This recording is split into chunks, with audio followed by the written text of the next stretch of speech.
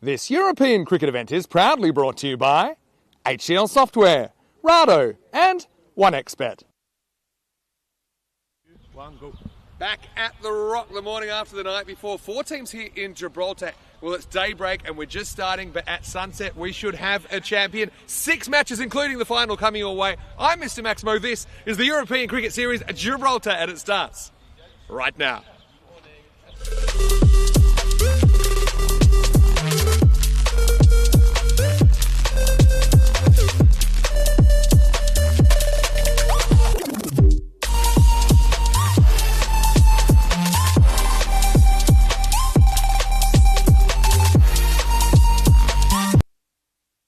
Complex, beautiful morning here in Gibraltar. 22 degrees at the moment, expected to get up to 28. Day 2 of ECS Gibraltar 2025. We had a bumper edition yesterday, 7 matches. Game 8, first one on the card today. It's Gaming CC versus Rugby CC, and it's top versus bottom. Gaming CC, they struggled a bit yesterday, bottom of the table. Bowling was quite good, batting just let them down in places. On the other hand, Rugby CC played 3, won 3, led by inspirational captain Ian Latine and other people like Kabir Mirpuri. Really, for me, standout team yesterday. Listen, it's all to play for. The toss has already been done. Rugby CC win the toss and they're going to elect to bat. As I say, weather set fine here. 6 games here today, so we'll get to the conclusion of the final later on. Thank you for all your comments and thank you for your continued support. I'm going to hand you back to the big man to take you through some further details. The voice of European cricket, Mr. Moo himself, Vinny Sandu.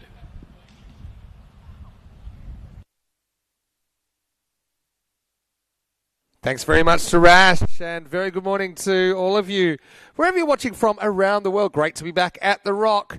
Can't say I got my 8 hours. If I did, I'd probably still be asleep after the late night last night, but we are heading into day 2, and we have 6 matches in total, and that will conclude the Gibraltar 13. So 5 matches today, and of course, the final later on tonight. Let's have a look back at yesterday. And it was a long day. In fact, it was an unprecedented day. 7 matches in total, starting with Sloggers versus Pirates. Sloggers 153 got the points. All 4 points actually against the Pirates, 98. Henschel, last year's MVP, with 70 off just 26. Man of Nike started a good day as well with 32 not out and 2 wickets.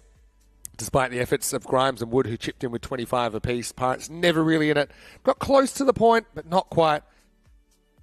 And in the end, they went down by 55 runs. So that was the first of 7 matches, actually first of 4 matches for each of those 2 teams. Rugby versus Gaming, this is the match we're about to see now as a rematch. But Rugby were able to take all 4 points out of that one with a win, 120-71. Ian Latine was 72 not out, the high score to that point. Kabir Mirpuri, I thought, had a pretty good day as well. He was brilliant with the ball, in particular 2 for 2 to go with his 28 in the first innings. Miles Isted was decent enough with 24, but Gaming, they did struggle for runs yesterday. Paddy Hatchman with a dozen, but Gaming only able to gather 71, and because they didn't exceed 70% of the first innings total, they walked away pointless. And Rugby took all 4. Another 4-pointer then in match 3, which was a very short affair. Gaming did make the 100, but it was only 100. Miles, again, the top scorer with 47. Bilal with 29 not out. Man of Nike with 3 wickets in there. And Big Will Vouse with 2. Sloggers, they absolutely torched it. And it wasn't really slogging either in that second innings. Akila Rathnayaka and Dylan Henschel with lightning innings. And in that game, 102 off 4, 22 of 24 balls went to the boundary. It was quite incredible. So after an extended break, we headed into match 4, the middle match of the day, with Rugby taking on Pirates. Rugby 112 defeated Pirates 87. Pirates did gather a point in that, but that's all they got. Robeson was decent for Pirates in response, 44, scoring roughly half the runs. Alex Hillman, bit slow to start, but got going in the end, 54 not out. Latine with another 34. And Richie Cunningham did chip in with a wicket. Well, we promised us 7 yesterday. He ended up with 2 and a run out. But that was a pretty important game. The Pirates had knocked over Rugby there. I think they could have made a bit more of a run. The top 2, and of course we do know the top 2 will play in the final tonight.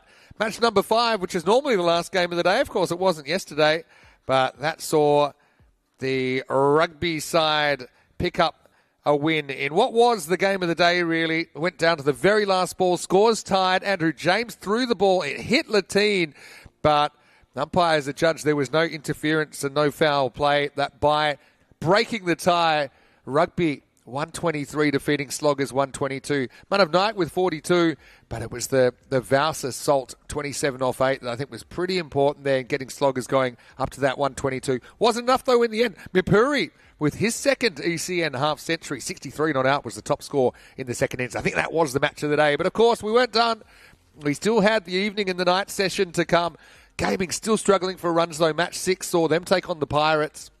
Gaming scored 75. Paddy Hatchman looked pretty good, but when he got out, it precipitated a bit of a collapse. Ben Wood was very good for Pirates, 2 for 13. Richie and Alex chipping in with wickets there for not too many runs. Pirates, they were able to do it fairly easily. Ferrari, 34 not out. Kay, the Weybridge captain from the current ECS England, 30 not out. But I suppose the thing there, they weren't able to get the 4 points. Pirates had to settle for 3. Then the last game of the night, and the lights went on, the sun went down. Pirates scored 107. Kenroy Nesta had a bit of an out of sorts day, though. He did score 39. It wasn't really hitting the ball too well on the whole. Man of Nike, again, an excellent spell of 2 for 15. He was my player of the day, I think, on the whole. Sloggers, well, they made hard work of it in the end, but they did get the win in the last over, winning with 4 balls to spare. Dylan Henschel with 42 was the top scorer. Nyack, again, a good game with bat and ball. I know he's got a slight finger injury that came from a ball that got whacked back at him. I think it's his ring finger on his right hand, but I think he'll probably juice up and be okay for the second and final day of action. So you can see here the top 2 will make it to the final, and there's a bit of a gap, 5-point gap between Pirates and Rugby. And don't forget, Pirates have played 4 of their 6 games. So it would be a real turn-up for the books if there's anything but a Sloggers versus Rugby final. But I guess we'll see. We know things can change very quickly. Sloggers, well, they'll want to kind of have a big win here, and I think they'll be pushing for top spot, if not for bragging rights more than anything else. But Rugby, the only side to not lose yesterday. Gaming, the only side not to get a win. And these two will be playing here in match number 8. Maybe we can have a look at the 2 teams, with Rugby winning the toss and electing to bat, as you heard Arash say a little bit earlier. Keelan Jackson, a very promising youngster, comes back into the lineup for Rugby. Christopher Gomila comes in for the first time, and Eshan Agarwal likewise. For Gaming CC, well, they want some runs from somewhere. But I will say it could be a tough one, because no Paddy Hatchman in the lineup, and he kind of carried their batting a little bit yesterday. Having said that, Miles Goodfellow is listed at the top of the order. Let's see if he can provide something. Zachary Simpson, again, a fan favourite, the Energizer, the Duracell bunny. He might get a bowl, you'd imagine, at some point. Sajjan Singh, credit to him. He got hit for 36 and an over yesterday, but he came back and bowled very well next game. Well, percentage-wise, I would say that Rugby CC, understandably, are going to be pretty heavy favourites here. And I think, last I saw, Rugby CC were 86% to Gaming CC 14%. So it's not no hope for Gaming, but certainly I think they know that they're pushing a big upset if they were to get a win here. Sajjan Singh looks like he will open. These 2 teams play 3 matches today, so they're exactly halfway through their campaign. And I suppose Rugby, they've got their sights set on the final and continuing their unbeaten record. Louis Bruce looks like he's out there opening the batting. I do like him at the top. I think they're probably a little bit short of runs in the last month or so, but he's a player. We know his quality. We know his ability, technically to handle some of the spicy stuff. And I suppose Rugby, they're looking at, okay, what's our best lineup? Assuming we are playing Sloggers in the final, and that's the way it's looking like it will match up. They've got 2 very pacey opening bowlers. They've got some good spin options. So kind of who do you bat where, and what's the best option to go at the top, and maybe to bat at the middle as well. So almost ready to go. Sajjan to get us going here on day 2. And is listed here opening. So just checking it. I think that might be Alex Hillman there, actually. Point of confusion for everybody. I That will be the first run of the day. Morning to all of our viewers. Great to have you with us. And well done to Rash doing the introduction at the start of the day. Louis Bruce faces up. Stand corrected, it is Anthony Hillman, the keeper, who's getting another opportunity to open the batting. So, yeah, wishing him the best. I mean, I still think T10 in their best side has got to open. We haven't seen him opening yet, but I still think that's come tonight. I think for rugby to win, they've got to kind of go with a plan A and hope it works. I think they have to shuffle their aces to the top of the deck. Wow, Hillman, this is a really good shot to get him going up and over the top, just bouncing inside the line. And it runs away for 4.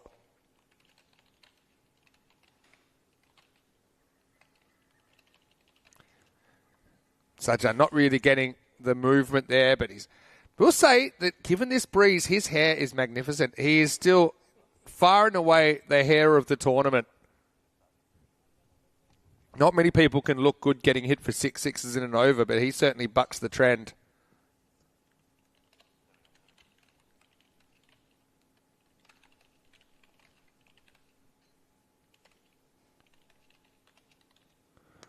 This one's a fraction short. He's going to pull it away.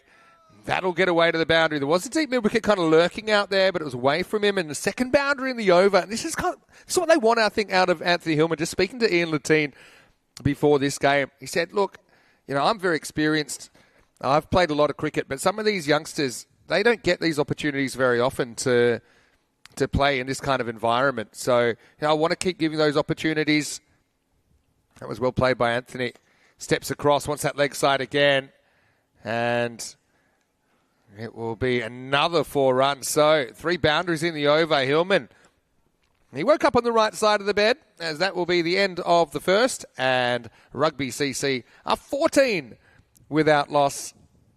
Vinny Sander here, Mr. Maximo. And coming back into the commentary executive suite is Rash Mahmood. And Rash, great job so far today. Big day, though, isn't it? The 5 final qualifying matches and then the final under lights. It is.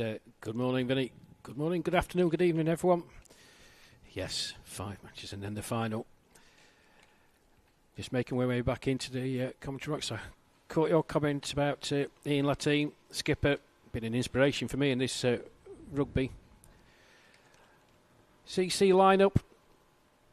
But a nice comment to get the youngsters involved. Yeah, he's I won't say an elder statesman, but he certainly is a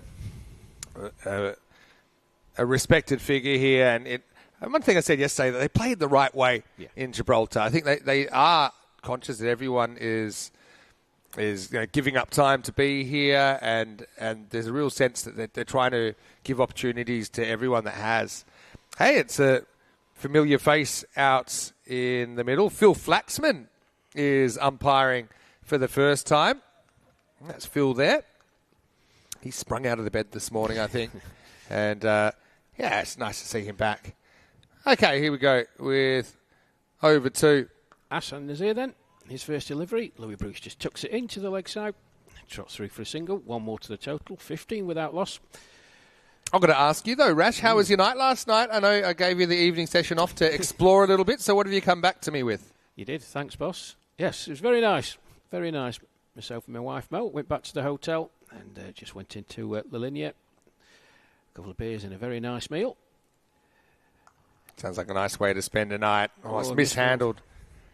And that's going to be 2 runs. But so what was your go-to then last night? So it was a bit of tapas, was it? Yeah, a bit of tapas for my wife. I was a bit more chunky. I had a sort of a mixed grill. Sausage and steak and chicken wings, fries, baked potatoes. It was very nice. Well, just chopped into the offside. 1 more. Yeah, beautiful. And I know we got back to the hotel just as the final match was finishing, Vinny. So a big shout out to you and the rest of the crew, because that was a brutal day yesterday. 7 matches. Wow. Yeah, it was different. I'll tell you that much, but we enjoyed it nonetheless. Nice looking shot. Bit straight to the fielder. At mid-off, no run. We were here as the sun was coming up over the Mediterranean, which was beautiful. Very beautiful, wasn't it? The sunrise, and the sun's slowly going to move kind of from the left of the screen up to the top and then over the grandstand. That's another good delivery by Nazir. All Bruce could do was just steer it into the offside. And so, you mentioned, obviously, your experience over the last year or so doing a lot of the seniors cricket. But your wife, Mel, she's a bit of an umpire, isn't she, as well? She is. Not really touched on that yesterday. No. That's nice from Hillman. Again, just tucks it in to the leg side. Oh, good. Bit of fielding is in appeal. Sajan Singh. Here we go, camera one. Muy lento, por favor. Well, it was a nice pick-up and good technique. It wasn't exactly sprinting. You wouldn't expect to be run out here. But, direct hits are funny. And Sajan picked that up very well. And he hits the target. Let's have a look.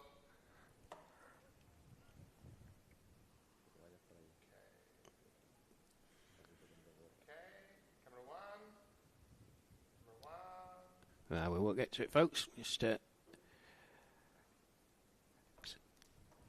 decision's been made. It's not out, but nevertheless, good bit of fielding from Sajan Singh. Maybe we'll get a look at it here. Again, you be the umpire. Slow it down. Just in. Good call by the umpire. Phil getting the action straight away and makes a very good call. Well, Hillman was just trotting, wasn't he? He thought he was safe for all the money as Singh comes in again. I suppose he was right in the end, wasn't he? So 20 without loss. Make that 24. Fraction short, pulled away for 4.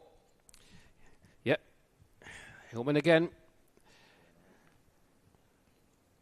Nice shot. It's 4 times through there. Look at the table. And you can see, I mentioned earlier, that gap between second and third. And only 2 qualifying for the final. Sajan's been hit for 4 fours in a row now. He has. He got a bit of treatment in the second game yesterday as well, after having started pretty well. I think he's been the pick of the bowlers for me, though, Vinny, for this. Yeah, it's funny you say that. I agree with you, considering that he did have that over that went for 36. But I've seen that happen to some pretty good bowlers. And the big thing I look for in a bowler is just picking themselves up after they have had a tough over, and he certainly did that yesterday. Oh, that's wide. Yes, disappointed with himself. Yeah, it was weird. I mean, that was great to see the first time. I think we mentioned it yesterday. First time I've been present in a cricket match to see 6 sixes. And we were willing that final ball to disappear for a Maximo, and it did. It's very, very good indeed. But it sounds a bit perverse, but yeah, he has been the pick for me. Oh, that's a lovely shot. Beautiful extension. Over extra cover for 4 and held opposed. Nice shot by Louis Bruce. Yeah, nice shot. And Bruce, kind of sleeping giant, fairly skinny giant, of this batting lineup. And just leans on that. So they're going to a good clip here. I was looking yesterday, I think run rate was 11.2 and over. So, 112 par. Well, same conditions as yesterday. It's going to be interesting. I think you called it spot on. Apart from that first match where the sloggers at 153, no one was really close to getting near that. So 120 was the par score, Vinny, that you called correctly. Shot. Another 4 for Hillman. That's the 5th time he's gone through the leg side and through the mid-wicket area, just rocked back in his crease and biffed it through mid-wicket. The tough thing for Sajan here, I think he's an actual outswing bowler, and he's bowling with a breeze that's certainly left to right. So sometimes he still gets that shape. I suppose when he's dropped short, though, he's not really a pace. It's too frightening, and they've been pretty good at pulling him away. Last ball to power play.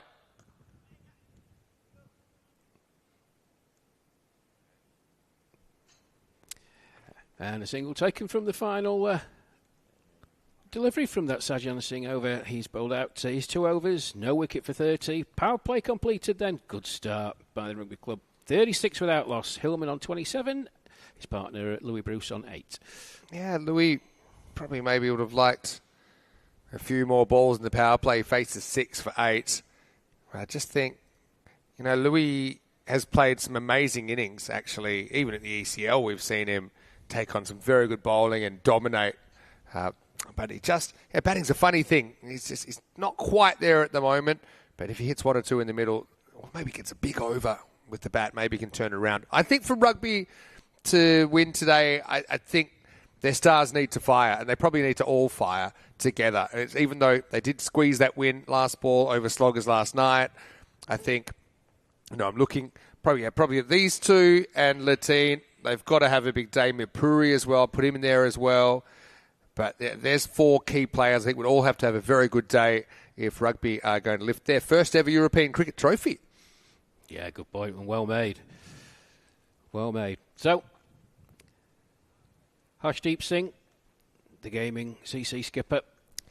He's brave as well. I mean, he's playing through pain at the moment, and gaming. Certainly, I think look to him for leadership.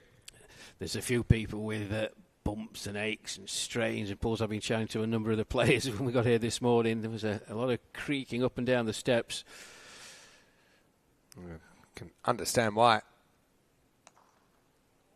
That's the blade. Run away. Fielder get there. Oh. Good attempt. Good attempt by Joe Wayne. We saw Joe trying the foot first fielding earlier in the tournament. He does give it everything, though, doesn't he, here? I mean, first it was a very clever shot by Hillman. He hits down on it, so it's a safe shot as well as an effective shot. And despite the efforts of Wayne, it does get across the line for 4 runs. Yeah, very nice timing. Didn't try and thrash it. Just used the pace of the ball and just guided it through. Vinny say. Oh, it's a bit more exotic. There's the fielder there. Coming back for the second. Oh, it's a direct hit from the boundary. That's going to be close, and I think he's gone. Oh, he's gone by a country mile here. Fantastic stuff. Well, Hillman, bit more exotic. Played an orthodox shot to the previous delivery. That a bit more exotic. We can see here on the replay, look. The call is yes. Yeah, oh, it's a direct. He's miles out. Well said, Vinny. Gone by a couple of metres. But Hillman takes it on. He'll be disappointed because he was having a pretty good morning with the bat. So he'll feel he left a few there. But it probably doesn't hurt Rugby so much when you look at who's to come. But still, I applaud him. He's trying to squeeze every extra run out of the innings. It's funny, not so much pace on the ball, and this outfield, which is quite long artificial turf. So when the ball rolls, it doesn't really roll so quickly. It pulled up then and it provided that opportunity for the run out rather than going for 4. Absolutely. Still a fantastic bit of fielding out in the deep. We'll try and get who that fielder was. But that brings the Rugby CC skipper to the crease. Red helmet on, Ian Latine. Led from the front yesterday, Vinny. Sure did. He scored a pile of runs on the network. And so we'll get some captain-on-captain action here in match number 4. Don't Google that. But steady, old boy. Zach Simpson with the direct hit. What a great piece of fielding that was from the Duracell Bunny. Good arm by Phil, the umpire, as well. He's pretty happy with it as well, as Phil. Hey, how do you like that? That's a way to start. Latine just watches that outside his off stump. Yeah, wonderful direct hit. I mean, still think a good throw to the keeper probably would have been out anyway, but the direct hit removed all doubt.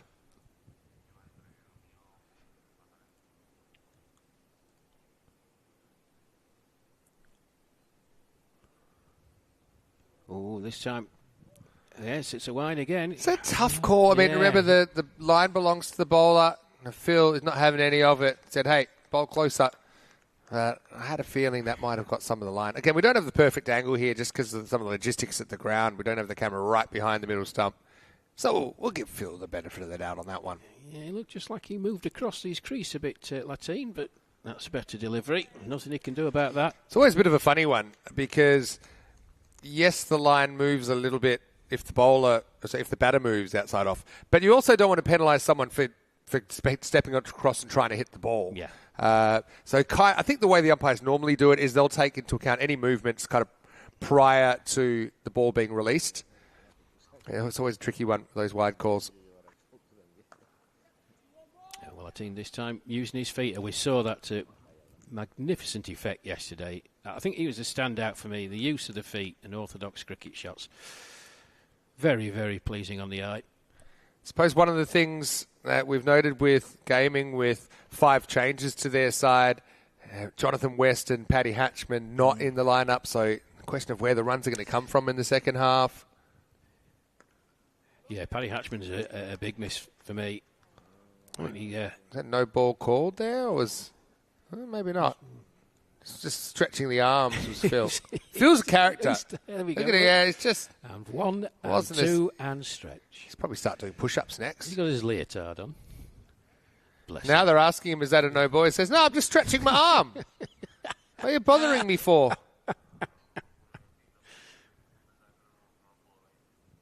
He's saying, look, can't a man stretch his arm on a Sunday morning? I mean, it did look suspiciously like a no-ball signal. He's Mr. Motivator, isn't it? And maybe it was. I don't know. Don't think so, though. There we go. Still stretching those shoulders. That's a nice shot. Phil's must-watch TV. You can tell, even after only 4 overs. He's got the full calisthenics going out there.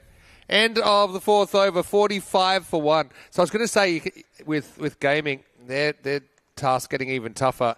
I mentioned no West in the lineup, no Hatchman.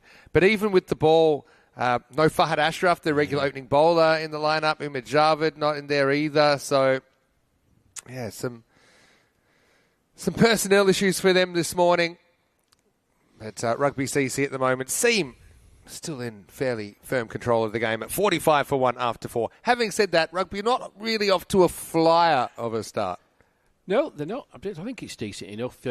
Just about the going rate you mentioned, Vinny, 11.25. It depends how Ian Latine approaches this. Bruce just stands tall and smacks that. What could be the first goal? It is goal! Had a question yesterday, how many goals do we have? I lost count because there's so many goals everywhere on this ground. There's rugby goals, there's football goals, there's practice football goals. Well, there was a deflection off the rugby post as well. We had a poster. Yeah. It was probably the most interesting one. Yeah. Good shot by Louis Bruce there, just stood tall. Width offered, smacked it over. Oh, that's big. There we go. Maximo on the first of the day. Louis Bruce standing tall, just smashed that straight back over the bowler's head.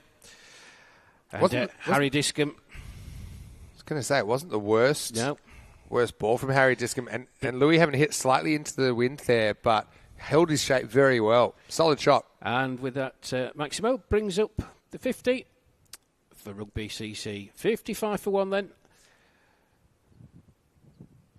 Oh, yes. Oh, yes. Hi, handsome. Back-to-back Maximos for Louis Bruce. Now, you advocated this. If he gets a score, Vinny, we could see some fireworks. First 2 deliveries. Well, the first one, 4 over point, but back-to-back Maximos. Yeah. Good cricket shots. And he's batting where he needs to bat. I think he needs to bat at the top. Gone again. It's time. It's a chase for the fielder. He's not going to get there. So 4-6-6-4. Yeah, this is a magical over now, as we say. It's gone up to 20, but it's interesting. Louis hasn't wanted to throw his wicket away. There's a couple of balls he has blocked in the power play and just felt, okay, not really in his zone, didn't feel that confident, but he probably knows the longer he bats, the better he should get. And it's only a slight breeze that he's hitting into if he hits straight as well. Oh, that's gone again. His third Maximo of the over. Oh, Harry Discombe. Not what his skipper wanted. But for Louis Bruce, I know, Vinny, you think very highly of this young man. Well, very talented. Yeah, his numbers speak for themselves as well for someone so young. But yeah, 26. This could go supersonic. Oh, he's gone. Where's it gone? Let's have a look. It's a goal as well, I think. I think that's gone over the goals, and it is. has gone supersonic. A maximal for Louis Bruce. And I said they weren't off to a flyer. Well, maybe they are now, because the score has rocketed up in that fifth over. 32 off Discum. Probably wasn't the worst over as far as where he put the ball, but I think Louis just got on a heater. He was hitting cleanly through the line, made solid choices there, and it's 77 walking sticks. 77 for 1 after 5. Let's have a look back to yesterday. These were the numbers. Almost 1,500 runs and over 50 wickets in the day. So that's a lot. Run rate of 11.2 and over. The wicket rate a little bit down. Probably an average wicket rate is about 5.5. Yesterday, 4.1 wickets per 10 overs on average. But it's certainly around that kind of...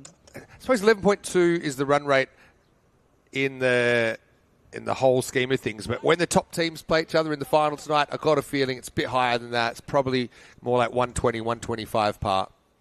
Well, the Duracell Bunny, Zach Simpson.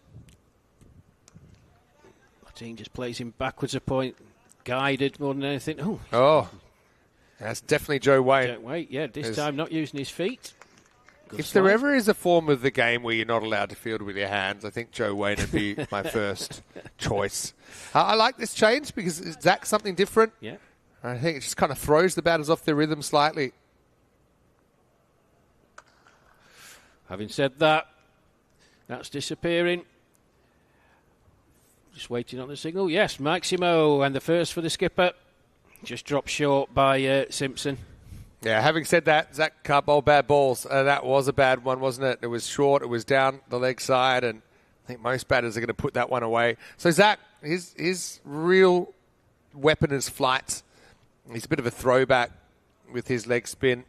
Really lovely guy as well, Zach, but got that one wrong and paid the price. Well, Rugby Club here. Look at the expected score now, folks. 150. Team just rocks back, didn't time that properly into the onside, and Satyan Singh, another good bit of fielding from him. Collision between Simpson and the skipper. No harm done. Zach, I remember in Portugal, had a bit of an opportunity last year to play for Gibraltar, and I know he thoroughly enjoyed that opportunity. But Bruce has been interesting. Bruce conquered the pace. Now let's see how he goes against Simpson. Oh, and he was looking to launch him down the track. Completely missed it. Unfortunately, Harry Choella behind the stumps couldn't gather cleanly. If he could, I think Mr. Bruce would have been on his way. He would have been, and Harry, he'll be kicking himself there. Will they get another chance to get rid of Bruce? Bruce goes careful now, understandably. Kind of made up his mind. He wanted to charge. It was premeditated. But, yeah, sums it up for Gaming CC. I mean, at moments, but probably at some key moments, haven't quite been able to take these opportunities. Yeah, agree completely. I watched them yesterday.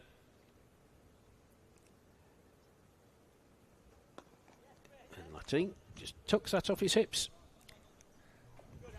That'll be the end of the over. 88 for 1 after 6. But it just shows you, and I'm a big believer in when batters are getting on top, when there's been a big over, give them something different. You saw that. They changed the pace. Louis looked very good. He was kind of locked in against Discum and the medium pace. But then when Zach came on, it was something different. He changed his game. I think he premeditates there. He has been hitting nicely down the ground, but just played down the wrong line. But Troella wasn't able to finish the stumping. So the Rugby CC still on for a pretty big score here. 145 expected with 6 overs down. Yes. Now then, after the trials and tribulations of Mr. Discum, Harry Discum, 32 coming from his over. Very doubtful whether he's going to be on again. As you can see, the scorecard. First man out, Anthony Hillman. Batted well for 32 off 14. Run out, very good fielding by Zach Simpson down at fine leg. But Louis Bruce and Ian Lateen steering Rugby towards what they will hope will be a target that Gaming will not be able to reach. Also, they want the 4 points here, wouldn't they? Yeah. Really. Miles Goodfellow. If there's a good fellow, does that mean that somewhere around the world there's a bad fellow? Just Sunday morning thoughts. There probably is, yes. He's probably heard that one before. Anyway, Lateen faces up over number 7. That short wide, Lateen goes big. It's a great shot. That's a Maximo. Over extra cover. Short, wide, give it the full treatment. Good shot. He's well balanced there, isn't he?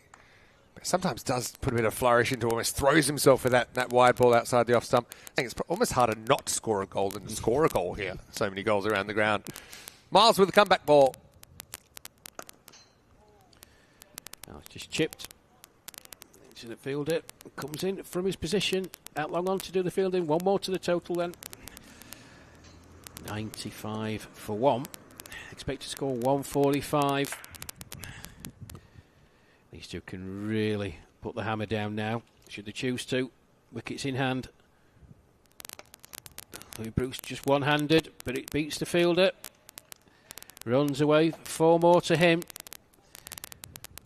Yeah, he doesn't really get that out of the middle of the bat, but I think they moved the outfielders straight because of the straight hitting, and you can understand that. But Louis just shows you how powerful he is when he gets going as well, with even that thick inside edge flying way to the boundary.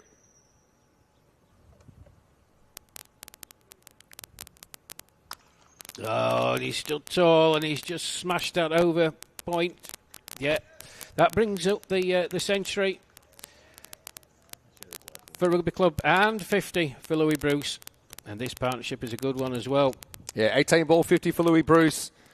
How's your Sunday going? 5 fours now and 4 sixes, striking at 278. Let's see if he can turn it into something more. There's still 20 balls left in this innings. And rugby, as you say, they bring up the 100. The 150 is on. Yeah, 2-run partnership between these two in next to no time. Oh, he's gone big again. Maximo. Yes, indeed. It's been a feature of his batting that those balls, they're full, but they're not quite half volleys, but they're a drivable length, and he's able to get under it. And that was a bit of a rainmaker there from Louis. He's not a bad length delivery, but he's picking the length and he's just trusting his swing. And away it goes. A high score of 153 might be under attack here. Gone again. 1 bounce. 4 more this time. Well, this is just what he needed.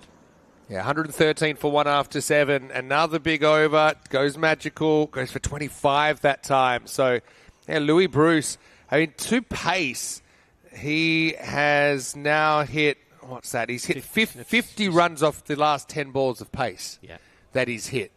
So, yeah, I guess they'll be ruining that missed opportunity off Zach Simpson. But 113 for 1 after 7. Let's have a look. Of course, there are 2 ongoing events. Wimbledon's on a break for the weekend, but that'll be back tomorrow. I'll be actually there by, I think, Wednesday. I'm back on the mic. But Gibraltar, of course, concluding today. Big week coming up with Croatia starting on Thursday as well. They'll start with T20 Internationals, going to T10 Internationals by the weekend, and the European Cricket Series next week. So stay tuned. Plenty of cricket still to come on ECN. Here's Zach. Well, it's a appeal for LBW. Swung across the line, did Ian Latin. Oh, I like that they've brought Zach back as well, because he did, I suppose, present that opportunity, create that opportunity to get Bruce.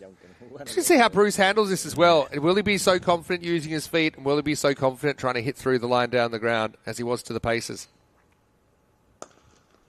Ooh. Zach, what are you doing? Ooh. Well, I mean, I'm glad he isn't a bunny, because if a bunny got hit that hard, I don't think it's going to end well. Oh, I tell you, he's got some chutzpah. That was smashed back by Bruce, and it's a proper shinner. If it was a Frank Sinatra song, it'd be Regrets. I've had a few. Oh, that's going. That's going all the way. Maximo again for the skipper, Ian Latin. Short, again, very much like his previous over. The first one that Ian Latin put away to practically the same area, Vinny. Yeah, it's powerful strike, but again, Zach, the pacey bowls, if he gets it wrong, you're going to have a bad time. If you bowl that short, the team, even with the line of that, made it easy to launch over the leg side. 121 now. Got to say, I just think these 2 are your openers in the final tonight. I just think against sloggers, there's nothing against Hillman, who I think he had a decent morning, 32 or 14, but I think you got to... Your ideal is these two bat through the 10 and bat like this, and they're going to have to deal with some pretty tough bowlers as well. And, okay, if one gets out, you still got the other one. Yeah, I agree. You've also got the likes of Kabir Mirpuri, although it was a different type of innings that we saw from him yesterday, but it can... Oh, that's leg side and wide. Just wait for the umpire signal, but I'm pretty sure it will be called. It's actually a really good bit of keeping from Truella. Oh, it's not called. Well, it's been given runs. So, yeah, a little bit of bat on it, says the umpire. It's a nice little kind of sneaky signal. So it's a very tough chance, I suppose, but I think he did well to block it in the first place. That's a good finish to the over. He bowls well, Zach. I mean, he goes none for 19 in a game when they're getting lit up. So, yeah, well done to him. Probably should have had Louis Bruce, but after 8 overs, Rugby a 122 for 1. Yes, good finish by Zach Simpson. 0 for 19 in the context of the demolition that was happening to his colleagues, to Discombe and to David Powers. It's a good return. Blaze Cook in the chat. Good to see you, Blaze. Asking, does Zach have metal ankles? And also, hello to Zahid Aslam. Hello to Adore. I saw you earlier. Also, Manav Nayak's in the chat saying, yes, Brucey, about time he got a big score with a little smiley face. I feel like those two might renew hostilities later on. Yes, indeed. They're frenemies in this competition. Also, yeah, hello to everyone that's commented. I know Rob's watching from New Zealand. We've got Colin Mustafa in there as well. So Hassan Nazir. Oh, it's launched. Gone. Maximo for the skipper, Ian Latin. First delivery from Nazir. No mercy shown by the Rugby CC skipper. Pure swing through, and off it went. Yeah, again, very good hitting. Nazir comes back, just checking the ball to make sure it's still round. But we say it all happens in the ninth. You can see the flag there in the background. They've got the Gibraltar flags, actually, as the corner flags here. Gives you an idea of what's happening with the wind. That's a better delivery.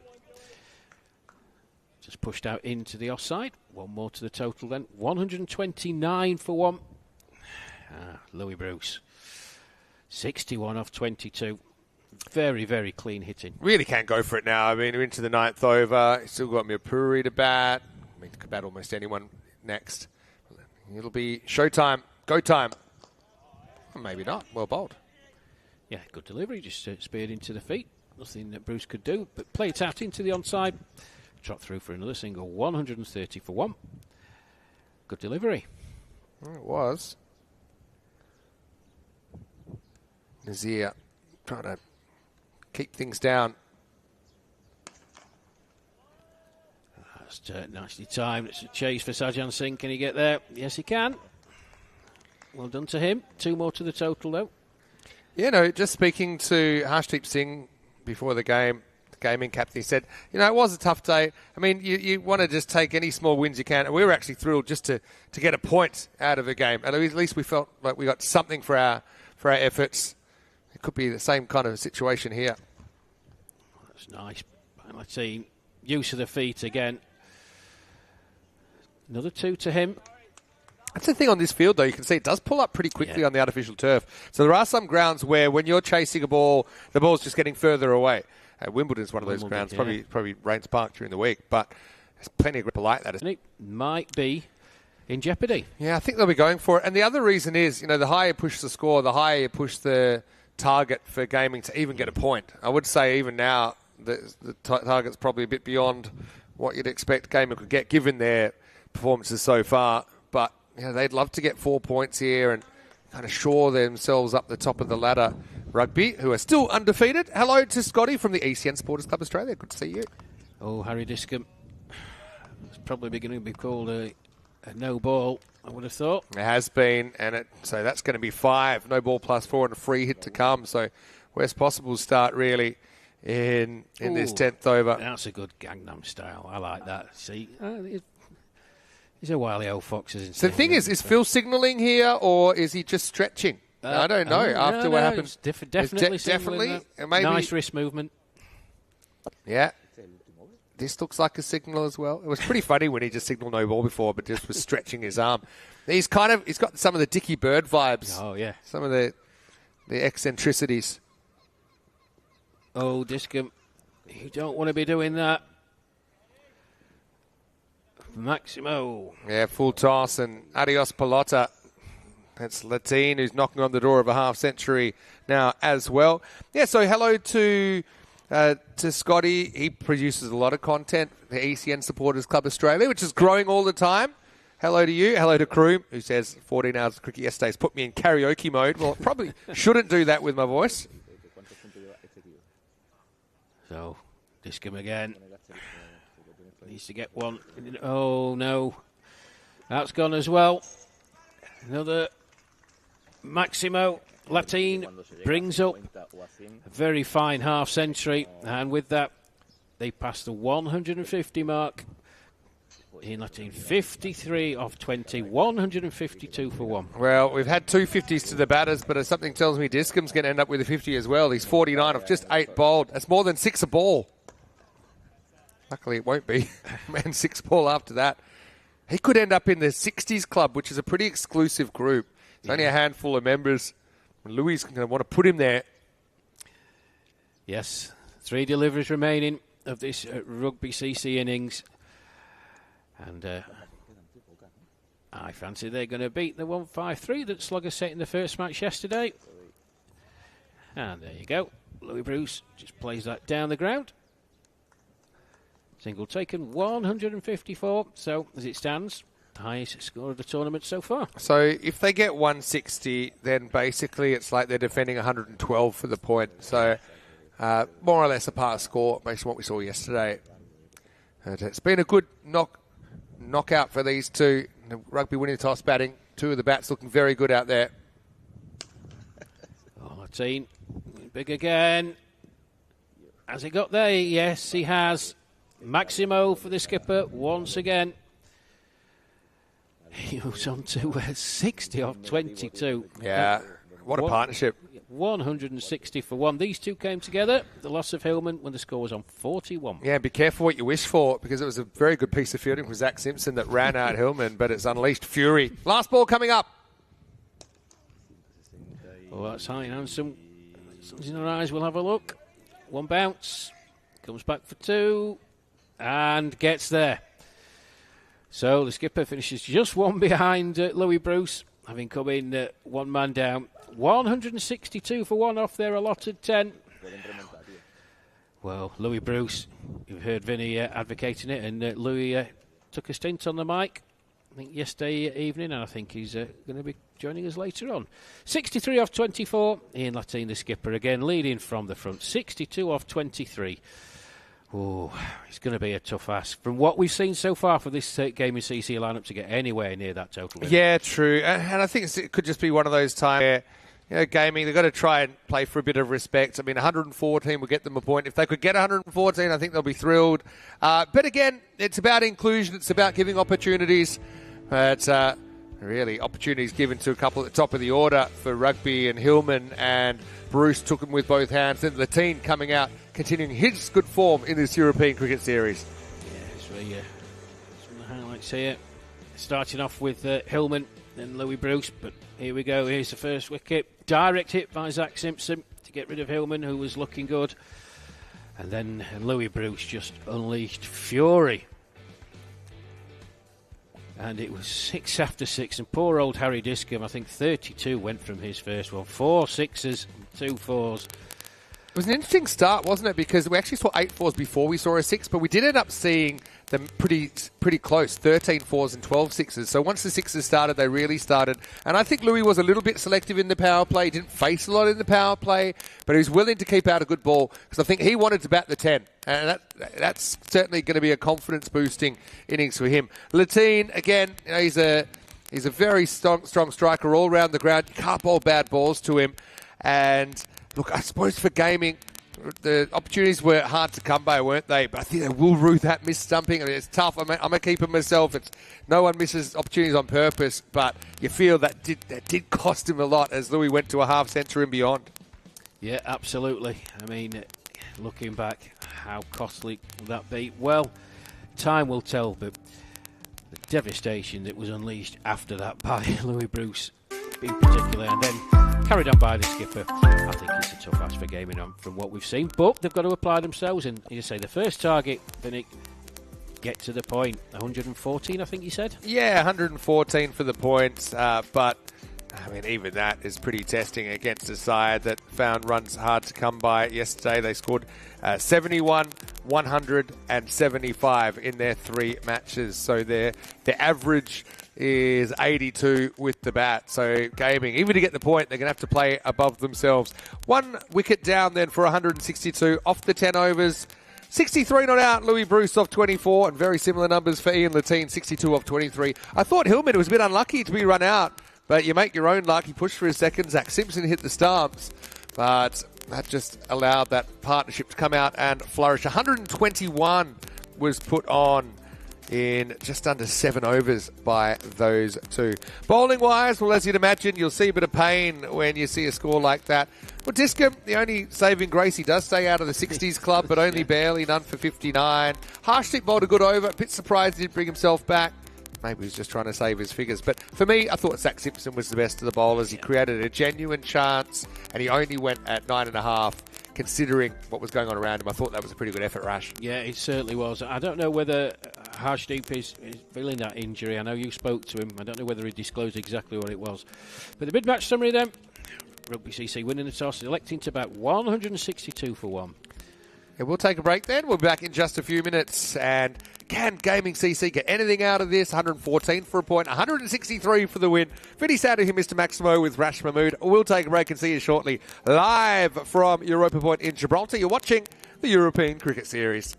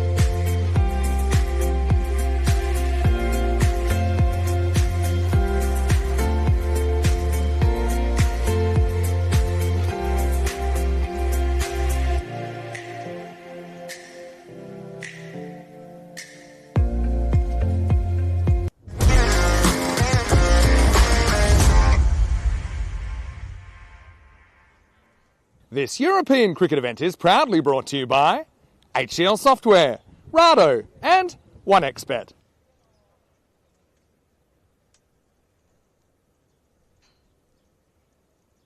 Well, welcome back, everybody.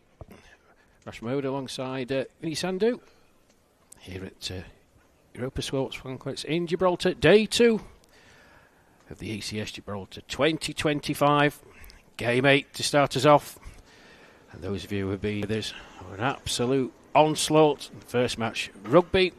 CC taking on Gaming. Rugby undefeated yesterday, 3 out of 3. They've showed their credentials. 162 for 1. Followed by Louis Bruce, 63 off 24. And the skipper Ian Latine off 62 off 23. Anthony Hillman opened up the innings, 32 off 14. Listen, it's going to be very, very difficult for this gaming outfit to get near. Mohamed Roshan to start then. Bang on target. First off. Just a single taken. So, the target to 163. You heard Vinny in the first innings recap. And their scores during this tournament haven't been anywhere close to approaching 120, 130. Just a par score.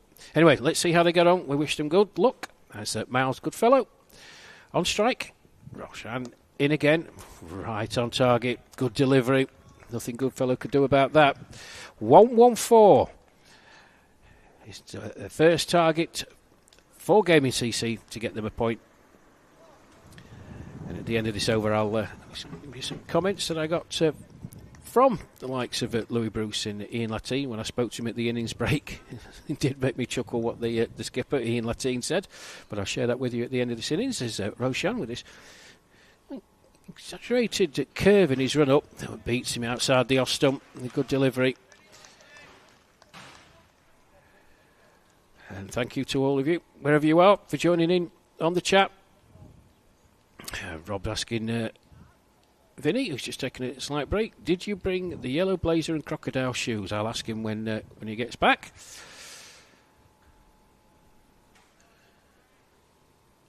So Gaming CC, 162 more runs in 57 balls. Over 17, it's going to be a very tough ask. And with bowling like that, it becomes even harder. It's just over 16 at the start and 4 deliveries in. We're up to over 17. And you can see the percentages on the screen, folks. 94% for Rugby CC. I would put that a touch higher myself. Gaming currently at 6. As Roshan comes in again. And that's going to be a wide. Outside the tram lines, clearly there. Smile on his face. It's an interesting run-up that he's got. I mentioned it yesterday. It's the first time I've seen him in. Obviously, seen the majority of these players. And he starts off running really wide and then he veers to the right and his follow-through takes him in the line of the umpire, but he then sort of shifts to his left and gets out of the way quite quickly. Another good delivery. Nothing Goodfellow can do about that. Trying to turn it into the leg side. So, his first over, exactly what Ian Latine would want from his bowler. On target, straight. Batsmen are going to have to get out of their comfort zone to try and hit him away. Final delivery of the first over then. Roshan in. And again, bang on target. That's an excellent over. Just the one coming from it, the first delivery, and then the wide. 2 without loss, Gaming in their pursuit of 163. Well, I spoke to Ian Latine and Louis Bruce just at the innings break. He said 86 matches since the Golden Ball. Nearly had one yesterday, though. Nearly had one yesterday. A wonderful game between the Sluggers and the Pirates. That was one on the last ball. Yes, Ian Latine. Congratulate him on his innings. He said, yeah, I'm just trying to hit the ball too hard. I'm not timing it properly. Well, I wish I could not time it properly and get 60 off to 23. And Louis Bruce had a big smile on his face. he was happy with his knock, and why wouldn't you? Really, really good display from him. So Lucas Golding, who took a very nice catch yesterday, out at point. In he comes. Anshu Kumar on strike. And this is the problem for gaming. It's good disciplined bowling, gaming with a target. They've got to go for it right from the off. But when you've got accurate bowling, it makes it very, very difficult. And you're behind the curve straight away. 18.22 runs per over. That's a better shot, though. And that's nicely played, and that'll run away to the boundary for 4. So the first boundary of the game for gaming. There was a nice shot as well from Anshu Kumar. Lofted over cover for 4. But it's going to be a tall order. As I said, Rugby Club posting the highest score of the tournament so far, 162. They were going along at a pretty good clip regardless. That's just played out into the onside. Mistimed slightly. Kumar trots through for 1 as Keelan Jackson does the fielding.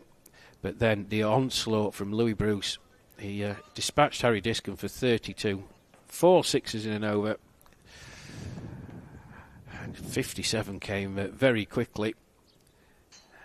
And that was a springboard. That's going to be signalled a wide, I fancy. And it is. 1 more to the total. And that was a springboard. And then Ian Latine, the skipper, he joined in the fun. And they accelerated magnificently well. 121 the partnership in just about 7 overs. So it's a good clip in any form of cricket. That's a nice shot. By Kumar. Use of the feet. That's Chris Camilla, I believe. Keeps it to 1. 1 more to the total, then 9 without loss.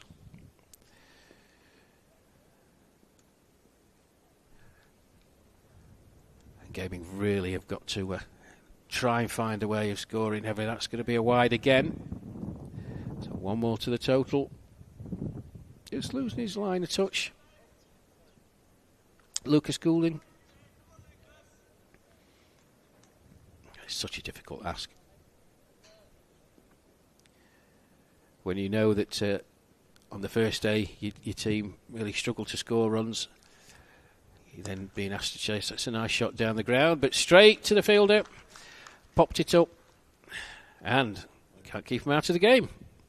Louis Bruce takes a very simple catch. Thought initially he timed it well, but straight to the fielder.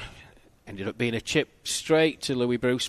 And gaming, well, lose their first wicket. As you can see on the replay, folks. Yeah. Well, if they were up against it at the start, they're certainly up against it now. First wicket goes, 10 for 1. The target, 163. It's daunting at the start. Looks even more daunting now. Big smile on his face there, Louis Bruce. He's enjoying himself.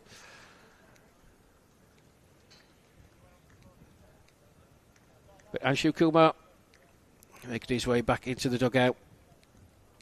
And the new man, Joseph Wayne, on strike. There's Goulding. Oh, that's exotic, shall we try and say. Backing away to leg, trying to just flip it over the... Yes, you should be laughing as well. What were you thinking?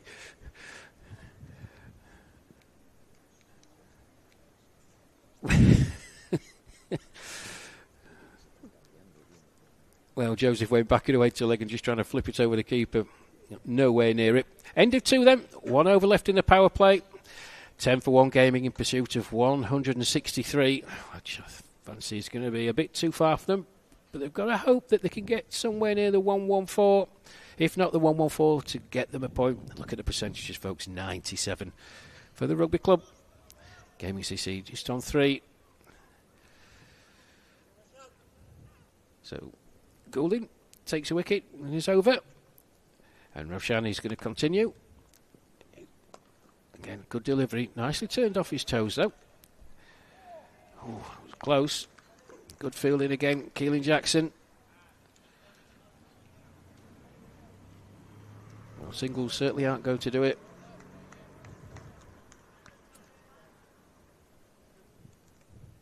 And it's the mindset from the start.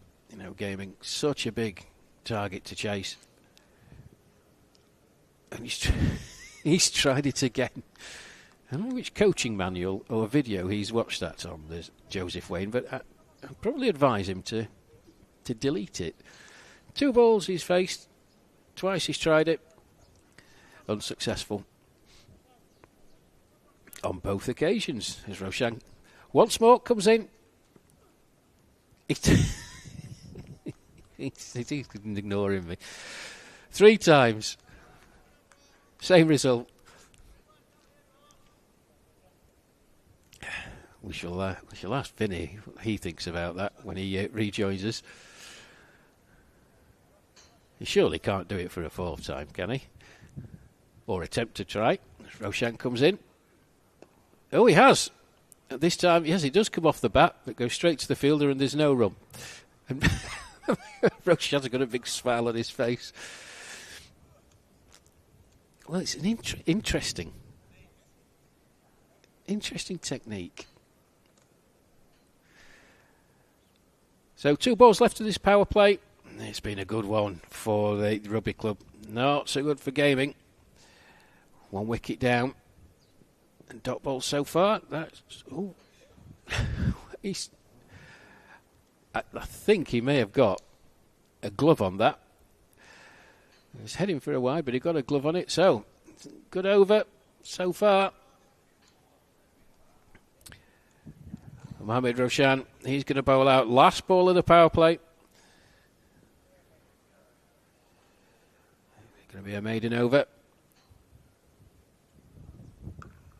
Oh, he manages to connect with one and connects very well indeed with a pretty orthodox cricket shot that whistles away for 4.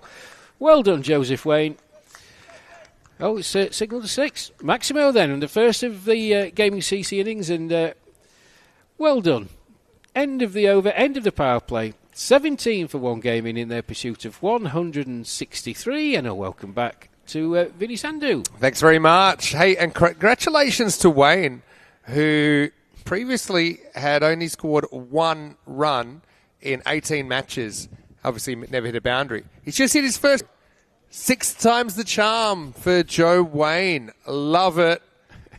Love the entertainment. Look, for gaming, obviously, it's a tough learning curve for some of their players, but I've loved the way they've been enthusiastic participants in the series. Let's see if they can get a few highlights here. Yeah, Miles Goodfellow just plays that into the offside.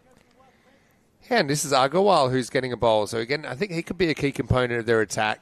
He's got a good approach, off spinner, starting around the wicket here to these 2 right-handers, and understandably, these 2 thrown in the deep end a little bit, finding it hard to get going. Oh, that's tossed up. Swing and a miss. Do you think at this point, Vinny, with such a big target, I would have thought that rugby are quite confident that they're going to restrict gaming to something less than the 163. You give people an opportunity to have a bowl? I think you will. I think they will, and I think you will see that. There's a bit of foot fielding here from Gomolo, who's in the lineup. Maybe he's one that you can see with the ball. I think that's the approach we've seen from pretty much all the teams as well. So I would expect that. Still 6 overs to go after this. So I think they'll throw the ball around. Keelan Jackson is someone I'm keen to see again. He's a must bowl. That's a full toss.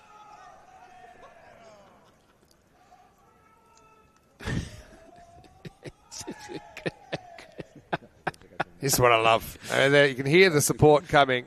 Every run that these 2 are able to gather. This is very Sunday cricket. It's very Sunday league, isn't it? And it is Sunday. Yeah. Ooh. Nearly chopped on. Yeah, it's great. Great encouragement. Players of the other teams. Chris Camilla there with a great big smile on his face. Agarwal then in. It's turned into the leg side. Another single. End of 4 then. 6 to go. Gaming CC 22 for 1 in their pursuit of 163. Yeah, and it's, you're always just looking for little positives, aren't you, in a situation like this? And for Wayne to get his first 6, I mean, that's a great moment for him.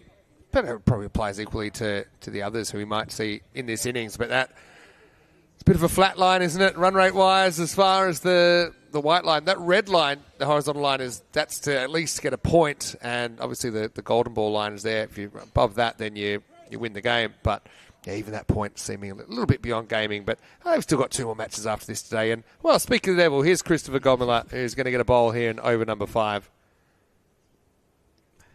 And that's not... that must have been very, very close. The umpire's looking. Seb, I thought that was off the strip. Again, I think they might want to have a look at this. It has been called a no ball. So, free hit coming up. Chance for Miles. That's up there to be hit. And fielded nicely out in the deep, and a good throw coming in as well.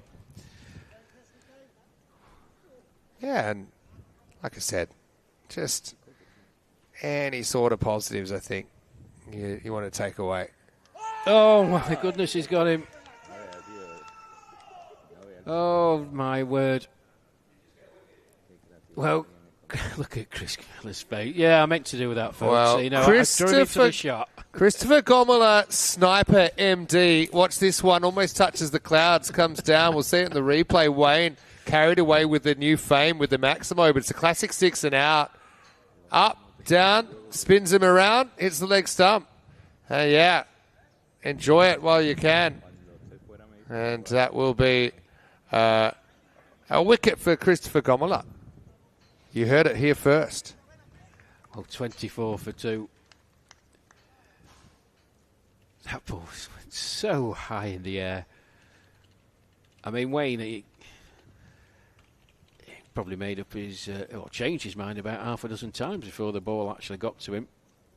And in the end... And look, it's his first wicket in a while, but it is his 4th wicket on the network. No, very good. Well done, Chris. Knows what he's doing. He's a youngster, just 43 years of age. Nice to see him making his way in the game. Ex-president of Gibraltar cricket as well. So, cross them at your peril. It's a nice shot. Oh, yes, no. This is disaster. Gone. Well, Truella's day just got worse. He's been run out. He's only faced 1 ball. I'm not quite sure where it goes wrong here. I think, obviously, they run the 1. Truella thinks there's 2. Goodfellow gives him radio silence. Gomola will take credit for no particular reason. Why not? It's a simple run out. So, gaming, lose another life. And it is 26 for 3. Well, if we're giving Richie Cunningham, the Pirates, some credit for the run out last night in the last game, then I think it's only fair we do the same for Chris Gomola. Do you think Harry Truella wishes he'd stayed in bed?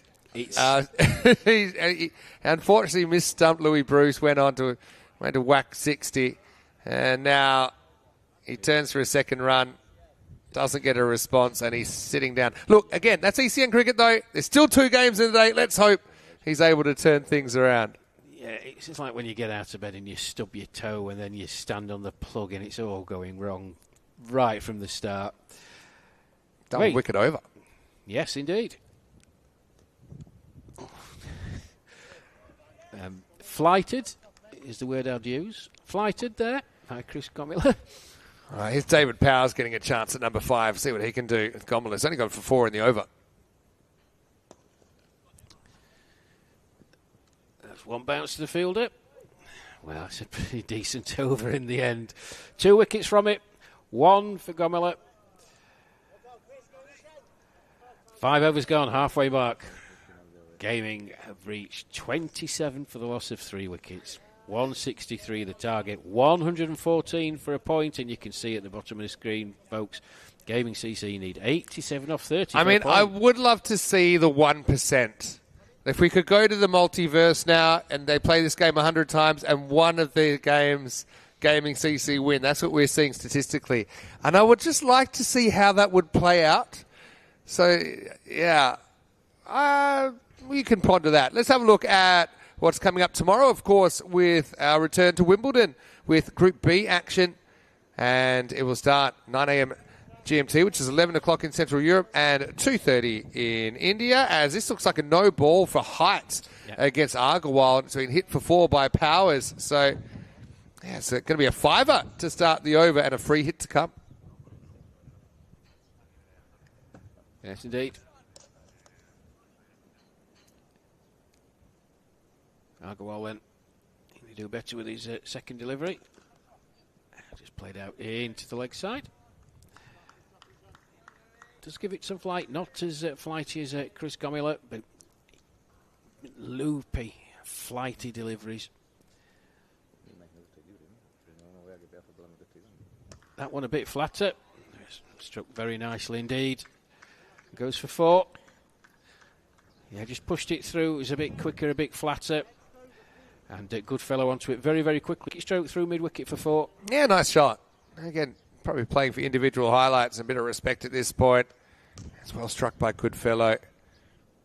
Agarwal searching for his first wicket. The search continues. That's tossed up. Again, hit powerfully into the leg side. And pushing it again on height. I think that one was just okay, probably dropping down. That probably should have been put away for a boundary. Yeah, I think he's struggled that because he's very, very high action. You can see there, but that one, oh, yes, off the glove. That's running away, and it gets for 4. Yeah, a little outside edge, I think, but just took it away from the keeper. You could see Hillman was in perfect position, but when you have those significant deflections, and it will generally take it away from the keeper if the keeper's in the right position. So, well, they'll take the runs. Yep, take the runs. 4 to David Powers. Played into the leg side. Trots through for a single. 6 gone. Gaming CC have reached 44. Oh, still one to go, I think, actually. The score is very quick today. Well, of course, it was a no ball, the first one. Yep. There you go. That will take us to the end of the 6th over, then 44 for 3. And a chance for you to get involved as well. ECN European Cricket Network. There's a lot happening in the ECN universe. Mentioned the return to Wimbledon tomorrow. Group B continues there. Just 3 more days of action before we go to quarterfinals. The quarterfinals day on Thursday is actually also the first day of Croatia. I've got a question for you, Rash. Yes. You now know that we're kind of everywhere all over Europe with ECN. Are there any destinations that you particularly would like to go to call cricket, or just in general? Ooh. Any that kind of stick out? I'm going to show you the list, okay? Ooh. This is this year, and then you can just see what catches your eye, and I can tell you a little bit about those places, okay? Well, Estonia's one. I'll tell you that much. Ooh, Keelan okay. Jackson. Nice start by him. Just pushed out into the leg side, backwards of square leg. We liked the look of Jackson, didn't we, Yeah. when we saw him bowl before? We haven't seen too much from the series. I suppose he's in quite a strong team.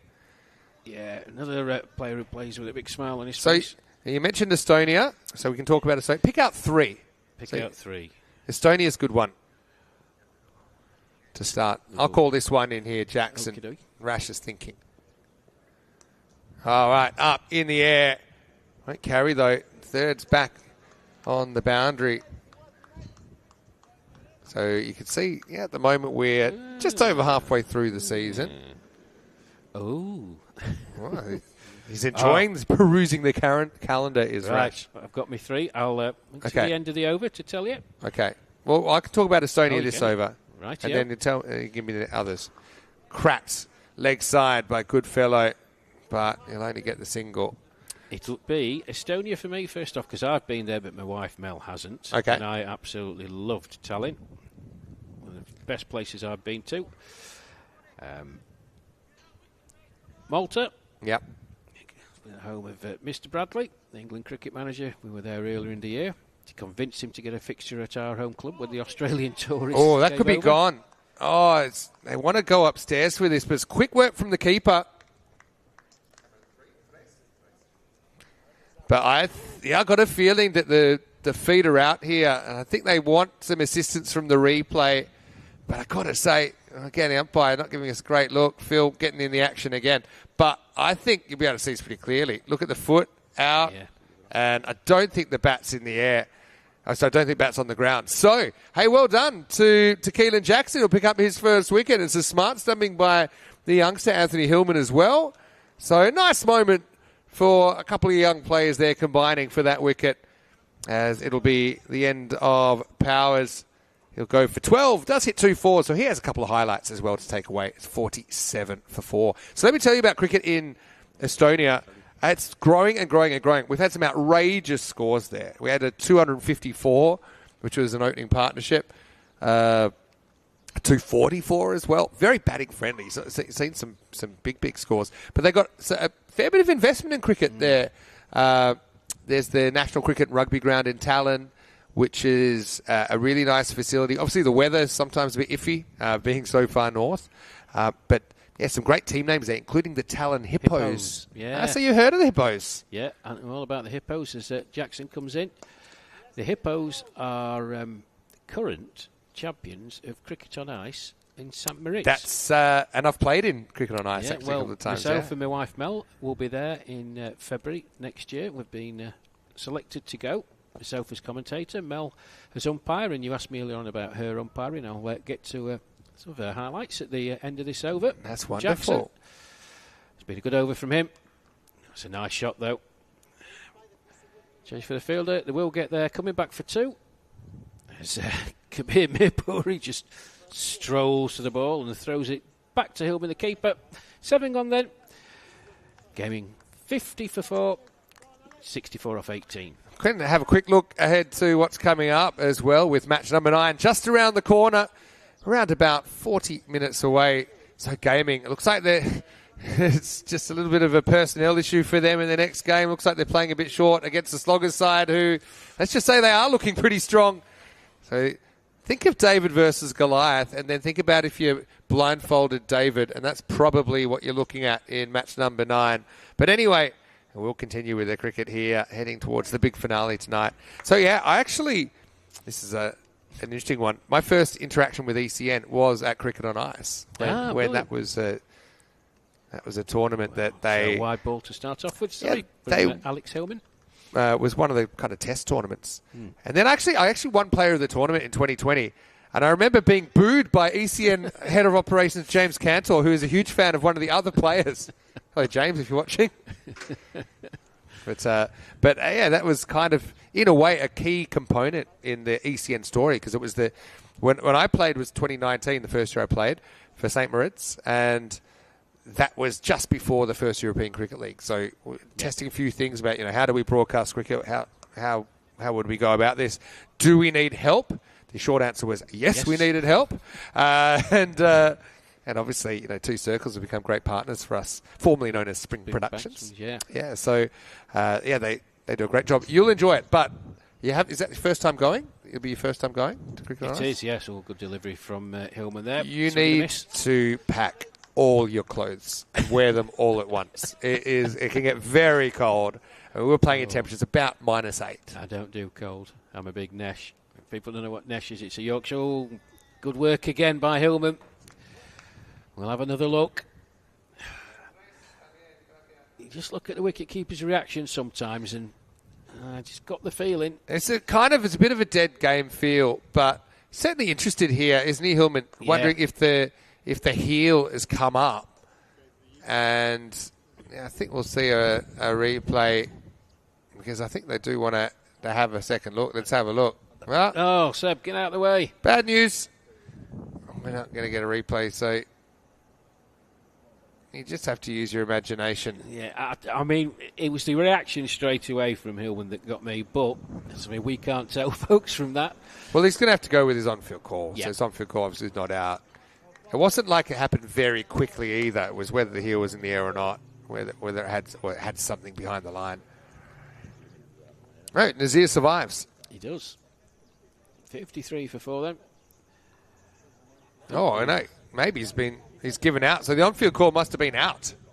So, yeah, that's what happens if the replay is inconclusive or there's some technical issues or like that. If the camera's blocked, then the umpire's call stands. So I assumed because everyone was so calm, I assumed that the umpire's call was in, but I think it was out. Out to your better knowledge, I didn't see a signal from the umpire, but if that's the case... I think what happens is he signals for the TV, but he also communicates to the third umpire, okay, my soft signal is out or not out. Okay, thank you for that. Well, yes, in that 5 wickets down now. Tell you what, this is a generous 60 seconds that Harsh is getting. Probably should be a 5-run penalty, but... Did you mention his injury to you, Vinny, when you spoke to him earlier on? Which one?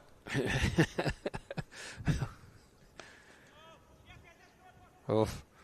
I'll get off the market. Which injury did he tell you about? Well, he was a bit creepy at groany as he was trying to get up the steps. And then he put his hands both to his back, and then as he did that, he shaved his shoulder. That's short. Clubbed away. Down the ground. And the thing is, I mean, this is what ECN cricket will do to you. It ages you. I mean, he's only 28 years old. Oh, he had a hard paper round, didn't he? Carrying on like he's about 68. Anyway, end of 8 here, and it's all the 5s, gaming 55 for 5. Yes, well, I was talking about umpiring. My wife Mel is accompanying me out here, and she's an umpire in the South Yorkshire League back home in England. We live in Sheffield, and she's been all over the world umpiring with the England seniors. I think she's the first female umpire to stand at the Chepak Stadium in Chennai. Is that right? When she was one of the warm-up matches, and then in Melbourne, the game against Victoria County, and then out west in Perth when we were down under at Donnybrook, a place you know very, very well. Yeah. And at Bunbury. Do you know that Donnybrook is actually slang for a fight? Yes. As well? Did you know that? Yes. Like, we had a bit of a Donnybrook out there. And they talk about have a bit like in a football match, for example. The chairman there was a wonderful gentleman, and I'll try and remember his name, with an excellent moustache, and tries to play an exotic shot. Umpire thinks that's gone over leg stump, or part of the ball's gone over leg stump, so that's why it's not going to be called a wide. 55 for 5. So you mentioned Estonia. You mentioned Malta as well. Malta's great. Obviously, the Master Cricket Ground's very good, and it's a great one to even just go and watch. We've been to Marsa. Mr. Bradley took us there, and there's a tournament that takes place every year. Some county sides back home in the UK get invited, and then that tournament's growing and growing and growing as they get more interest in it, more expertise in the streaming and what have you. So we've got an invite out to that. It's Mel's. She's a good umpire, intuitive umpire. Just waiting. I wonder if they want to see if this is a wide or not, but I don't think it's one at this stage that's really worth too much attention. Umpire thought it went over the leg stump. Yeah, I'm not sure. I mean, he moved across his crease, didn't he? And I know generosity, but if he'd stayed where he was, that was hitting him. So it's how they interpret the batsman's movement. So it's a funny one. I think this actually might be more of a scoring issue with, you can see the bowl has disappeared. But I mean, ECN wide rules down the leg side are actually pretty simple, and they're meant to make the umpire's job easy. So they don't have to make too many judgments on movement and things like that. It's if it misses leg stump, it's a wide, unless it's between the batter and the stumps. So, now we've got a ghost bowler bowling on the graphics. That's interesting. So that's why, I mean, the decision the umpire has to make there is literally, is it over the leg stump or is it outside the leg stump? And he said he thought it was He thought it was over the stump, and that's fair enough call. And we also can't really see because we're not straight on. Yeah, Jacob Rose then, and beats him. Singh. Jacob Rose, by the way, he is Australian. I met him this morning. Hadn't met him before. Don't know why his name doesn't come up on the screen. But he's originally born in Rockingham, which is just about an hour south of Perth. But they moved to the Gold Coast. But his partner is from Gibraltar. And they moved here very recently with their 2 young kids, Nathaniel and Hayley. So big hello to them. Super stuff. That's carved into the offside. And that should run away to the boundary. And a welcome boundary for gaming. Well done to Arshdeep Singh. Well, and well done to Jacob as well, because not many people can break the graphics. For some reason, he doesn't exist. Look at the bowling figures. He's broken the algorithm. But no, he's a cool guy, Jake. Met him earlier. He's a West Coast Eagles supporter, Australian football side over there. He's got a soft spot for Gold Coast, which is where he moved, I believe, when he was about 13, plays a lot of rugby league, and so it probably makes sense he's playing for Rugby CC, which would have a kind of nucleus of rugby players in their side. That'll be the end. Is it the end of the over? Maybe one more to come, actually. See if he can get his first wicket. Wish you well. So, rugby. Going to make it 4 out of 4. Oh, what's going on here? Again, sometimes it's obviously a technical thing that's going on. He was very strictly come down to move by Seb, the umpire. I'm also sachet to his left. Going to tell you about a very ECN phenomenon, which is the umpire clothesline, which is when the umpire sticks out their arm and can sometimes take out the neck of the bowler running in. That was very dainty footwork. Just slid across to his Probably left. not what you need with 7 balls to go in a game where they're still 100 runs behind. But let's just see. Let's see what happens here. Well, hey, gives us a chance to talk about Malta cricket. Yep. Beautiful. I mean, Malta's a great place. There's so many beaches. I went to a sea cave in Malta on my day off, and that was quite amazing. And also, it's a must-do. Catch the boat up to Gozo. There's no boat there. I mean, so there's no bridge there. You can drive onto the boat. Get on the boat. Get off the other side. I normally rent a scooter when I go to Malta. And so what was the other one? You said Estonia, Malta. Did you have a third? Valencia. Oh, I really want to go to Valencia this year. It's on the calendar. We haven't been there before. But I believe I've got some meetings with our partners in India that week. And so I will not be able to make it. But I'm now considering just going to Valencia in one of my weeks off because I really do want to go. And our colleague Rico doesn't live too far from there. So, apologies for the slight delay. Just a bit of news, some toss news from match number 9 coming up. Gaming won the toss and elected to bat, and they are a bit undermanned in match number 9. Well, whatever the technical issue was, looks like it's been resolved somehow. It has, and it is the end of the over as well. So, Rose, there he is on the screen, so he does exist. So, none for 6 off his over. Last over coming up. Wickets fairly well spread amongst a number of bowlers there.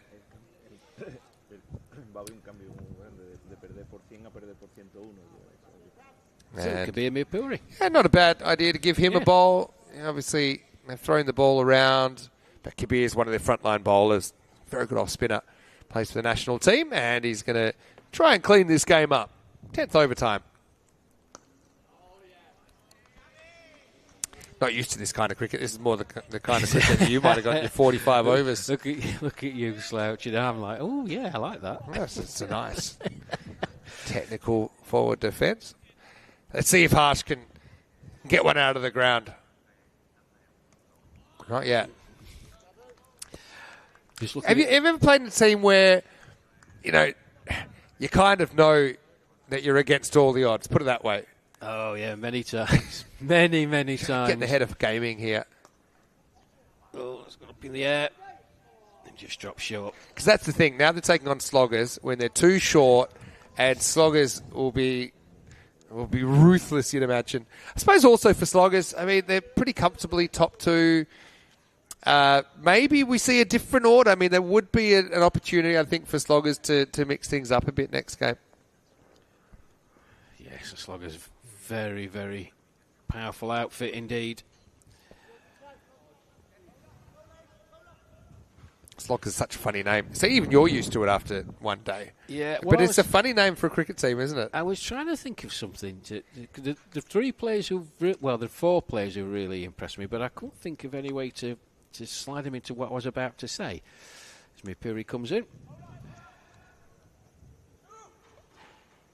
Oh, it gets past the fielder. Yeah. I think it just stays inside.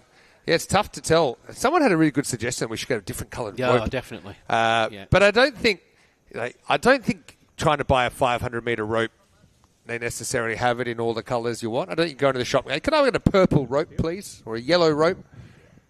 Maybe it exists. I don't know. Here's the last ball, thankfully.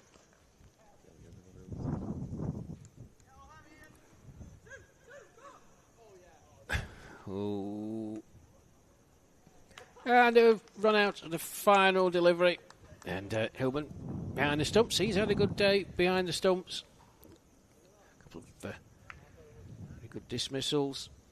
And a run out to end. So a convincing win for Rugby CC.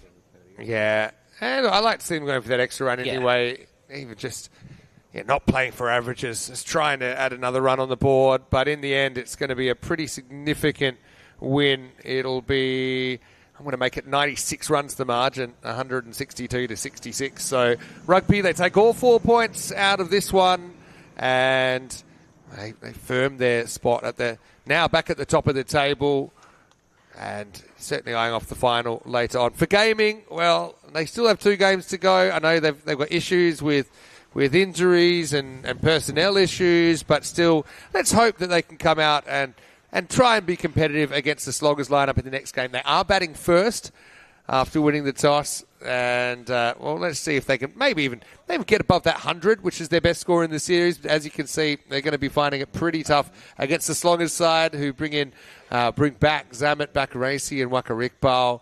But, yeah, I just think it is an opportunity for Sloggers as well, in both the batting and the bowling, to maybe go to some other options, because you never know who you might need to use later on the day when it gets to the business end. Let's have a look at the highlights, and as expected, Gaming finding it pretty tough.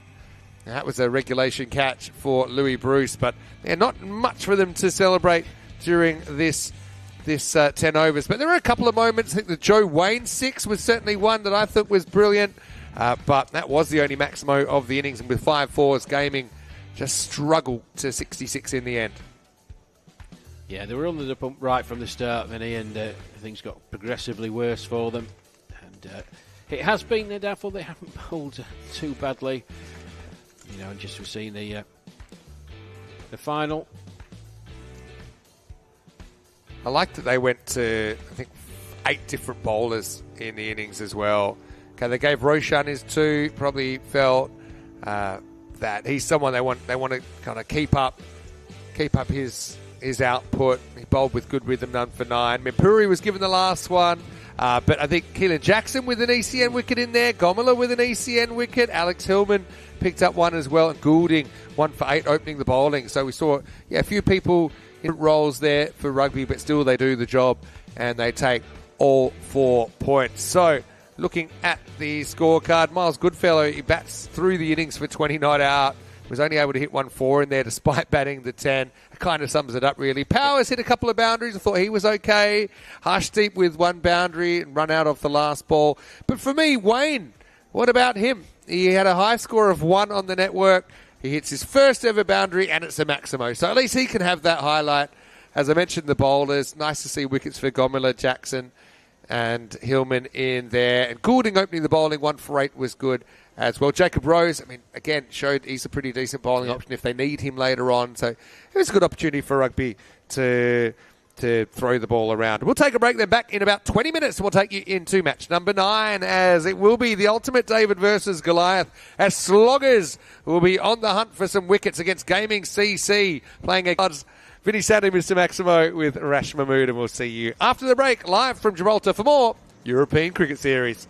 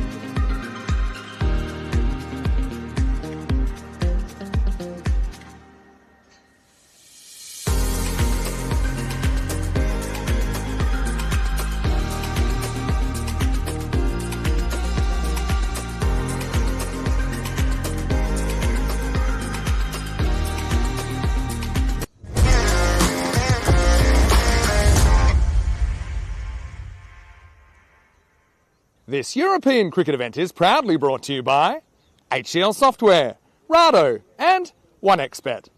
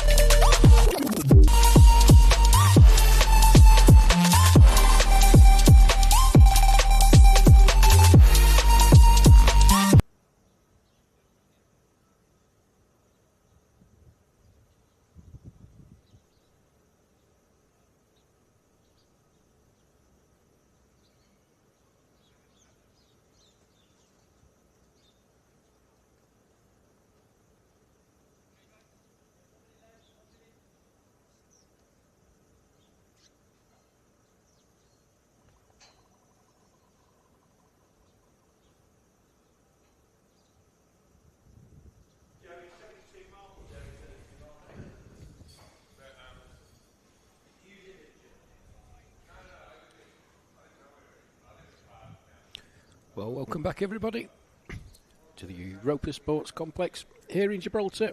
Day 2 ECS Gibraltar 2025 and the second match of the day. Thank you for joining me, Rash Mahmood. Teams shortly be out in the middle. First game concluded a few minutes ago. Convincing victory for Rugby CC, and with that victory takes him to the top of the table. And this game here, Gaming CC, going to be really up against it, against the Sloggers lineup that looked very, very good yesterday. First two matches that they played, posting the top score as it was at the time of 153 for 4 against the Pirates in the first match, and then had a blowout win, getting to 101 of just 4 overs. Losing an absolutely wonderful game in Game 5 to Rugby CC, the last ball, and then struggled a bit against the Pirates the final game yesterday, Game 7, but got there in the end. They've got the 4 horsemen of the apocalypse in their lineup. Manav Nayak, Akila Rathnayaka, Dylan Henshaw, and Will Vaus. Gaming, they've got it all to do. You heard my colleague Vinny Sandhu mention it's a real David versus Goliath clash. It certainly is. But these gaming boys, they played with a lot of heart, a lot of grit, a lot of determination. They just really haven't put a complete game together. Struggled mightily in the batting department. The bowling, on the whole, has not been too bad. But there you see the Sloggers, Brian Zammit, Mark Bakarese, Wakar Iqbal come in. And Gaming CC, well, there might just be a couple of players light, a couple of injuries. It's a long old tournament. And look at the percentages as we start, folks. 96% for the Sloggers, 4% to Gaming CC. Well, Gaming won the toss, and they elected to bat. And the consensus around the ground from speaking with people is that's a good decision. Faced against this very powerful Sloggers lineup, the batting department, they've got off to flyers with the likes of Dylan Henshaw and Akila Rathnayaka. There was a likelihood of putting a very, very big score on the board. So we're just about ready to go. And it's going to be Dylan Henshaw to start us off.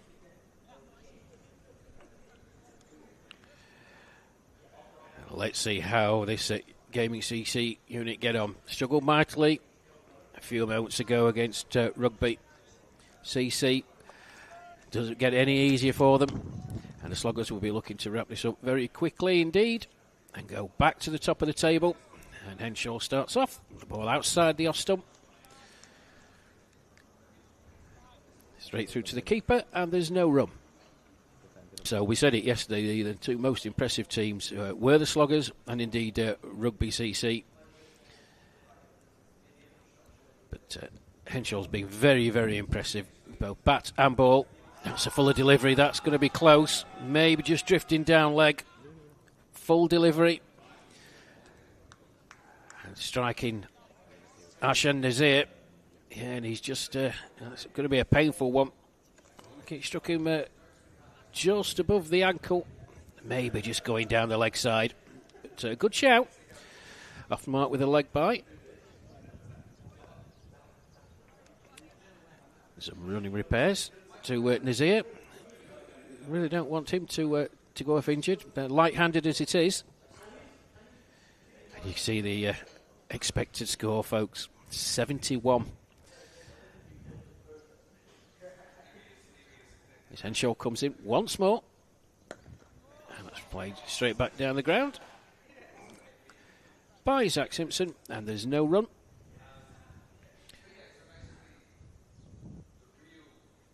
So Vinny Sandu, Mr. Maximu, he's sitting out this one. We'll have a guest alongside me shortly. One of the match winners from the first game today, Louis Bruce. Wonderful innings from him. He'll be coming in alongside me. But Gaming CC really up against it, folks. Do get involved in the chat as always. Love to hear your comments. Try and get through as many as we can. Henshaw in again. It's played up in the air. Oh, just dropped short of the fielder. Well, a valiant attempt running in from point. It was Mark Baccarese. Just mistimed, beaten for pace. It just sort of looped up into the air. Valiant attempt, but just dropped short. Allows the batsman to drop through for a single. It's Henshaw in again, and you can see the movement on the ball just tailing in. Managed to squirt out into the leg side. One more. 3 without loss then, Gaming.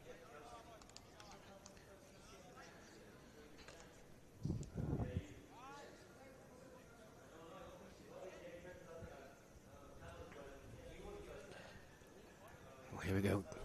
Match 8 we've just seen previously. Gaming versus Rugby. A convincing victory for Rugby.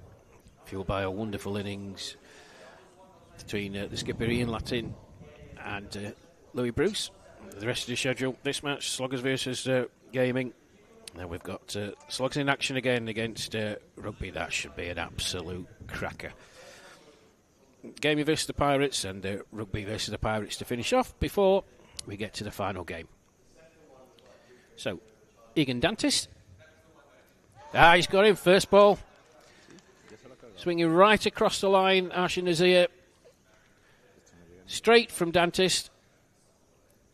Nazir missed. He hit. Gaming lose the first wicket. With the 7th delivery of the game. 3 for 1. You see here on the replay, folks. He's standing well back in his crease. Moving forward, moving forward. Big swing. So Dantis strikes with his first delivery. Bakar Iqbal. Very natty hat that he's got on. Big smile on his face. So, not the start that Gaming wanted, but as I said, they're really going to be up against it. They've tried their best, and they're fully committed players, and they play with a lot of gusto and a lot of enthusiasm. But based on what we've seen in the tournament so far, against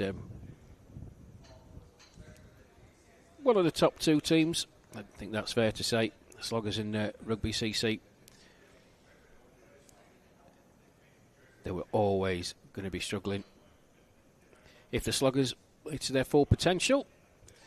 So Dantis, wicket with his first. What can he do in his second delivery? That's a nice looking shot by Kumar. Well played indeed. Very nicely done. An orthodox square drive through the offside. First boundary of the innings. And a nice one it was as well. 7 for 1 then. Anshu Kumar gets off the mark. Well-timed shot. And again, very classy-looking shot. But straight to the fielder. Will Vos, looking forward to seeing him bowl. With a lot of pace yesterday, but it was his batting in particular. He's a big, strong lad, and he hits the ball a long way. Kumar.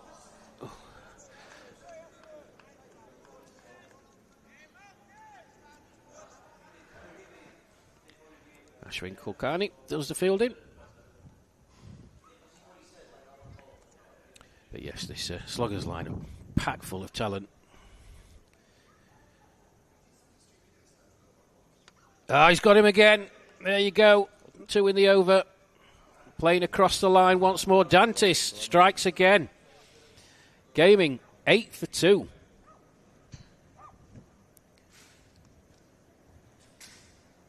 There you go with the replay, folks. It's just a straight delivery. He does nothing at all. But Zach Simpson moving across these stumps, trying to give himself room to play it through the onside. Makes a complete Horlicks of it. Stumps clattered. Gaming. Deep in a hole. We've not completed the power play yet. 8 for 2. 2 wickets in the over for Dantis.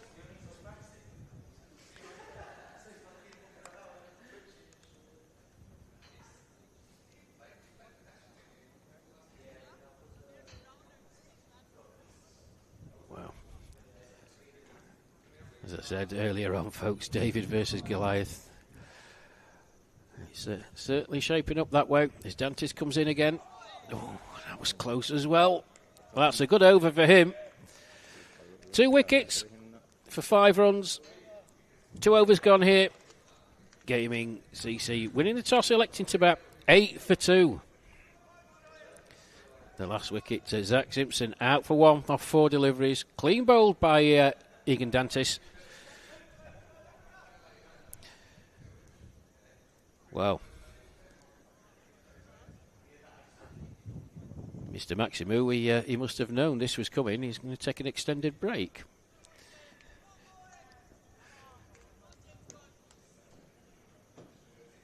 So James Scott and Anshu Kumar on strike. That's a nice shot. Out into the deep on the leg side. Fielded by Ashwin Kulkarni out there. Been impressed with him as well, with his bowling, folks.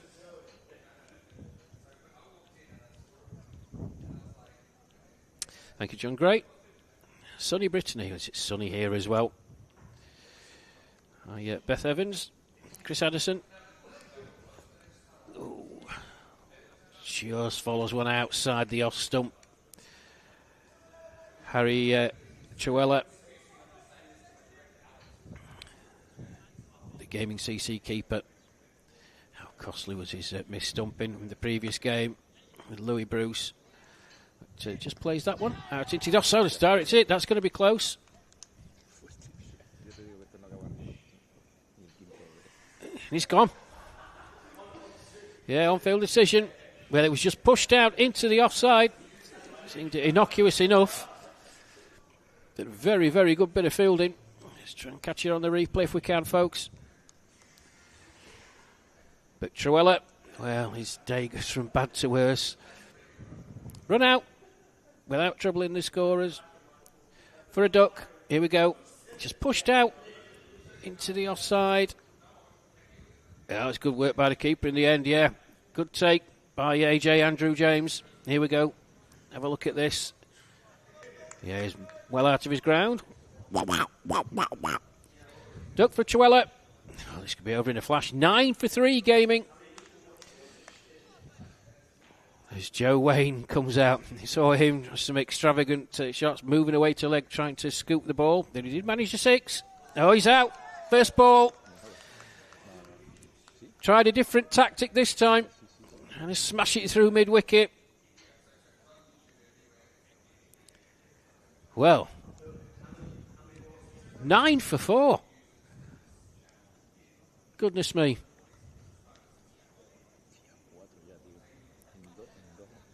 And out. First ball. Golden duck. Look at this, folks. Yeah. Just you certainly won't see that attempt at a shot in any cricket coaching manual whatsoever. But he's back in out as well. Another duck. It's Harry Discombe comes out. And James Scott's loving this. It's easy. Well, gaming, 9 for 4. Got to show a bit of heart, a bit of pride As I said at the start of the innings, they played with a lot of commitment, a lot of gusto, and it's just been lacking, and it's clearly evident against one of the top sides. Scott comes in again, that's down the leg side. I'll wait for the signal from the umpire. It is signalled a wide. And for 4. So 1 and a 4. A mini-moo. 5 runs to the total then. The wide coming, folks, but the ball trickling to the boundary. Gives him 5 runs. Gaming move on to 14 for the loss of 4 wickets. Having won the toss and elected to bat. Scott this time, just wide outside the off stump. Discum just leaves that one alone. And the percentages, I don't know how the algorithm works, but I'm a bit surprised that Gaming are still at 3%. Sloggers, you'll be surprised at 97. That's tossed up a bit. It's played out into the offside. There's a chase there for Egan Dantis. Coming to fielding. Ends up flat on the floor, but well chased by him.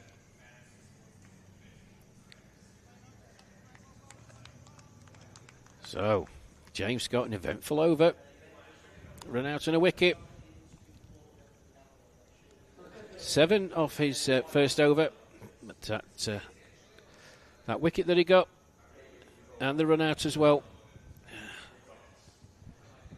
Power play completed. Gaming having won the toss and elected to bat 15 for the loss of 4 wickets.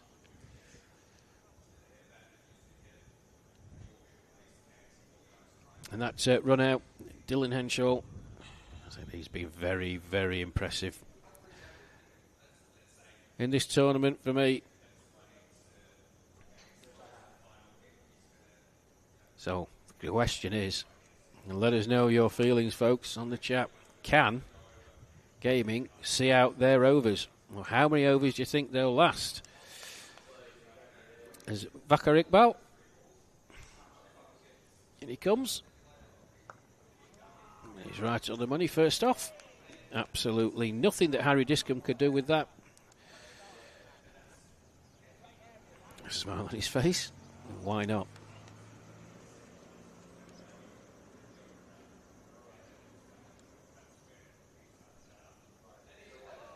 Oh, it's a swing and a miss. Chase one outside the off stump. Very close to getting an outside edge.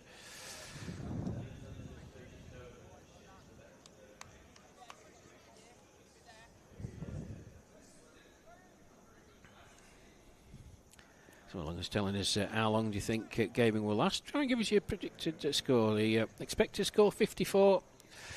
I personally think that's a bit generous, but we shall see. Oh, that's close. He's played right across the line and he's gone. Finger of doom raised by the umpire. Discum goes. LBW for 1. The bowling of Vakar Iqbal. We'll see it on the replay, folks. He played right across the line. Now watch this. There he goes, just shuffles across, and having done that, he's absolutely bang in front of middle stump. Very, very easy decision for the umpire. Gaming lose their 5th wicket. 15 for 5, just 3.5 overs gone. Discum, the latest man out.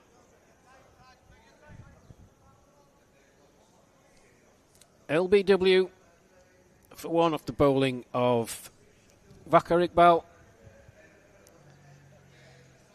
Sajan Singh. Well, now he's got he's got wonderful, wonderful hair, Sajan Singh. I mean, Vinny are very, very envious. How's he got all that hair under that helmet? Anyway, I digress. Here we go then. Iqbal. Wicket in his... oh, that's a wide ball.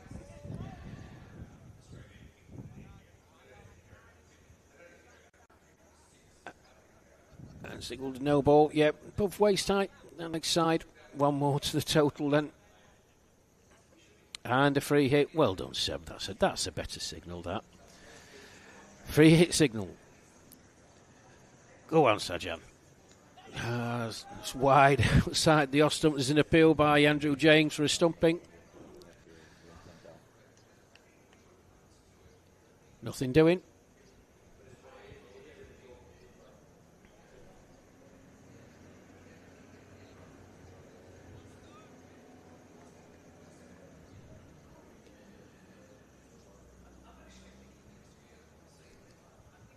Iqbal then.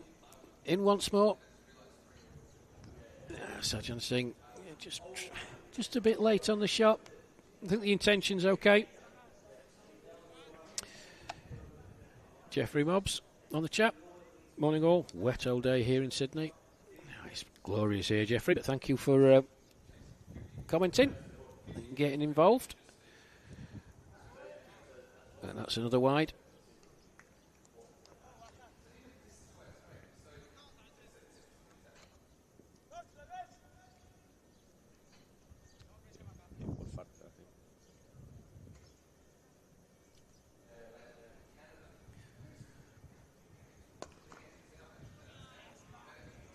It's a full toss played straight to the man in at short mid-wicket, no run.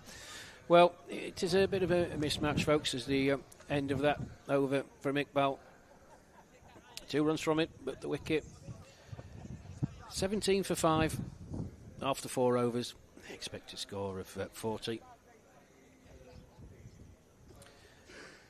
And Bethany,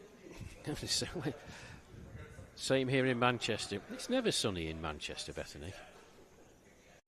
You shouldn't need to get over at Pennines into God's country. There's always sun there.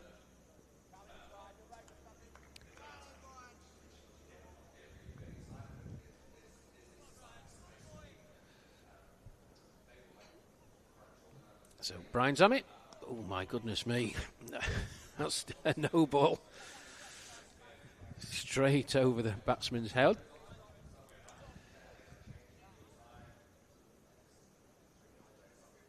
Yeah, and getting a warning from the umpire as well. He's wiping his hands. Brian, look at him. He's having a bit of a giggle. Then he comes again. That's slightly better. At least it pitched, but it's been signalled a wide. So that makes back to start. A beamer to start with, then a wide delivery. What's his third one going to bring? That's much, much better. But nicely played, misfielded. And that's going to be a 4. Trewella, it's off the mark. Misfielded in the covers, but well done to him. 4 to Gaming CC. They move on to 23 for the loss of 5 wickets.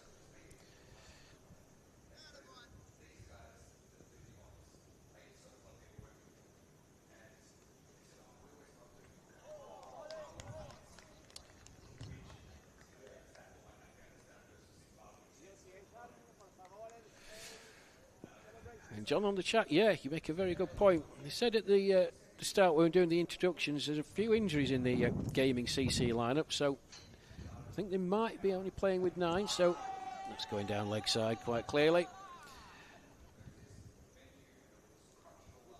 So a couple more wickets and that'll be it. 4.5 overs gone here, just approaching the halfway mark. Well, Gaming CC, I think they'll be doing very, very well to get up to the expected score of 49, but you never know. That's a good delivery from Zammit, just tailing in, and Trewella just managed to get his bat down on time. Just squirts out to Waqar Iqbal, and there's no run. I'm going to have to ask Vinny, what that's a wide ball. Well taken by AJ, Andrew James, skipper and wicket keeper, what the lowest score is. He'll know straight away. Font of all knowledge he is. That's a nice looking shot. Straight to the fielder. Will Vouse, and there's no run. I do hope we get to see Will Vouse. I'm sure the Gaming CC boys will not want to see him. That's a good delivery as well, but well played. Back to Zammit, end of the over 5 gone, midway point then. 24 for 5 Gaming CC having been put into bat. Correction, having won the toss and elected to bat. And it's been a tale of woe, really.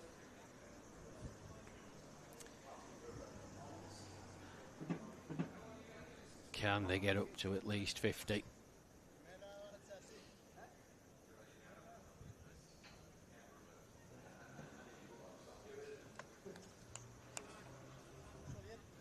So Waka Iqbal, he's going to bowl out.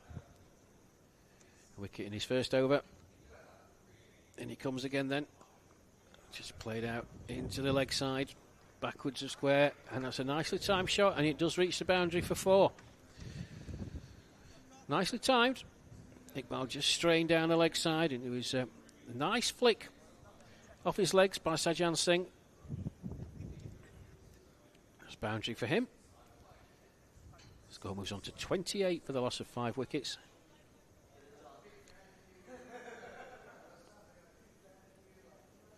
Gaming CC. Nowhere near that. It's been tough for them. They struggled mightily yesterday. Of course, in their first game today against Rugby CC, it was a tough old ask. And, playing back-to-back's never easy, of course, but I do hope for their sake they managed to, firstly, see out their allocation of 10 overs, and it would be nice for them to reach 50.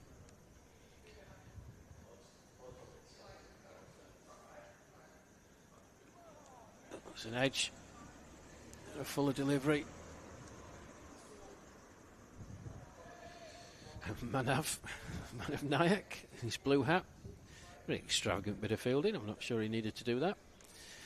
But there you go.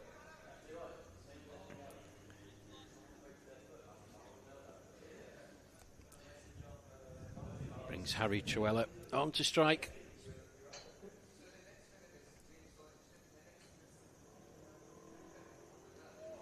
It's a swing and a miss. I don't know if you got anything on that. We'll wait and have a look at the umpire signal.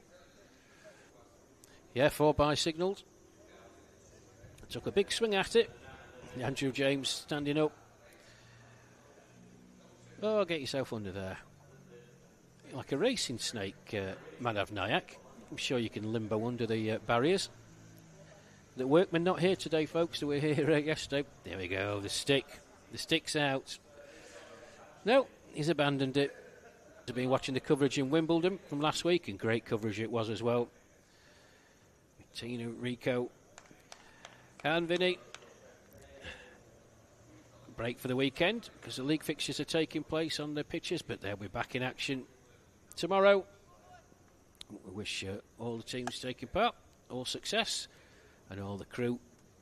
Oof, that was reared up. Andrew James taking avoiding action. Yeah, wish all the members of the commentary team best of luck. I think it's game 26 that kicks off tomorrow in Wimbledon. Been a very, very good tournament. And I'm sure a lot of you watching here today will be tuning in on Monday as the ECS Wimbledon gets back underway. So 6 overs gone, 33 for 5 gaming. You can see the scorecard, folks. It's just a tale of woe. Egan Dantis.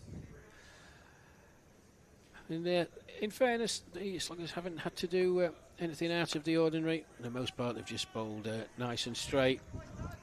But that's gone for 4. And a welcome boundary. Inches them closer to that 50-run mark. Yes, they haven't had to work too hard for the wickets. Some indifferent shot selection, shall we say, from Gaming CC. But Sajjan Singh, that was a nice boundary for him. Step into leg and just playing that out into the offside. Will Vousters to fielding. There's no run. 37 for 5 then.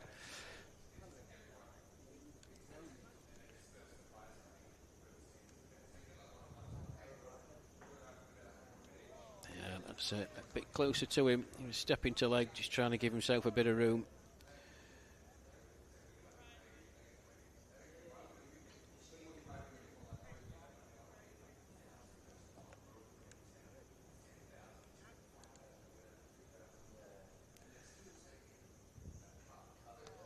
A bit more pace there from Zamit this time. A bit too quick for Singh. Just wafted his bat outside the off stump, straight through to Andrew James behind the stumps, and there's no run.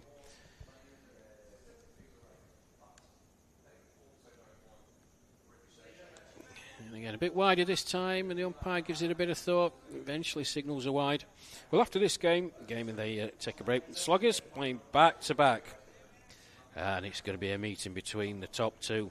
Sluggers versus Rugby Cricket Club. Please join us for that. And again, outside the off stump. And that's the shot you should have played, Sajan. Yeah, just demonstrated it. Beautiful orthodox shadow cover drive.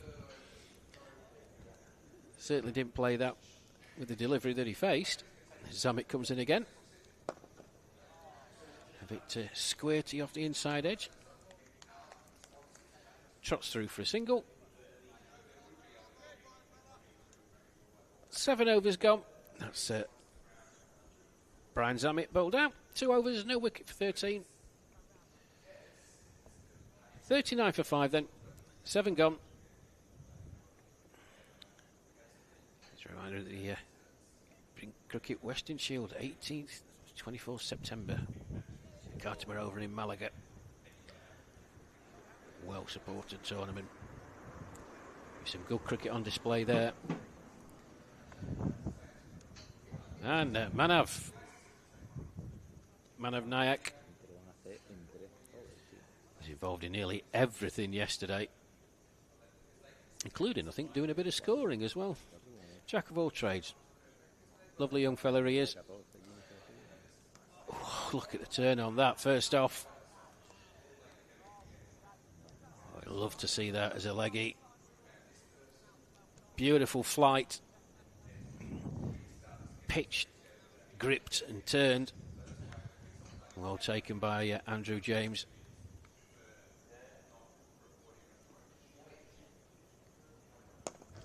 Oh, this time hit straight down the ground by Singh. Well done to him. He moves on to 14. Gaming CC to 43 for the loss of 5 wickets. Nice shot by Sajan Singh.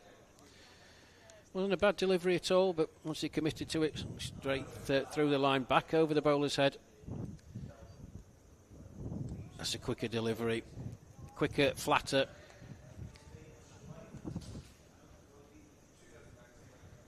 And Singh misses it completely.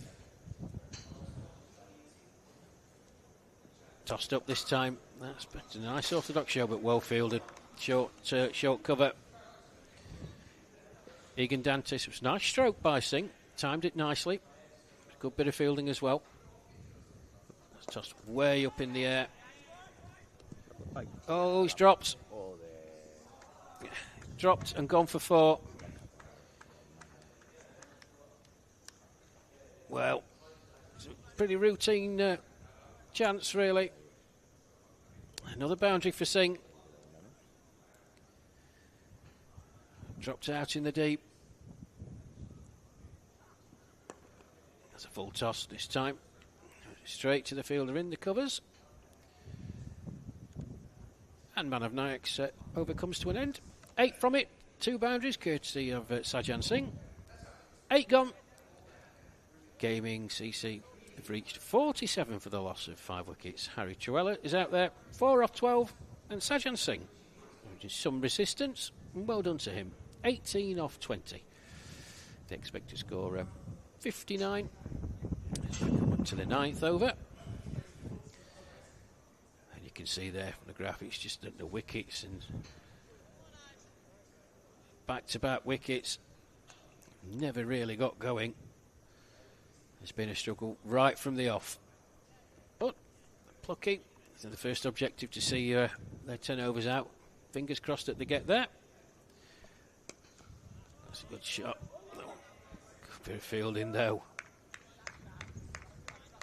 Mark Bakarese does the fielding. There's Ashwin Kulkarni. Comes on for his first over. He's bowled well in this tournament. That's a good shot. No one out there. 4 for Truella. Nothing wrong with that at all. And with that, Gaming CC reached a 50. 51 for 5. Well done to them.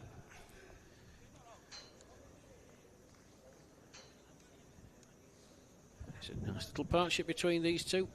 Came together when the score was 15 for 5. So very good indeed. It'd be a nice little thing if they could get a 50 partnership.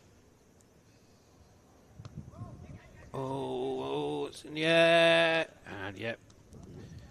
No mistake from the skipper, Andrew James. Commentator's curse.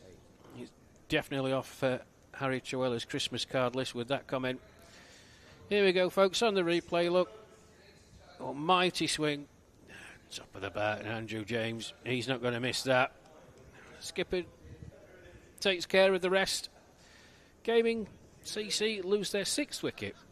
That's Harry Truella. Caught by Andrew James. Off the bowling of Ashwin Kulkarni. Another wicket for him. Sneakily taking wickets. But he's bowled well yesterday. So, 8. Hopefully legitimate deliveries to go. 51 for 6 Gaming.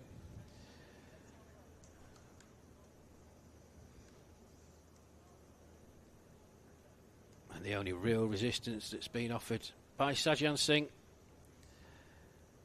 Been a tale of woe, really. It's David Powers. Oh, how's that missed? Well, Kulkarni's got his head in his hands, and I'm not quite sure how that missed. Hopefully we'll catch it on the replay.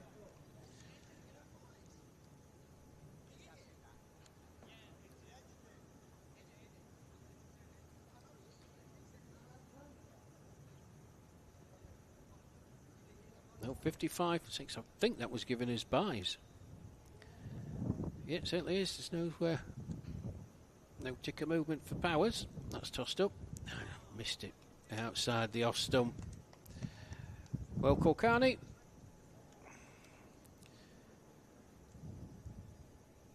Is overdone. The 1 wicket. That wicket of Truella. 1 over to go then. Gaming have reached 55 for the loss of 6 wickets.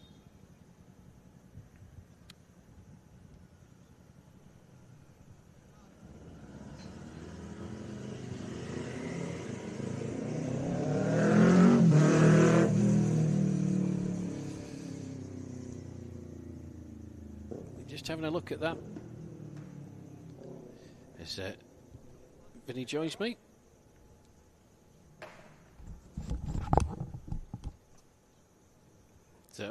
So Vinny, your thoughts?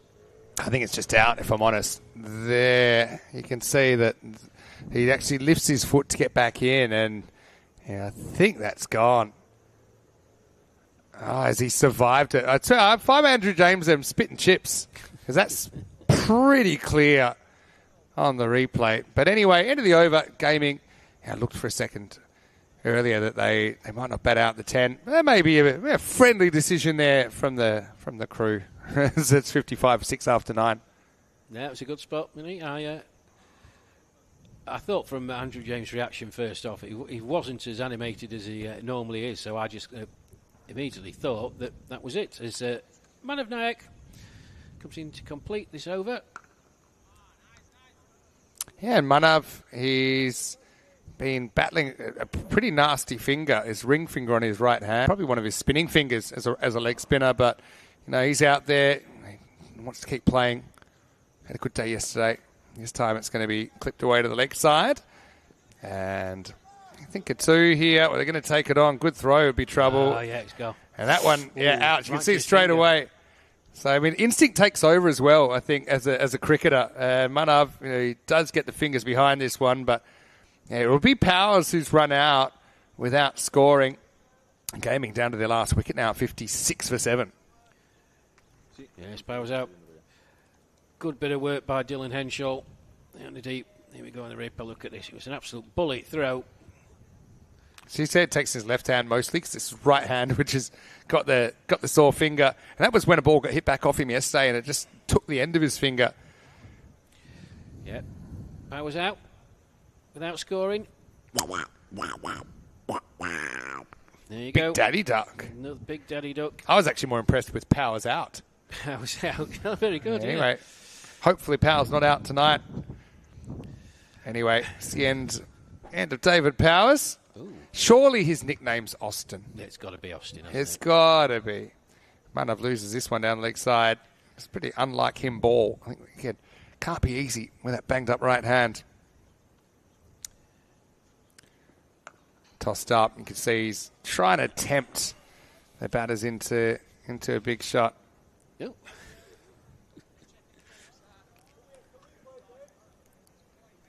Still. James Scott just throwing the ball to himself, having a good laugh about it. Why not? Good throw by Henschel, by the way, and that run out as well. Good bounce throw. You can trust the bounce on this surface.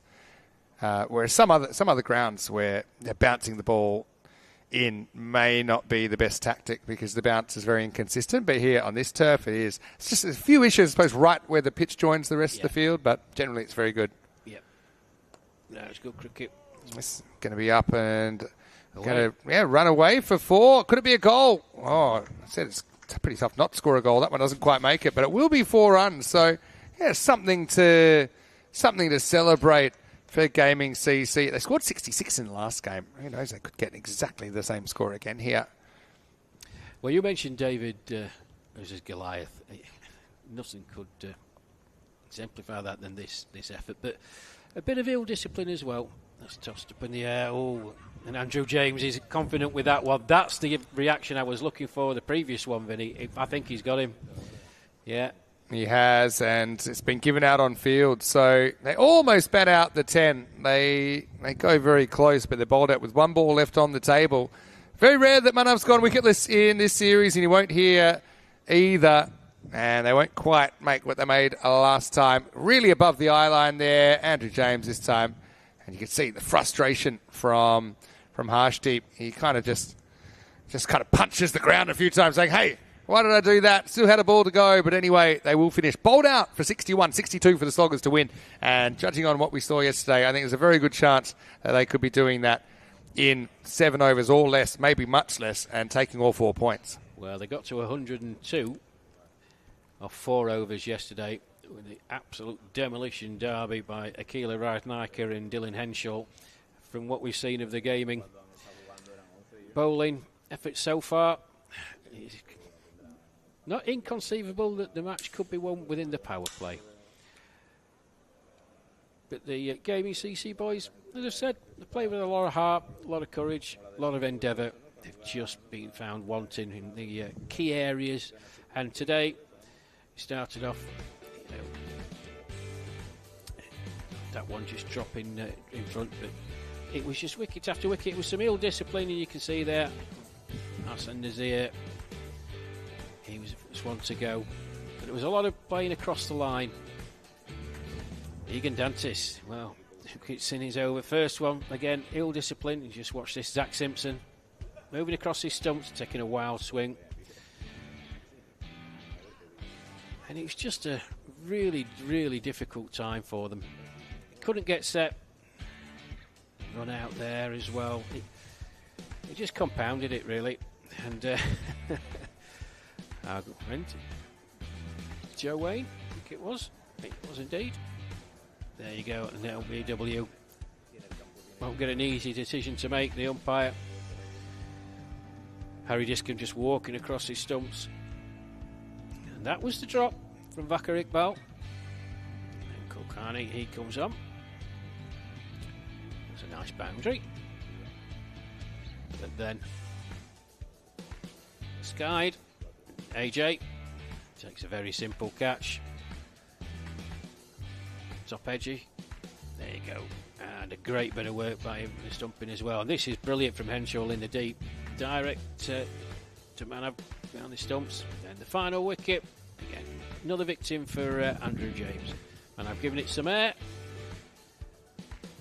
And in the end, 61 for 8. 1 ball to go. And you see the extras, 21. Sajjan Singh, big shout out to him. 23 off 25, played with a lot of heart, a lot of courage. But in the end, it is a bit of a tale of woe. 2 ducks, 3 players to score in the one, and Sajjan Singh, the only player to get into double figures. So, have a look at the bowling figures as well. Very tidy, as you would expect.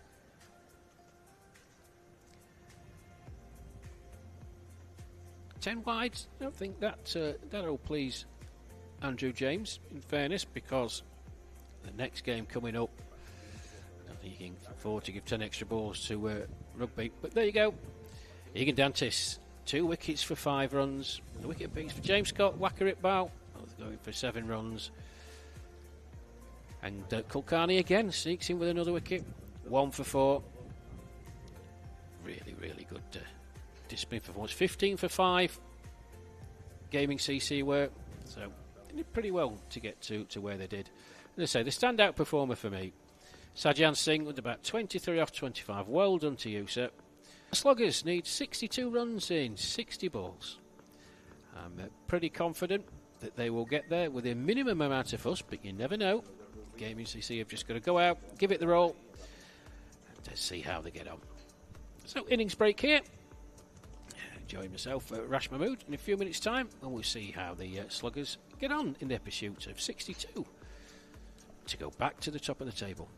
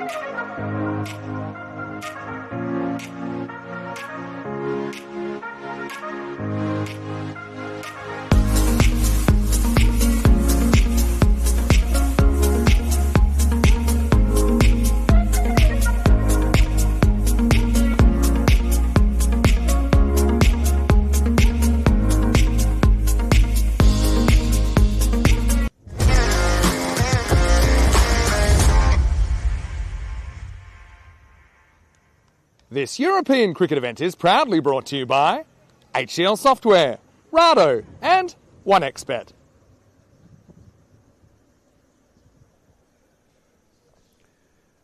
Well, welcome back, everybody, to the Europa Sports Complex here in Gibraltar.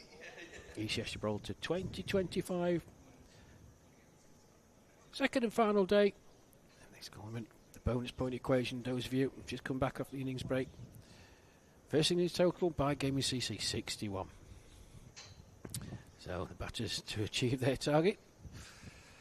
42 in 7 overs or less. And those of you who are with us for this first innings in Game 9, it was, as my colleague Vinny Sandu described, David versus Goliath. Gaming CC, bottom of the table, having lost to Rugby by considerable margin in the first game today. Well, it got no easier for them. Playing the Sloggers, and they struggled right from the off. It'll be interesting to see what the Sloggers do, because they're on the next game, Game 10. Top of the table clash against Rugby. They played out a wonderful game yesterday. Rugby CC winning on the last ball. So, from what we've seen so far, it shouldn't take the Sloggers too long. But the Gaming boys just got to some bit of self-belief, I think. Try the best, give it their all, and see what happens. Aslan is here then. He's going to start off.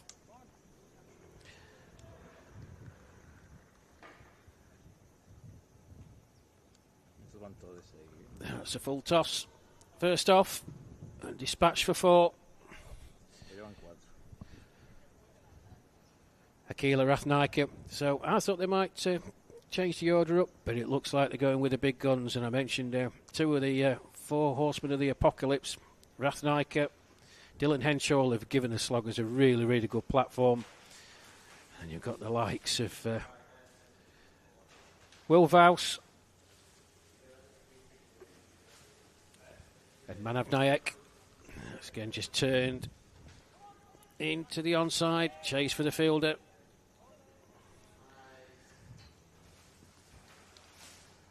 Just a single. Look at the percentages. 98% for the Sloggers. I think they'll get there with the minimum match force. It just depends how they want to approach it. I was chatting to Vinny during the innings break. We saw them yesterday chase down 101 in 4 overs. It was a devastating display. That's a good effort from the keeper. That was running away to the boundary. 4 leg byes. So 3 balls in. They're up to 9 without loss. A devastating blitz by Rathnaika and Henshaw.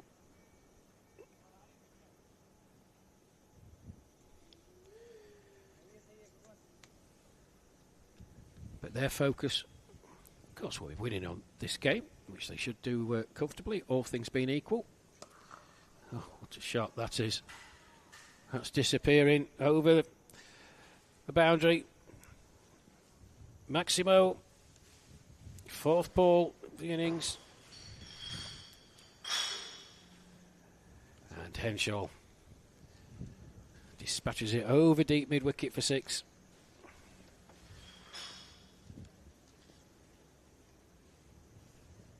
Is it in again then? Oh, well, he's very fortunate. It was a loopy full toss, leg stump. Henshaw misses out. But obviously, yeah, their focus will be on getting this game done as quickly as possible, getting some rest in, back-to-back games. They're very easy. Again, down the leg side and just beautifully flicked away by Henshaw for 4. Minimum amount of effort. 19 off the first over then.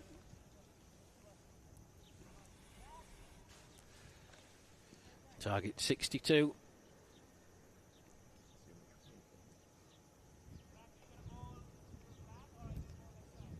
But the big game coming up. Be the table toppers. 87 matches since the Golden Ball. And I quite confidently say that figure's going to go up. So, Zach Simpson He's tried his best during this tournament. Got some good deliveries. Very slingy action. The ball comes out quite late. You'll see it here, folks, if you're just watching him for the first time. It's going to be called a wide, yeah. 20 without loss then, with that Ebson's first delivery. Rathnaika on strike. Plays that powerfully down the ground, but straight to the fielder. Oh, back call.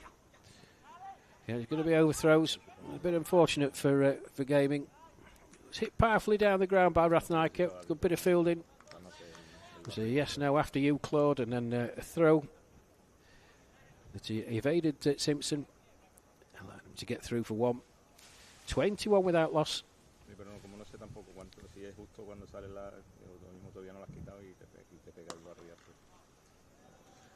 That's absolutely smashed through the offside for 4 by Henschel.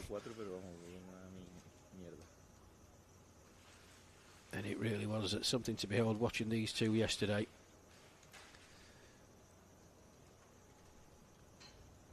They gave the Sluggers such a good platform in the first 2 matches. And it makes it easier for the incoming batsmen, but they scored at a blistering rate.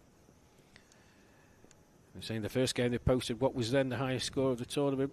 In the first game, 153 for 4. That's going big again from Henschel. We'll wait for the signal. One bounce in. Advertisers for 4. I'll make it short work of this. 1.5 overs gone then. They've reached 29. Henschel 18 off the 6 deliveries he's faced.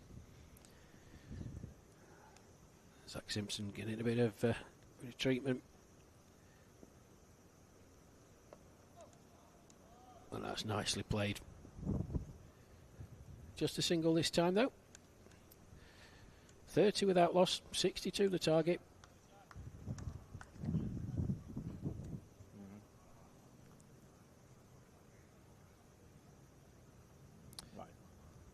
So it's going to be interesting how they approach the next game. We're looking forward to that. That's in the air. Maximo Rathnaika has swivelled round. A minimum amount of effort. All sailed over the boundary. 36 without loss.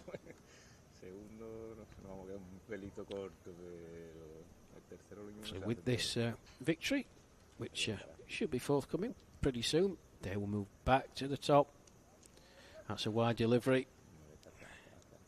And Harry Truella not able to gather cleanly and take a single as well.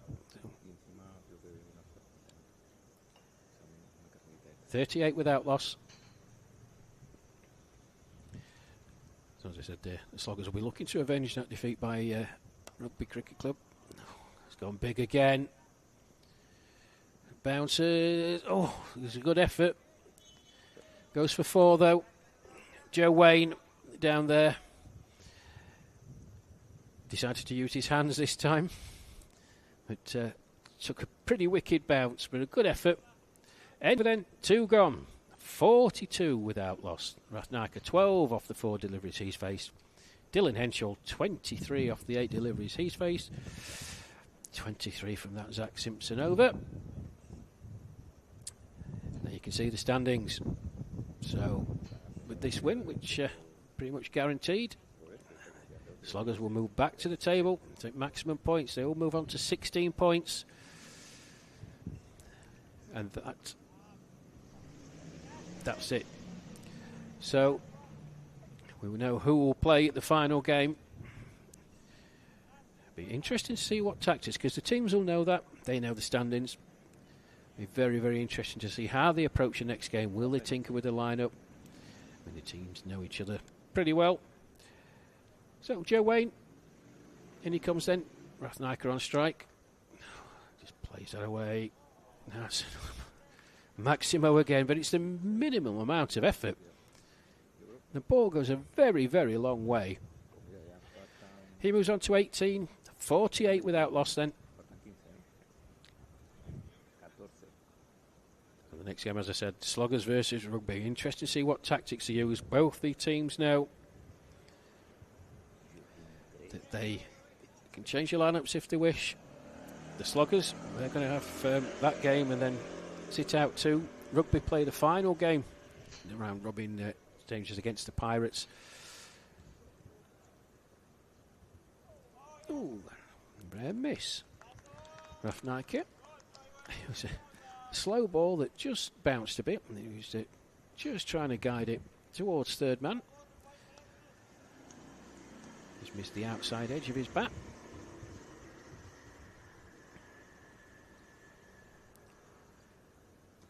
That's a full toss. Oh, that's gone as well. Oh, one bounce for 4, I think. Was indeed. And a no ball. Minimoo, as I've been reliably informed. The no ball above waist height, but dispatch for 4. With that, these Sloggers bring up the 53 without loss. Rafnaika 22 off 7. Dylan Henschel 23 off 8. Target 62, of course, folks. As Wayne's in again. Oh, that's hit the edge of the strip. And come in like a turning off break, but a no ball. Pitched outside the strip and a free hit.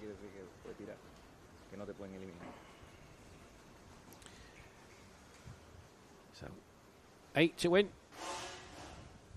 That was just smashed straight back down the ground. Couple of bounces for 4 by Rafnaika. He was on to 26, 58 without loss. I did mention whether they'd get it done before the end of the power play. It looks that way. And they can prepare themselves.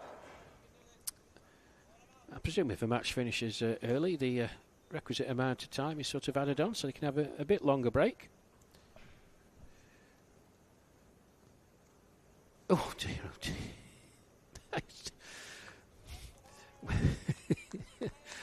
Well, there's all sorts going on there.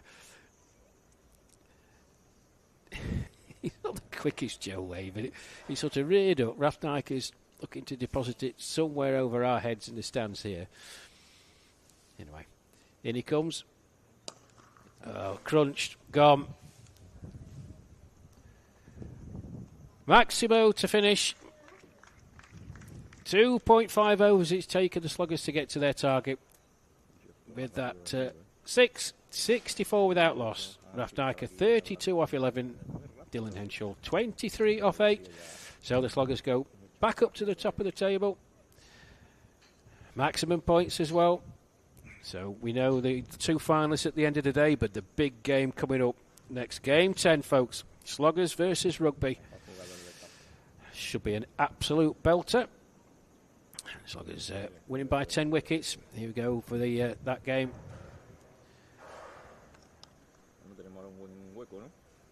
Comes your teams for game 9, as you can see.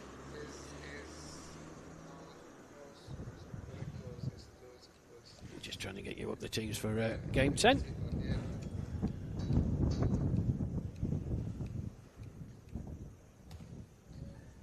As the players make their way from the field, so a very comfortable victory for the Sloggers in the end. They knew the gaming CC were going to be up against it, but it really is a very, very formidable batting lineup that the Sloggers have. But they're going to be tested by this Rugby CC team. I've been impressed with them, led from the front by Ian Latine, the skipper. But Zabir Mirpuri. There we go, squats for match 10. So the Sloggers, Ravi Takari, he's in. Rishpal Wadja, he comes in as well. Andrew Cromley, he's coming in. So they are resting a few. Dylan Henschel's there, Rafnaika's there. Will Vos is there. So still a powerful outfit for Rugby. Aditoyo Ataloya, I bet he's still got a smile on his face. He's in, and Vikram Rajendran. He's in. Ian Latine's there. Louis Bruce. Yes, good to see him. Julian Freoni, we need him to fire. Kabir Mirpuri as well. He's played well. Alex Hillman, yep.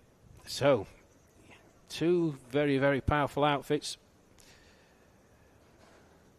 Would you see the highlights?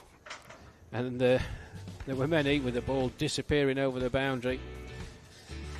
The Sluggers getting there very, very easily indeed. That ball from Zach Simpson just sat up and begged to be hit, and it was. Went a long, long way.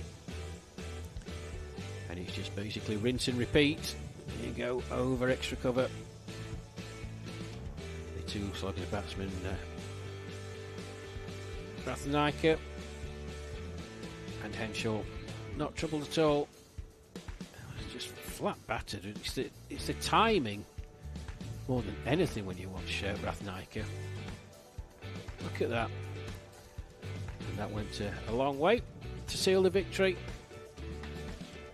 Sluggers getting home by 10 wickets. Sets up a mouth-watering tie in Game 10.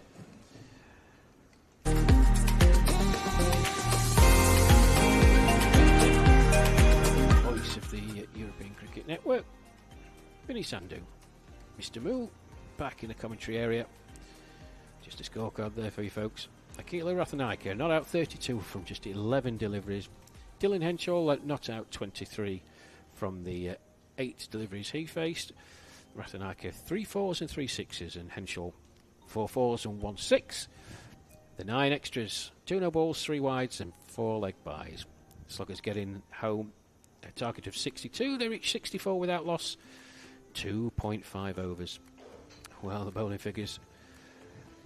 Hassan Nazir, 0 for 15. Zach Simpson, 0 for 23. And then 0 for 22. The final bowler, Joe Wayne. So the Sluggers beat Game CC by 10 wickets. Game 10 will be on its way. Sluggers versus Rugby CC. Top 2 in the competition. Bragging rights still there to finish top, I would suggest, but these two teams will play the final. Game 13 later on today.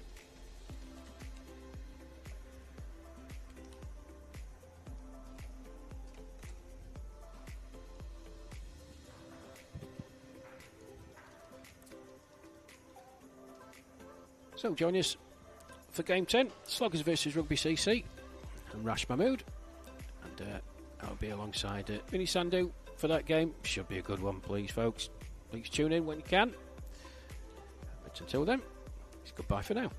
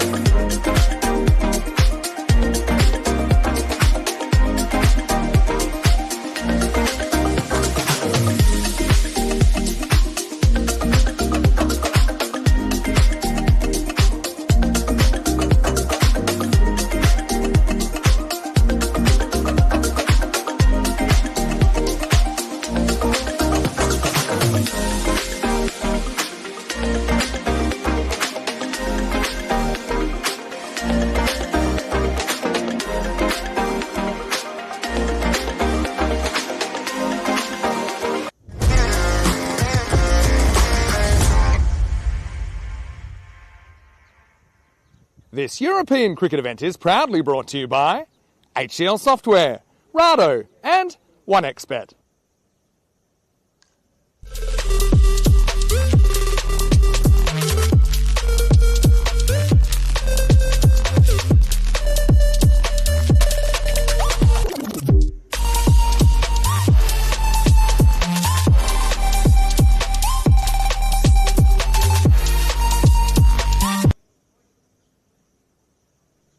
Hello and welcome back. Great to have your company as we roll into match number 10. Hard to believe, but still 4 matches to go today, including the final. And we now know this will be a preview of the final tonight with Sloggers to take on Rugby CC. A little while ago, we had Nilkesh Patel with the 2 captains. Let's see what happened at the coin toss. 3, 2, 1, go. Sloggers is your call. Tails. Tails is a call. It is head. We will bowl first. Rugby won the toss and decided to bowl first. Thank you. Ian Latine winning the toss and electing to bowl. So, yeah, certainly going to be a pretty interesting game, given that we know that these two will feature in the final later on today. And, of course, that one will be as day turns in tonight, although I think it will mostly be in natural light, but I suppose you could call it a twilight final coming up later on in the day. But, well, Rugby CC, they are the only team that are still undefeated in this European cricket series. But last time these two teams played, it was match number 5, and it was a real humdinger, a last ball thriller as the Rugby CC batters were able to scramble a bye off the last ball to break the tie, 123 to 122. Sloggers, 57% favourites despite going down last time to Rugby CC by the barest of margins. Just a couple of team changes. Well, Egan Dantas was player of the match in the last game for Sloggers, but obviously no sense of sentiment. He's out of the side, along with the left-arm spinner Ashwin Kulkarni. Wadwa comes back in. Ravi Thakare comes back in for the Sloggers, so 2 changes for them. For Rugby CC, also 2 changes. Ataloye, who had a birthday last week, turned 50, comes in for Gomala, who's got his wicket, so he's out of town. Kalen Jackson also misses out, the youngster replaced by Vikram Rajendran, who will play his first match of this European cricket series. This is Mohammad Roshan, who was pretty impressive this morning for Rugby. Rugby have a slightly longer day in that they had the short day yesterday. They play 3 matches today and, of course, the final. Sloggers played 4 yesterday, so they'll only have 2 matches plus the final today. In fact, this, for Sloggers, is their last match of qualifying. Shake, rattle and roll. Ratnaika misses out down low on that one. Akila went off with some cramp last night, but he seems to have made a good recovery. And yeah, the result from the last game means there's no way the Pirates now can break into the 2. And of course, Gaming CC without a win, we know that they've been out of the picture for a little while. So, yeah, it's interesting how these 2 teams kind of approach this. Outswinger, but well hit by Ratnaika, who's very strong through the offside. A guy that hit 6 sixes in and over yesterday. And that is a very, very good shot. Yeah, Sloggers become the first team to complete their 6 matches. They will do that after this game. Sloggers with a 4-1 record, and that only loss was to a Rugby CC. So this is a bit of a rematch, isn't it? And we know these 2 teams will meet 3 times this weekend because they have their 2 regular meetings plus the final. Hello to Terry Richmond watching from Australia. Great to have you with us, Terry. And what have you been refereeing this? He loves his sports, loves his officiating. Hello to Johnny Heesom as well. Ken's tuned in from down under as well. Hello, Ken. Always great to see you. Cut away nicely. Bit of an uppercut there from Ratnaika, and it'll scoot to the boundary line. Goulding has a bit of a hide-and-seek job on his hands. No, it's actually jumped out nicely. So, yeah, Roshan just giving a little bit of width to Akila. Akila has kind of lived dangerously in the series. We've seen him, I suppose, almost run out many, many times without actually being run out. Henschel at the other end. Interesting, they've gone with their regular openers here, Sloggers. They're not tinkering with the order at all. Well bowled, good comeback. See the change in length there from Roshan.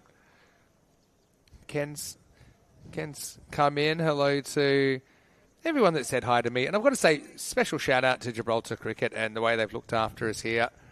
It's a huge weekend. It's all the sunlight hours and some extra hours as well that we've been put up this weekend and looked after. Just had a very nice lunch and heading into the afternoon session. This one kind of off the inside half of the bat, but it'll still run away for 4. Roshan pitches up. Bit unlucky there, the bowler. Akila, he's powerful. That bottom hand took over. And he'll take 4 more runs.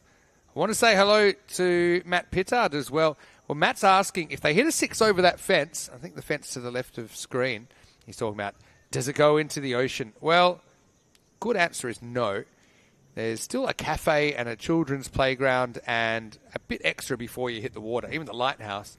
But that's the reason we bat at this end, so the right-handers aren't hitting towards the playground. It's probably a good policy. Well, this is tight. Well, that time I think he's out of luck. Well, I think I foreshadowed it. Has he made it? I mean, just had a feeling with the direct hit that he was going to be in trouble, Ratnaika. My spider sensors are up, and they don't often lie to me. But he gets away with it. So 13 without loss after 1. And we do know the final tonight, Rugby CC versus Sloggers. And you see, after this, the Pirates have the doubleheader. So I suppose the Pirates, they've got no pressure on them. They would just love to finish with a couple of wins themselves. So, looks like Louis Bruce is going to get a bowl here in the second over. And it's time for commentator number 2 to join me for this game. As we get into over number 2, it's Rash Mahmood. And yeah, Rash. Yeah, Louis had a good day so far. He's been good with the bat. Let's see if it translates to his bowling. Yeah, good afternoon, Vinny. Good to have you with us as this is up in the air. Bit of an uncontrolled shot. But they will get a single. And yeah, Louis seems to have saved his best for, I suppose, what we would call finals day 2 of this series. Yeah, wonderful innings by him in the last game. Just a immensely talented young man. Been bigging him up the last couple of days. Fulfilled on his promise. He's a natural in-swinger of the ball. He's got a good action, fairly front-on action. He's got a wind that will generally help him, although the wind has died down a bit now. It's almost stopped. But yeah, it's not often you get the preview before the main event, so I suppose it doesn't really matter who wins this, but I suppose who wins this is likely to finish top. If there was any weather, that would be an advantage in the final, but I don't think that's going to come into it, as this is going to be up and over the top. Well struck, Maximal for Henschel, the first of match 10. Well, that's the second time he's gone in that area. This time over the boundary rope, as you heard Vinny say, it's Maximo of this innings. Well, Ratnaika, feast or famine with him, as you heard Vinny say.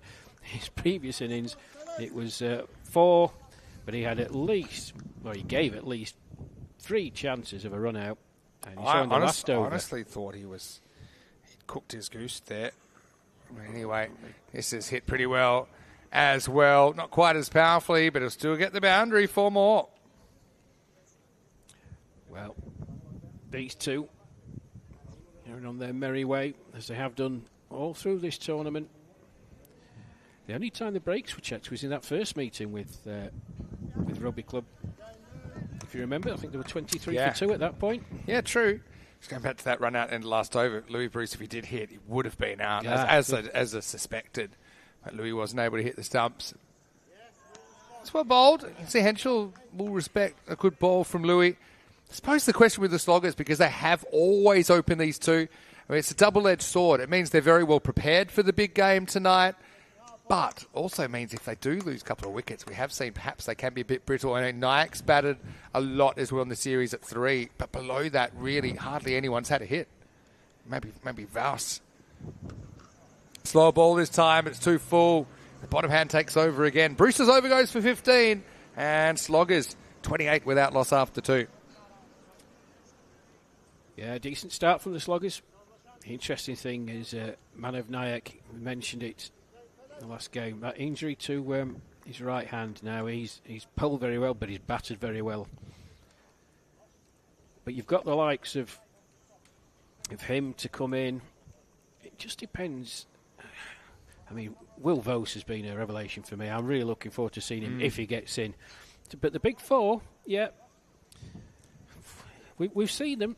If you They can crack have through them, frailties, yeah. there's definitely I suppose I won't say a soft underbelly, but I suppose just a middle order that hasn't really had too much preparation. Should they come into a big moment, you can see there that sloggers after this, they will finish their matches. I suppose maybe it's a bit of an advantage as well with the break. They'll get a bit of a break before the final tonight. So this game will finish around about 2:30. So they get about 5 hours off. Anyway, Roshan comes back. That one just sneaks inside. It just vagaries of the fixtures. So whereas the Rugby CC guys, okay, they'll play in the match 12. So they will only get a 1 hour break. So they've kind of got break, play, break, final. Maybe it's a good thing. Maybe it's not. I suppose at this stage. Well bowled by Roshan. Ratnaka not able to get any of that one outside the off stump. Yeah, good from Roshan. We've been impressed with him. He's bowled well throughout the tournament. I think bragging rights to the order of the day here, Vinny. Yeah, I think mental edge, I suppose. I think probably a good thing as well to play against some of your opponents that you're likely to meet tonight. Good delivery. Yeah, Roshan gets that one to swing as well. And good running by these two. They do get through for the single. They have pushed it with the running between the wickets. Interesting, Ratnaka always faces up. They really have stuck to quite a rigid lineup, sloggers. And given that these two are opening again, then you'd imagine with the bowling, they keep a similar order as well. Got a very well balanced attack with two speedsters and two genuine spinners in there. This one's not a good ball though from Roshan, and Henschel able to clip it away all the way over the top. Maximal 6 runs. Yeah, full toss. Outside leg stump. Henschel is not going to miss out on that. 20 off 6. This is what these two sloggers batsmen can do. We've seen them put on stands of 70 odd very, very quickly. Still in the power play, of course, just a couple more deliveries to go, but he sets the platform up. That, once again, is what you expect when you get to the business end of the weekend, that even these little errors are going to cost you. Couple to go in the power play. Irony being, these two are anything but sloggers, are they? Yeah. Yeah, Henschel, it's a very clean ball, I've got to say. Plays this with a straight bat as well, just knocks it out for a single. Roshan still, he's been competitive. He's had a pretty good series, I think, being given the new ball. Does move it around a little bit. And he'll have one more chance to get rid of Akila Ratnaka. Yeah, he's a very nice fella. Very bubbly, effervescent character. I've been impressed with him. He plays cricket in the right spirit, the right way, and he has bowled well. So, last ball for Roshan Ratnaka, 15 off 10.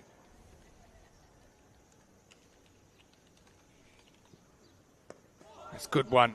There's no run there, as he finds out pretty quickly. So Roshan holds his own, doesn't he? But he can't get that breakthrough. And sloggers 36 without loss after 3. Yeah, not a bad return from his 2 overs for Mohammad Roshan. Good final delivery. Rathanayake was looking for that single again. Power play done. You can see on the screen, 36 without loss. Just going above the mean rate for the tournament. I think Vinny said at the start of play today it was 11.25. Going along at 12. I expect this sluggers unit last 7 overs of this innings to put the hammer down if they can. Yeah, I actually wonder. I was going to say, if these two, probably not a good thing in a way if these two batted through the 10 for sloggers. I just think Manav probably would want to know how that finger's feeling today, and if he's comfortable to bat, and others. I wonder if there's a case to bat these 2 5 overs, then maybe even double switch. But again, there's these bragging rights on offer, but It's the match tonight that really matters. Mapuri comes in, and that one maybe a bit high, maybe just missing a leg as well. But Kabir's a very crafty off-spinner, isn't he? Yes, he's another one in this Rugby CC lineup who's been impressive. Tall man, gets the ball to spin, but does generate bounce. That time hitting the pad, just a fraction too high, I believe. Leg by. This one, he goes after. Mapuri wants it himself. It's a steep lane. He's dropped it. Not an easy one. He's had to turn around and grapple with the sun a little bit as well. But, credit to him. He puts his name on it. Says, that's a catch I want. But it was a golden opportunity to remove Akila Ratnaka. Well, I don't know how far Alex Hillman was positioned at long off when he was coming in. He may have been a better candidate. Very difficult chance. Yeah, I mean, he had to come in a long way. I don't think he was going to reach it. Anyway, Henschel is going to cash in. Of course, he gets the strike on the single. And a fraction short, he puts it away for 4 runs in front of square. But chance, a difficult one for Mapuri there, running backwards. Got into position well, with the ball just slipped straight through his hands. 42 without loss then. Another solid opening partnership from these two.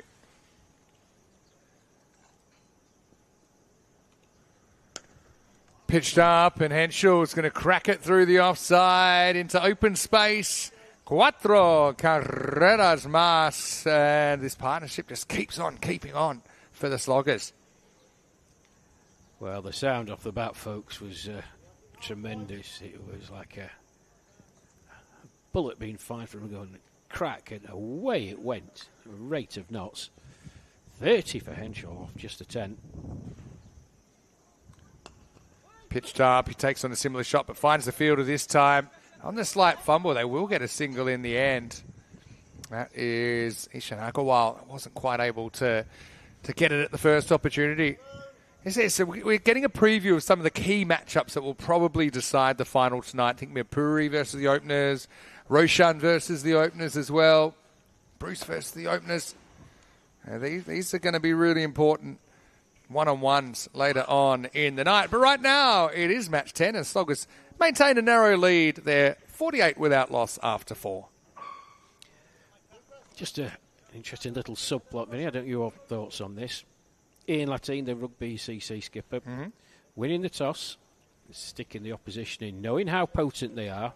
Is he trying to say to him, hey, listen, it doesn't matter what score you put on, boys, we're going to chase you down? Well, that's the theory, isn't it? It's easier said than done. But I suppose with what Ian's trying to do as well, he's probably just wanting that knowledge of what the target is. I think one of the issues for rugby, it's hard to say they've got too many issues because they're unbeaten, but is kind of how to structure their order and the pace that they need to bat at. They've got a lot of players that have got a lot of gears, whereas you've got some players like Vaus, he's going to come out, he's going to swing, and that's what he's going to do. But players like Bruce, like Latine, like Hillman, when we've seen him at the top, he probably just needs a bit of a pace, a target pace, and then especially against these quite good opening bowlers you're going to get from Sloggers. Maybe you need to know how many. Because obviously what we've seen, probably against all teams, is that they don't really have the depth that we see in some other countries. And so the price on these top-order wickets is quite high. This is Alex Hillman bowling right now, and it's gone. It's a little outside edge from Henschel, and it's a Hillman combination once again. Anthony behind the stumps holds onto it. So Henschel, key batter, he goes for 31, and the first wicket of the match. Sloggers 49 for 1. Oh, the little imps. Hillman. Henschel chasing a wider one. Here we go, folks. You see it on the replay. Just a good take. I mean, it's a lot of keeping advice, some good, some not so good. But one good bit of advice I always think is keep your head behind the line of the ball. It'll skip step right, kept the ball right in front of his eyes, and he was in a very good position to hold on to that, despite what must have been a slight deflection. So he's a very good young keeper, is Anthony Hillman. And Alex, well, he's been freed up. He's actually a good keeper as well. But because he is not keeping, then he's freed up to bowl some off-spin. So he gets a big wicket. Interesting here, change with Bakarasi coming out at 3. That tells me one of two things. Either Mana's having a rest, or maybe they're trying to protect that finger, which has been giving him a lot of problems today. Was it Anthony Hillman who took that one-handed catch yesterday? It was. That was definitely I think it was a play of the day in the end. HCL Software play of the day on our social media. Well, that's a rank pie from Alex Hillman, though. That'll be a no ball. I think Bacarese will be kicking himself that he didn't hit it for 6. It's a decent effort by his little bro to hold on to it behind the stumps. At least stops it going any further.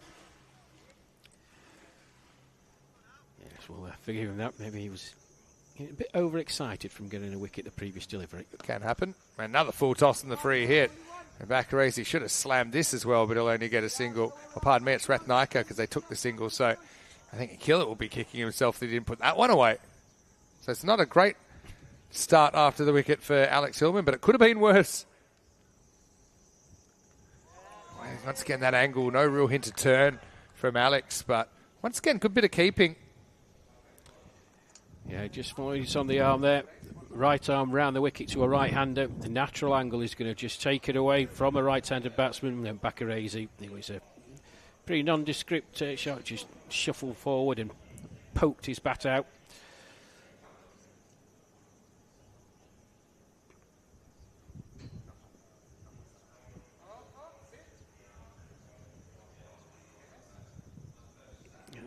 They're looking for an edge here, maybe. Appeal for a stumping. Does he ever lift it? He's waiting. Must. Nah.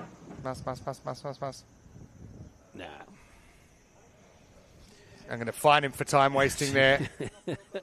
It's a little bit of it's a micro movement. But no harm, no foul. Again, he's just using this angle nicely. I think Bacarese is fighting the angle. This is where, if you can go offside. I know they've got deep cover back, so maybe he's being encouraged to go leg side. I think he's playing into rugby's hands here. Straighter this time, allows him to play that sweep. It's going to get away from the fielder. Rajendran's into the side, and that will go for 4. So probably a bit of a horror start when you've been brought in for your first match of the series. He misses that one round the corner, and after 5 overs, Sloggers are 56 for 1. That Rajendran misfield in a line that want to go to the boundary for 4, allowing Bacarese to get off the mark. It would have been a pretty decent over from Hillman. It still is in the context of it. In a very dangerous Henshaw out for 31. So 7 coming from it. Yeah, just one of those things, isn't it? It's going to be a very tight match anytime these two teams play. So, yeah, you'd be frustrated when you start giving away runs yourself. I mean, you don't mind if the runs are earned, if they're good shots. Not much you can do about it. But I think at misfield like that, something that both teams would want to avoid tonight. Mapuri's back for his second over, and first ball dragged from outside the off stump. So it's kind of a interesting attack, isn't it, from rugby? And it's similar in a way, although I wouldn't say they've got the express pace bowlers of Sloggers, but they kind of open up with pace. It's quite traditional, actually. Then they go to the slow bowlers in the middle. You've got Mapuri, you've got Hillman, you've got Ian Latine to bowl some leg spin if required. You've got Agarwal. I quite like a spin-heavy attack, especially against an opening pair tonight, which I think will probably make more errors against spin than against pace. Yep. Just make them make the pace. Bacarese comes out of his crease, but can't do too much with this one. Yeah, I agree 100% with that, and bearing in mind the attacking nature of the Sloggers lineup up top, they're not going to be shy coming forward. This time it's a good shot, and Bacarese reads the room and starts trying to go offside, finds the gap, in fact puts it over the rope. Maximo! Confidence builder for Mark. Yeah, good use of the feet this time. Or was it there to hit? Different way the ball's angled into him. Right arm over the wicket. Bad ball, though, from Mapuri. A rare bad ball, and it gets away from the keeper as well. More work for Rajendran, who's been kept busy since he's entered the side. And he'll come back for a pretty easy 2. Plus the wide, of course. So 3 runs in total.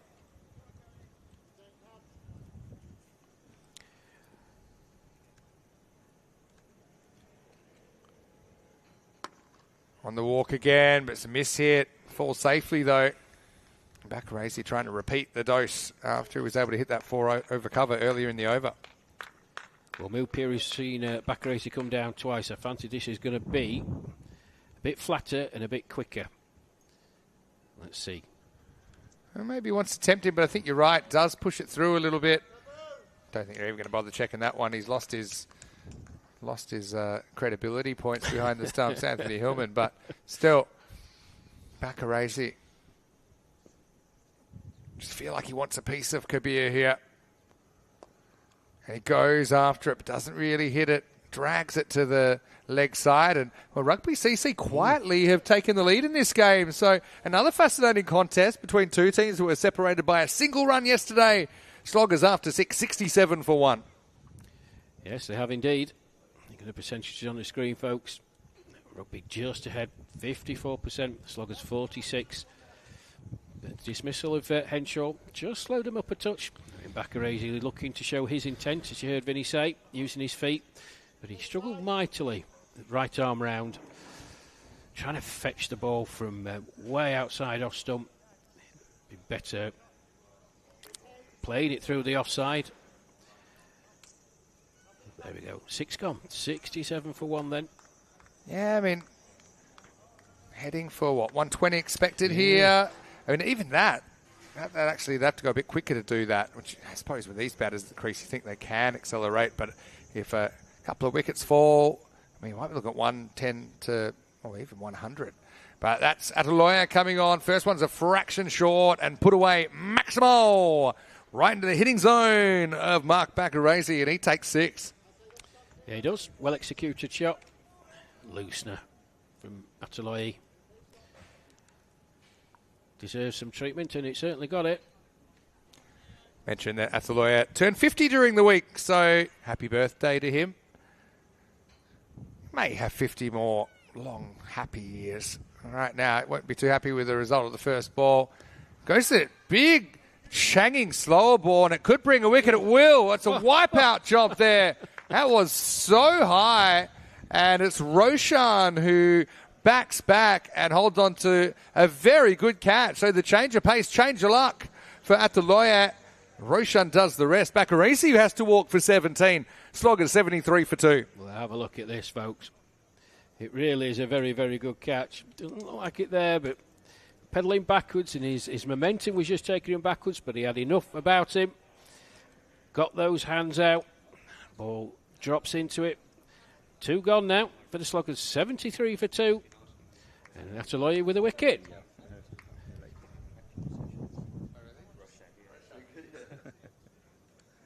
Bit of news from the inside. Apparently Richie, who's our special comments in the background, says Mohammad Roshan's been asking Richie to give him some high catching practice and some specialist sessions.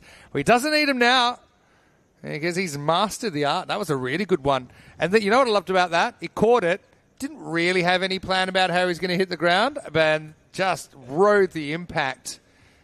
And, well, obviously Bacarese will be disappointed to go, but good catch taken. Just feel that, with these two teams so evenly matched, the team that holds the most catches probably is going to have a significant advantage. Nayak does get a bat here, comes down a spot lower at number 4. And he's going to, just going to say, he got done by a ball that came off his fingertips, off his own bowling, and he's pretty much done the exact same thing to Ataloya. Yeah, Ataloya stuck his right paw up. That's going to ring the fingers. Very powerfully back by Nayak. Tries that kind of rolling leg cutter slow ball again. And he isn't afraid to bowl slow. I actually love it. I think unless you show a back tail Jeff Thompson running at 90 miles an hour, I think sometimes the pace can be actually a benefit to the batters. Yeah, it puts the batsmen in 2-3 minds. Especially the top order batters who are used to pace on the ball. So Ataloya, I think it's smart. I think then his stock ball actually becomes a bit more effective as well. Not that he's anything more than medium pace, but it does maybe rush you a bit if you're looking for the slower ball. So I'd be going kind of, half and half, even if you're hitting the slower ball well or executing it maybe 4 and over. Like that. That's an excellent piece of bowling. That one had a little bit of out swing on it as well. So brilliant over from Adateo. he can certainly thank Roshan for his wicket, who took a good catch. 9 come off it, and after 7, Sloggers are 76 for 2. And it gives us an opportunity to remind you a little bit about what's happening in the ECN universe. Of course, we'll be back to Wimbledon on, well, tomorrow, I suppose. I won't be there for the morning, but I will be there in the afternoon, and then that will continue. And even, Pirates player Brent Kay, who we've been seeing this weekend, he'll be back in action in Wimbledon on Thursday for the quarterfinals. So, yeah, keep an eye out for that. But, right now, we'll get back into the action. 3 overs to go in this first innings. And, yeah, that's a look at some of our upcoming events, including Norway. That's somewhere, unfortunately, I can't make it, but I will be keeping an eye on that one, maybe even tuning in from the studio a little bit. But we've never been to Norway before, so that's a first. I'm really looking forward to that. All right, Hillman's coming back, so they stick with spin. And hit down the ground, but you can kind of protect those straight boundaries to an extent. Latine. Interesting to see if he gets a bowl in this innings or not as well. Sloggers up to 77. It will. It'd be more interesting to see if he promotes himself up the order to open up. This one is up in the air. It's going to fly. Maximo Ratnaika hasn't really hit his straps in this innings. It's barely better than run a ball, but he gets run a little bit short from Hillman. He puts it out of the park. Yes, he does. He had a bit of cafeteria bowl in there from Hillman. Help yourself, Ratnaika, and he did. Over deep mid-wicket. Pitched up, Ratnaika takes it on. This time it will get out of the ground, straight down the ground. Maximo Ratnaika into the 30s, goes back to back. Yeah, more orthodox shot that time. Beautiful timing. Straight back over the bowler's head. Back to back then. Once more, this one actually misses the pitch. It's going to be a no ball for off the pitch, and so it'll be a free hit to come.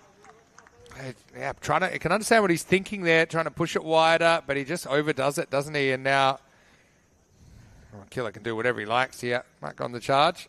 Stays put and hits it pretty cleanly. So Maximo, the game changes again, and just in 3 balls, this game completely changes. Now Sloggers are in the lead. They are.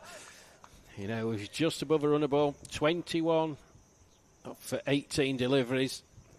4 deliveries later, he's off from 39.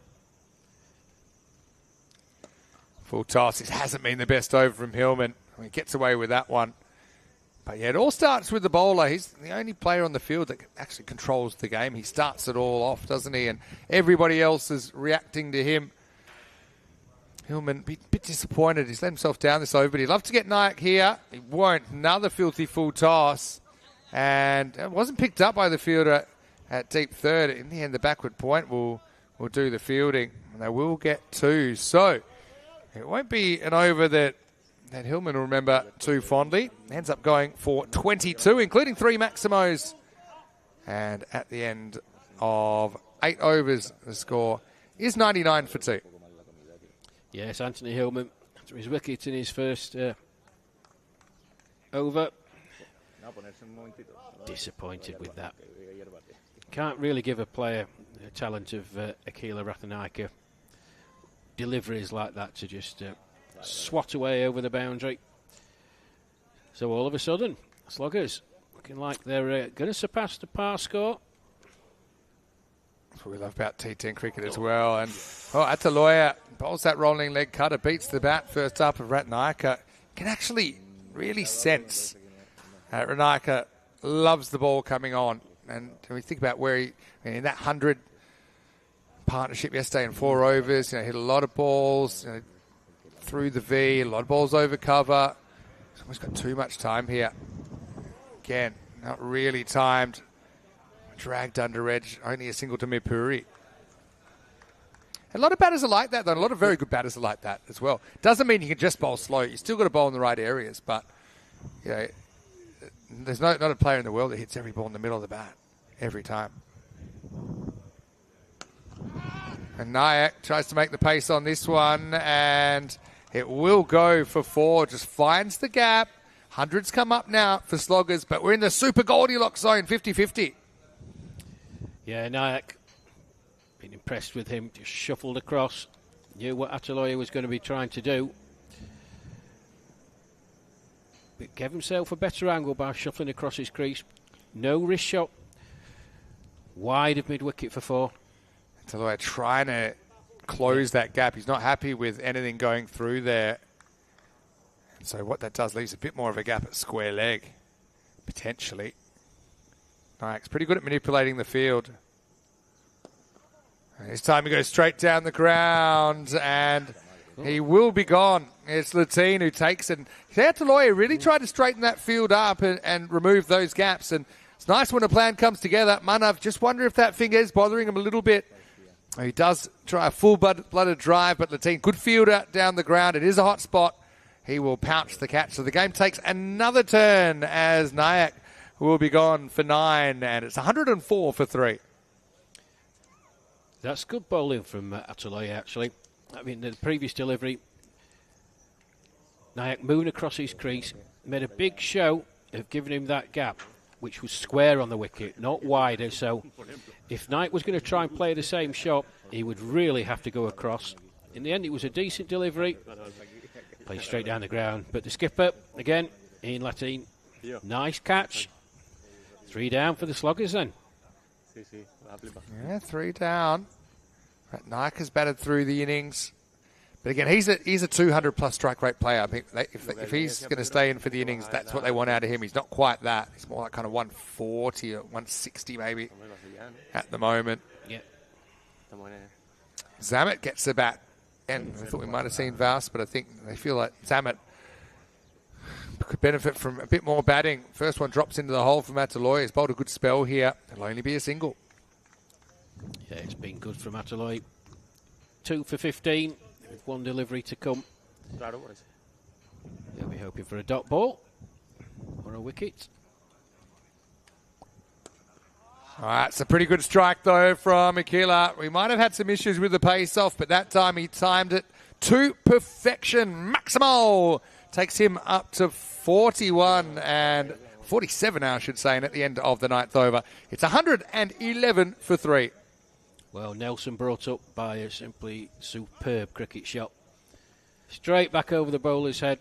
There was no slogging about that. Just a genuine cricket shot. To 2 for 21 for Ataloya. He can be well pleased with that. 111 for 3 then. Final over to come in this slogger's innings. Yeah, feels like a big over, doesn't it? It does. Looking at, this one goes magically. Looking at 130 is probably ahead. If you can keep it something reasonable, say 10 or so, 120. That's kind of like the score we saw in that very close game yesterday, 123, 122 it was in the end. So, Bruce, he's a bit of a 10th over specialist, something that the youngster has done quite a few times. I remember he won a game for Lathbury Lightning at the ECL, the Champions League of European Cricket, against the Swiss champions Alton when he defended successfully. But he almost gets his head taken off here by Zamet. No sense of the next generation. And Zamet apologises for almost knocking Louis' head off his shoulders. Louis just has a bit of a laugh about it. I'll tell you what, Vinny, he did exceptionally well to get his noggin out of the way of that. Good reflexes. Technically a missed opportunity, you could argue. Safety first. Ratnayaka plays a nice-looking cut shot. He plays that well. We'll get one. Not necessarily the quickest runner between the wickets is Akila Ratnayaka. So you'll have to settle for the single. Yeah, boundary rider nicely placed there. Deep cover. It's straight to him. Single so far. This one hit in a similar area, but it finds the gap, and that'll be 4 to Zamet. Well, Zamet is showing that he's more than a part-time batter here. He's been given the opportunity to show what he can do. Again, pretty experienced player. He manipulates that one into the gap for 4. Yeah, nice shot by Zamet. Just open the face a touch. Backwards a point. towards third man. A good comeback from Louis, who beats him outside the off stump. So we're very close to 50-50 here.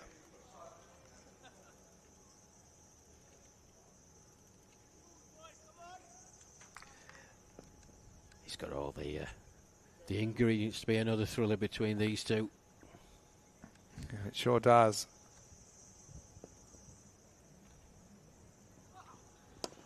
Slow ball that time, but Zamet times it up, and the saga continues in Louis the Bruce versus Brian the Zamet as he picks the off speed and he pumps him straight for 6. Maximal. Yeah, it's a bit of a slower delivery there, and Zamet, all the time in the world. Yeah, Vinny say. Maximo, indeed. Made a great sound off his bat as well. 123 for 3 then. Final ball to come. 123 was a winning score between these two yesterday. It was 123 to 122. Last ball. And he gets a piece of it, and that'll run away for 4 as well. So a very good last over for the Sloggers. And I think for me that puts them slightly ahead in this game, but only slightly. 16 coming off that last over. And it will be 127. And we'll wait to see if the supercomputer has any final reactions. But at 50-50, that's what you want to see between the top two teams in this competition. And yeah, for me, I agree. I think they're slightly ahead. But it's a very good chase for rugby. They're going to have to take on what I think will be the premier bowlers of Sloggers as well. So we'll see more of these one-on-ones that I'm sure will be a curtain raiser to what we'll see in the final tonight. Yeah, absolutely. I don't think Sloggers are going to change too much, Vinny. So Dylan Henshaw and Will Vouse probably to open up, pace on, and then Man of Nyack and as well. We'll just have to see how that finger injury affects him. Waka Iqbal possibly as well. But good first innings that. The start made by the Sloggers as per normal. But then Rugby CC pulling it back. A couple of wickets. But that's a competitive total above par. 49 for 1 when Henshaw was out. 4.2 overs and 73 for 2. Yeah, and I think once again you see the value. You know, if you can get that opening partnership, even if it's not, you know, in the power play, but even you can get it in the middle, get them kind of just turning it over a little bit. Ratnaka bat through for 48, but yeah, it's a good innings, but it's I suppose maybe a par strike rate that he goes at, and normally goes quicker than that. So he finishes 48 of 27. If everyone was to go at that kind of a run rate, probably your score is around 100 to 105. So it's an okay score. I think it's probably around about par for when these two are playing, but it should be very interesting to see if rugby can gain a bit more confidence, maybe gain a win, and stay undefeated in this European Cricket Series. But it will be a chance at the biggest successful chase so far. It'll be 128 required off their 10 overs. Let's go back and look at the highlights. And once again, it was the same old story, wasn't it? Ratnaka and Henshaw out there opening the batting for Sloggers. Yeah, nothing changes with these two, Vinny. We've seen it all tournament. That was a rank bad ball that got dispatched, but dispatched with great aplomb. Mirpuri, this was a chance. Early doors. Just straight through his hands. Didn't quite get the pinkies together, did he, there? He had a lot to think about. It run back turn with the fly. But there was Hillman squared that produced this wicket, an important one. Henshaw gone for 31. Yes, the Hillman brothers in tandem. He's getting a little tickle, but well caught behind the stumps. And here we go. Milpuri again. Dispatched. And it was a question of, could Rugby Club just curtail this powerful Sloggers unit? Well, 3 overs went for about 30, but the introduction of this young man, I say young man, 50 years young, Ataloyi. Nice catch by Mohamed Roshan, going backwards. Was a good catch, wasn't it? And you know, Roshan's having a pretty good series. Yeah. Hillman kind of lost at the plot, didn't he? The second over he bowled, went the journey.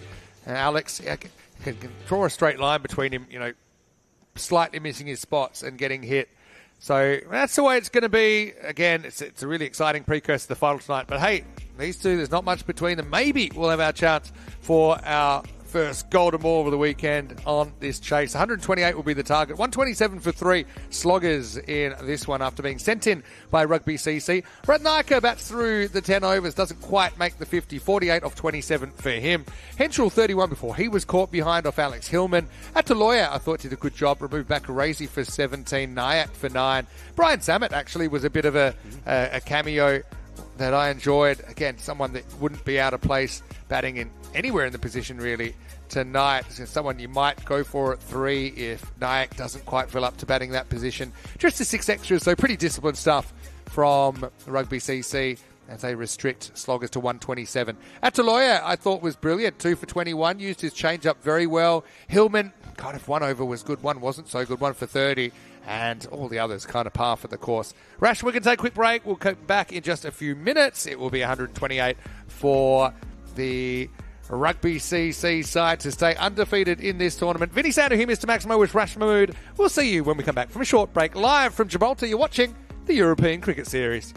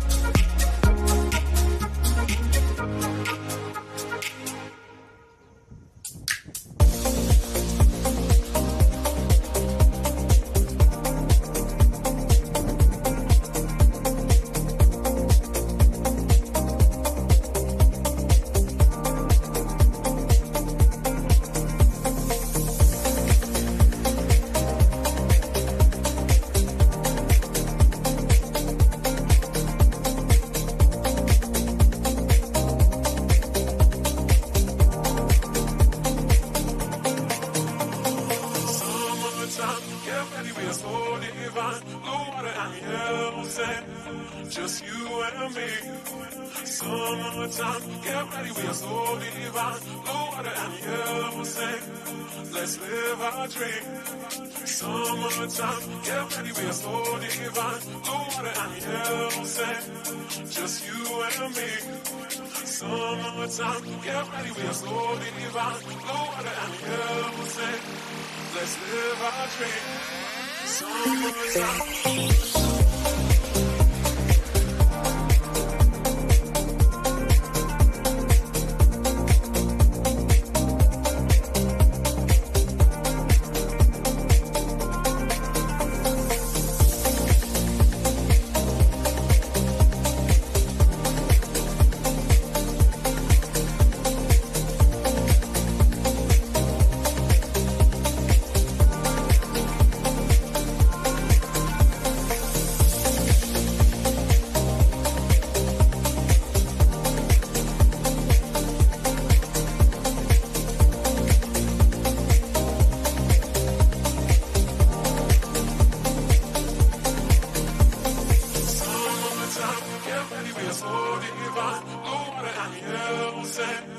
Just you and me.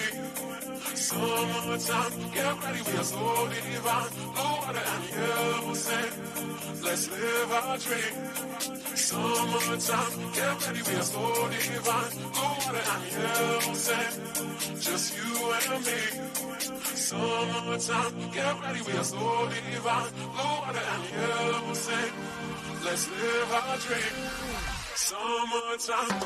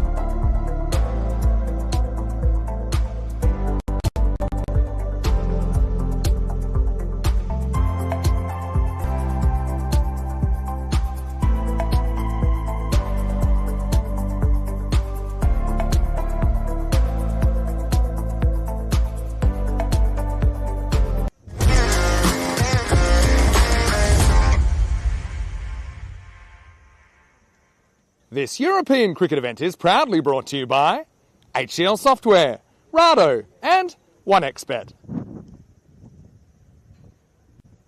Hello and welcome back. Great to have you with us as we roll into the second half of this preview of tonight's final. Rugby CC coming out to chase 128 against Sloggers, who scored 127 for 3 off their 10 overs. Of course, bonus point is in play. Probably doesn't matter too much in this game, although it could have a say in who finishes first and who finishes second. But of course, we know the top 2 teams will be in the final tonight, and these are the top 2 teams this weekend.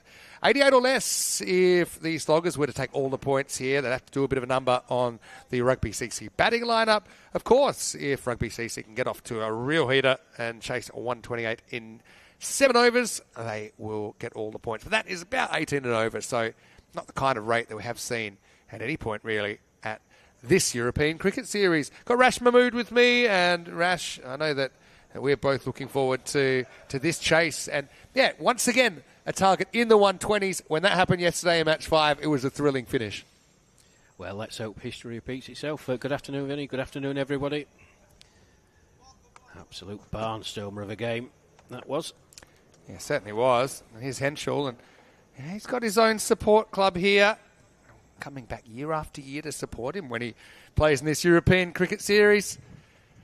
Last year's MVP as well. So yeah, he'll be hoping that he can make some early strikes.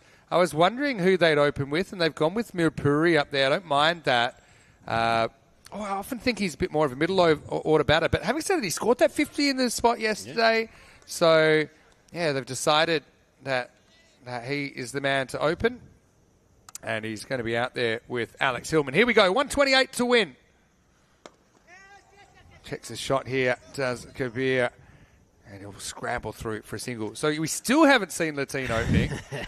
This tells me actually, with Kabir opening, if he goes well here, got a feeling they might go Mirpuri and Bruce opening in the final, and Latine at 3.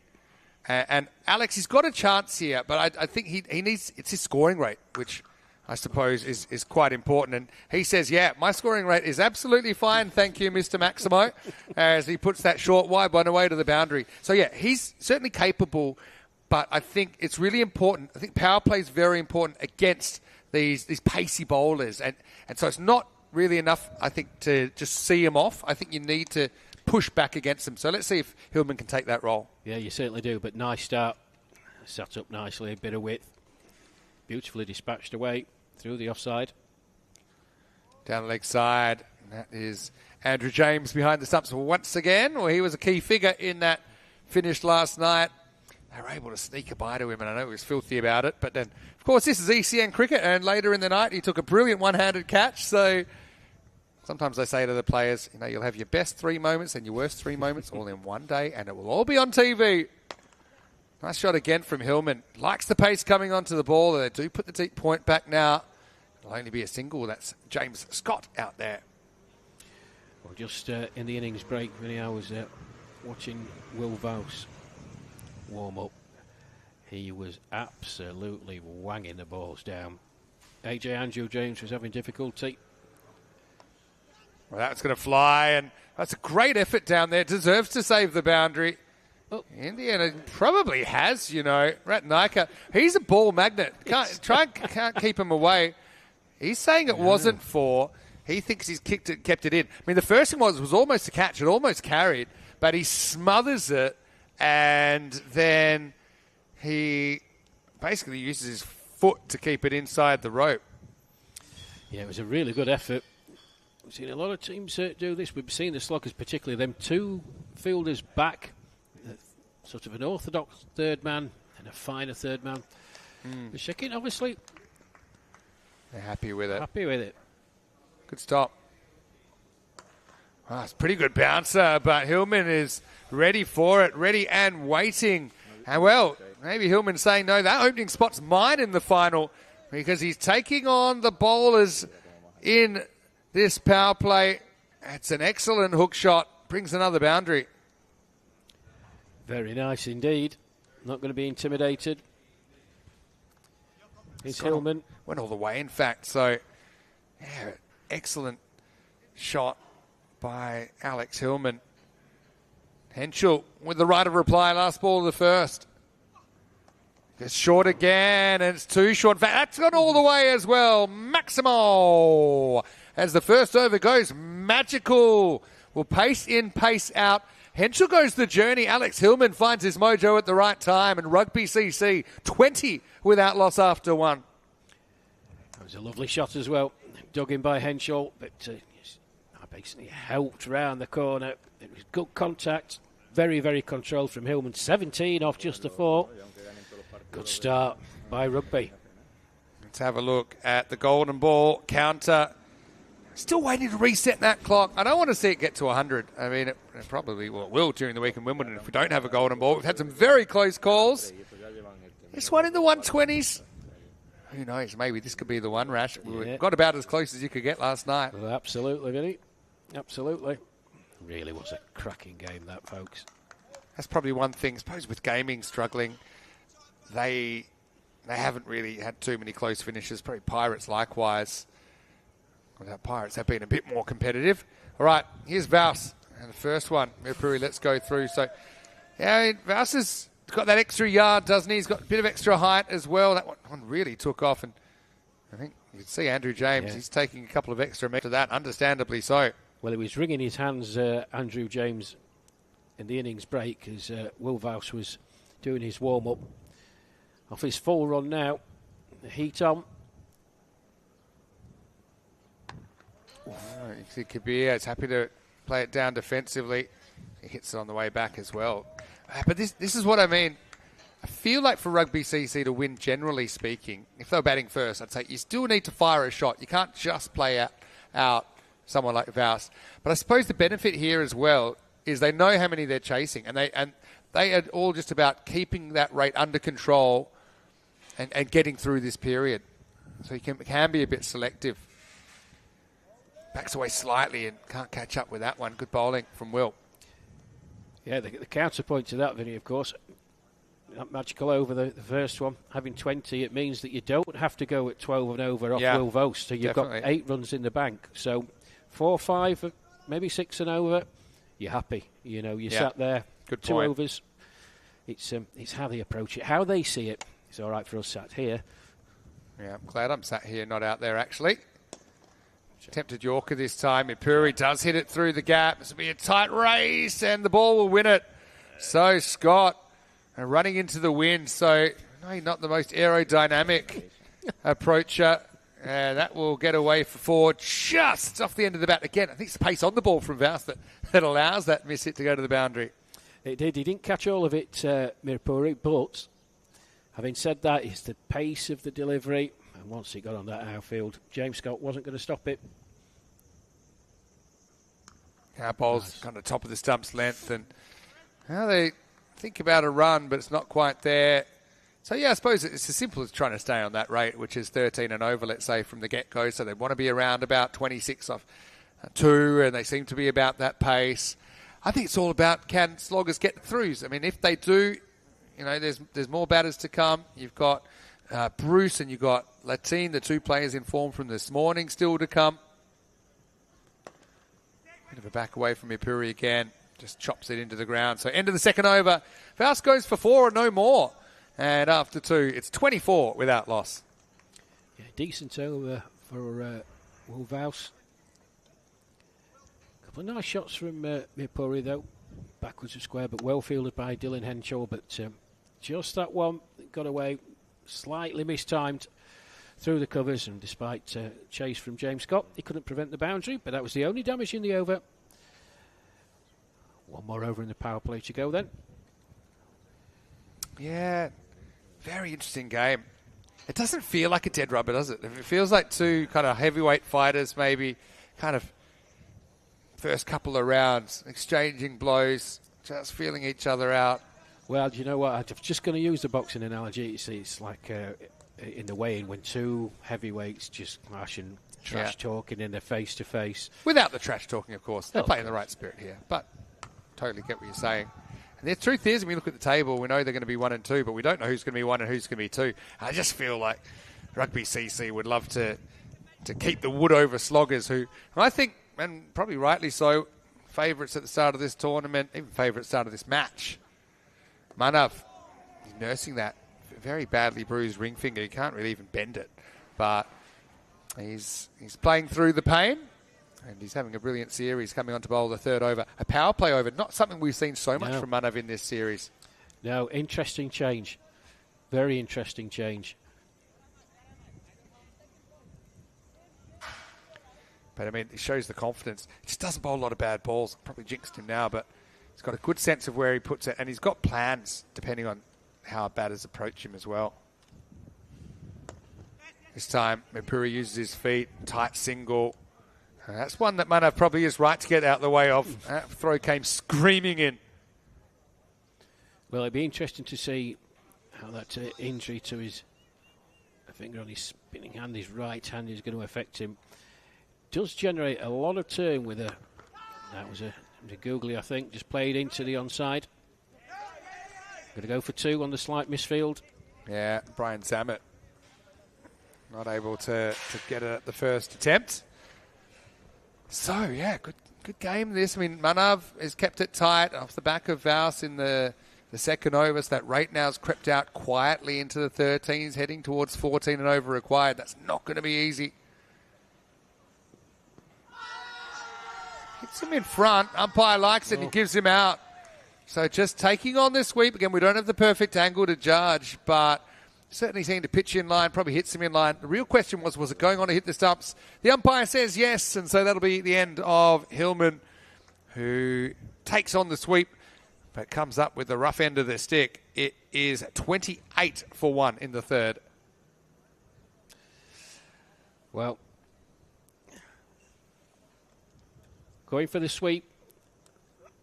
That left foot of Hillman, quite a fair way down the wicket. It looked pretty straight delivery. There was no question that height was an issue. And the umpire took his time. Finger of doom went up. And Hillman has to depart. Brings the skipper out with the red helmet. Ian Latin. Yeah, so this will be a good battle as well with Manav versus Ian Latin. Two of the premier players this weekend. Who will get the bragging rights? Again, it's kind of the curtain raiser at the moment, but still pretty interesting. Oh, and he's gone first ball. Oh, it's a big moment. Latin crept down the wicket, just feeling for the ball. Wasn't really a full-blooded stroke, but Manav gets one past him, puts him away from the body, outside the eye line, and a big moment as the rugby skipper walks for a golden. Manav's on a hat-trick. It's 28 for 2. Well, Ian Latin has used his feet to magnificent effect in this tournament so far, but that was his outdoing. Can he bowl in from Nyack? The skipper goes. First ball. Wow. There you go, folks. What a big wicket that is. Now then, see the character of this Rugby CC lineup. Yeah, big moment, that one. And I mean, again, that's a different feel, because if that was in the final, it would be a big moment times 10, wouldn't it, if Latin was stumped first ball. But it was clever bowling. He hung it out there, maybe had an inkling that Latin would be a bit itchy in the feet.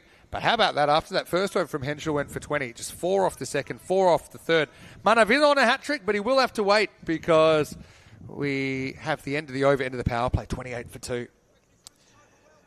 Well, Manav Nayak's reaction with that wicket was something to see. Ran to the striker's end, full of joy. All right, so go back to Vaus here to I think try and grab these key wickets. I'd say these key wickets are probably going to decide it. Okay, with the team going first ball, okay, you'd rather get a first baller than 5 off 5 or something like that. They've still got key batters there. We're going to see some more of Louis versus Manny potentially as well. We are looking forward to that. Mipuri faces up though. Big Will comes back for a second over. And again, this will be a good chance to see Louis versus Will Vaus. I think Louis is another option to open the batting, in which case I think he's probably likely to get him maybe second over, I would imagine. As Vaus almost cops it in the back of their head. That's a bit of friendly fire coming from the sloggers. Well, we saw Louis Bruce, the first match of today, 60-odd. And a very fluent innings it was as well. Beautifully crafted cricket shots. Different challenge on now. Well, he's going to get basically a bouncer, and he's going to get something on, and it flies over the keeper. Almost a genuine backstop there, isn't there? And I'm quite amazed that got stopped. But it just shows you this field's well set at the moment. That has to be the one over the shoulder for the over.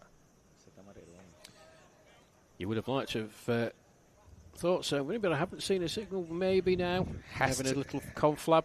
Has to be. I mean, I know Louis was saying this yesterday. He said, hey, I know we maybe don't have all the technology, but yeah, it's been given a bye. I actually thought that he got some bat on it. But anyway, umpires disagree. Only Louis would know, as maybe a slight slow ball from Vaus. Gets the overswing from Mirpuri. 8 off 11, so yes, probably on alert here, Mirpuri. I know he can catch up, but that's the thing with sloggers. There's no real weak bowlers to attack. I mean, they all bring something different to the table. Maybe the fifth bowler isn't quite what you get from the first 3 or 4, but we'll keep an eye on it. Yeah, but this is the pressure that this sloggers team can exert. Good attempt at Yorker, but it's slightly over-pitched, and Mirpuri able to break the shackles, clips it away into the gap for a boundary. Yeah, welcome boundary. Just strain a bit. Will Vaus. Nice, juicy full toss. Leg stump. Nice to pull away wide of mid-wicket by Mirpuri. He's 12, off an even 12. 34 for 2. 94 more runs in 38 balls to win. Rate about 15 required per over. He basically cuts this off middle stump. Louis not caught napping. They'll get through a fairly easy single. Yeah, so, I mean, the question is, in a game like this, you need 13 and over. What are you happy with off Vaus? Probably, you'd be happy to get 9 or 10 and over off him. He hasn't given you that many. He's only given you 10 off 11 balls. I think there's a buy in there as well. But, yeah, Vaus, even if he doesn't take a wicket here, he's done his job very, very well. Last ball of the 4th. Tries full. Well, Andrew James, he does get a glove on it, I think. But this is the downside of the raw pace of Will Vaus. And maybe you will get the 20 off his 2 overs. It'll be a wide +4. 5 runs gifted to Rugby CC. Yes. Bit wayward. 5 valuable runs, though. But if this is the last ball of his 2 overs, hopefully it's a legitimate one. That's him out of the way. Henshaw got 1 to come. Nayak got 1 to come. Well, that's wild. That's probably a no ball, It's been given a wide, but I just feel, remember, if it's waist high or above, I think the umpire on the field is probably making the call. But, I mean, that would make this free hit, which kind of changes the dynamics. And then you're obviously not worried about getting out at all.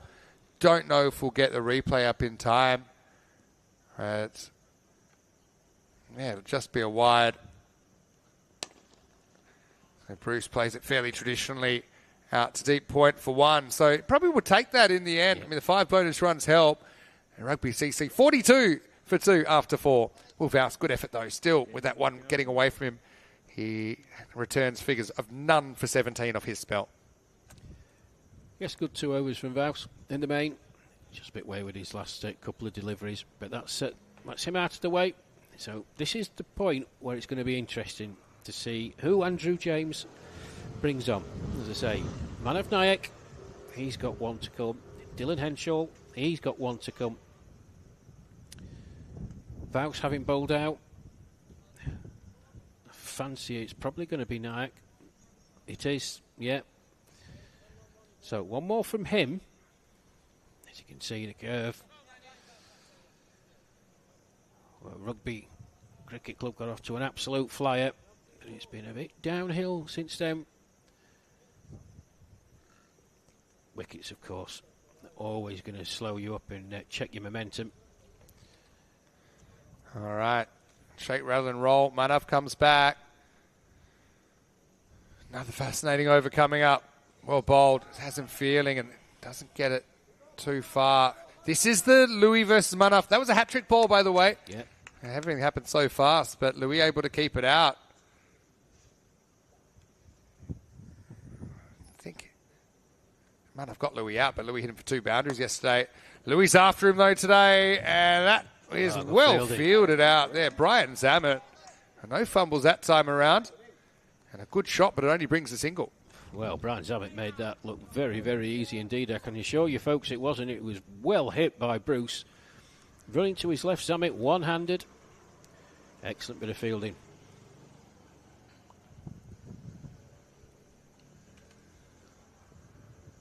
Really slows that one down. Mipuri forces off the back foot. Again, they'll only get a single, well defended by Sloggers. Well, I missed out a bit there. Very, very slow delivery from Nyack. Now struck down the ground. Louis not afraid to use his feet. Picks out the fielder again, though, so just a single. Kind of in a holding pattern this game at the moment. Quietly, but significantly, that rate required is growing. It's up over 15.5 and over required now.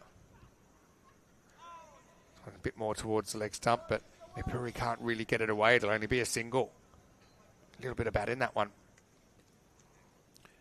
Well, one more delivery from Man of Nyack. 2 for 8 at the moment. Pretty darn good.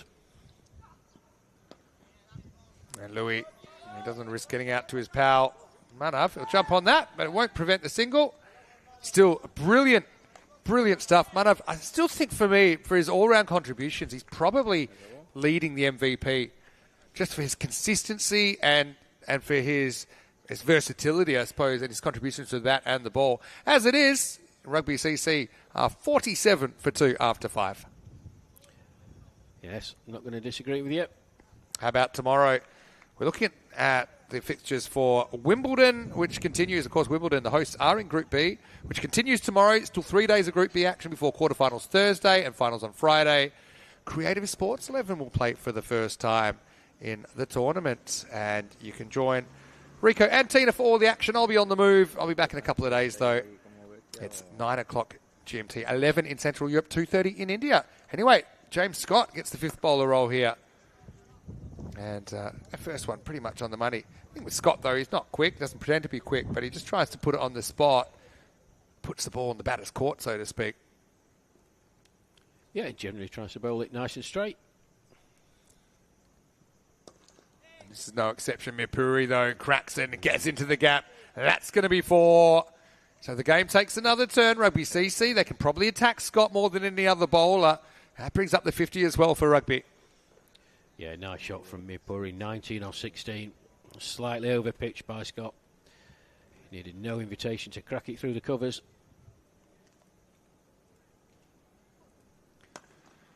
This time, a lack of pace kind of does in Mipuri. He uses his feet and is forced to sweep. We'll get a single.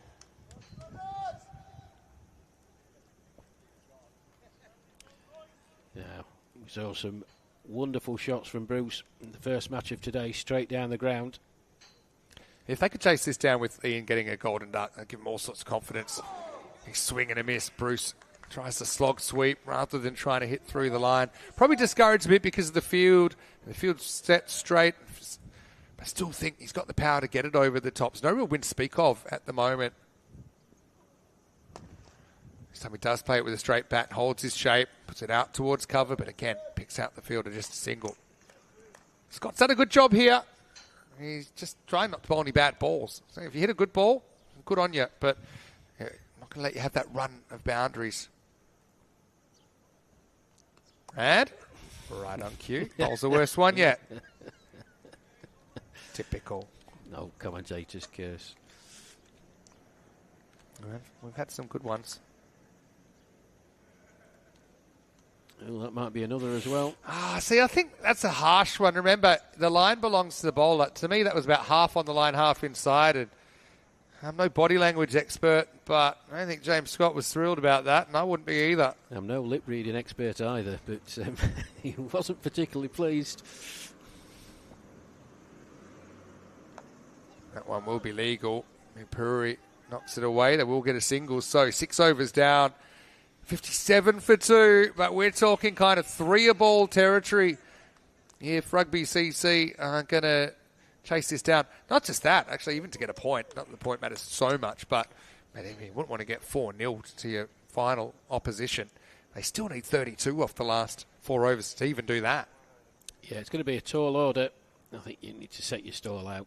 You say, the big scheme of things, it doesn't matter. These two teams, we will see in 3 games' time in the final. See Kabir Mirpuri open the batting 21 off 18. Louis Bruce 6 off 9. Not what we're accustomed to seeing from him. So you're going to have to go after somebody soon to give yourselves a chance. Maybe this is their opportunity. All right, so Waka Iqbal's going to get a go. I suppose this is the question as well for sloggers. Who is going to be their 5th bowler? And where are these other overs going to come from? Waka gets an audition here. First one's probably not the greatest delivery down the leg side, and that's going to go for 4. It will be a goal into the back of the net from Mirpuri. I think it's gone all the way. Yeah, it has done. So it's 6 and a goal. The ultimate one, actually, this is a true story from when I was playing inter-house cricket, which I suppose it's kind of serious, but not that serious. At my school, we had 10 factions or 10 houses that on Wednesday afternoons we played, I think, normally 30 over games. But because we had 10 houses, there'd be 4 or 5 games going. We had 5 full cricket ovals, actually, at my school. Oh. Unbelievable, I know. Wait for this ball from Iqbal. Again, it's not a good one. It's going to be a full toss. No ball. James can't handle it. They'll get the extra run. But you'd have some teachers doing the cricket that might not be very au fait with the rules. And, for example, we had one teacher that would let us warm up with a new ball. So we'd bash it around a bit. And then at the toss, we'll bat. And we already had the ball banged up. And we just go to town. And then the other thing is we sometimes had rugby goals on the field. And he would give a 9 if you could hit it through the posts. Oh, I like that. He said 6 for the shot and 3 for the conversion. Anyway, this is a free hit, so it doesn't matter if it's caught or not. It won't be caught. What it will do is bounce away from the fielder. And 4 runs, the result. So, yeah, this over just getting Rugby CC back in the conversation. This is the point that you made, and you've made it very well, Vinny, that who is going to be the Sloggers' 5th bowler? We know what the capabilities are with Henshaw, with Nayak.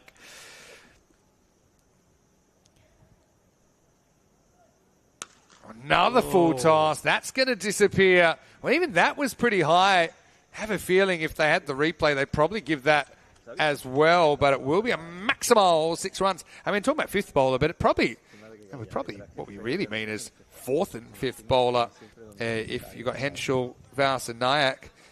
And the question is, where are the other overs going to come from? Yeah. It's a good question. Suddenly, Rugby CC up to 75. Takes it on down the ground as Louis Bruce, not the cleanest of contact. And just a single this time. They're hanging in there. Run rate required in the 15s. But you've got to realise there's 3 overs to go. You're probably going to get one of those from Henshaw. Having said that, Henshaw did go for 20 in his first over. So Mirpuri is going to... Yeah. I think that's gone for 4. It's a good pursuit. I mean, James Scott getting his steps in today, isn't he? He runs that all the way to the boundary, but it does go for 4. As this over has gone magical. Yeah, we saw that a lot yesterday from Mirpuri, didn't we? Nice execution. Backwards point area. Very, very strong. Likes to play there. Didn't do anything fancy with that. Just opened the face. Guided it through. And despite James Scott's best efforts, couldn't stop the ball over this lightning quick outfield. Last ball, the over. Not a good one. So Iqbal struggles through his over. Lucky for him, that'll only be a single.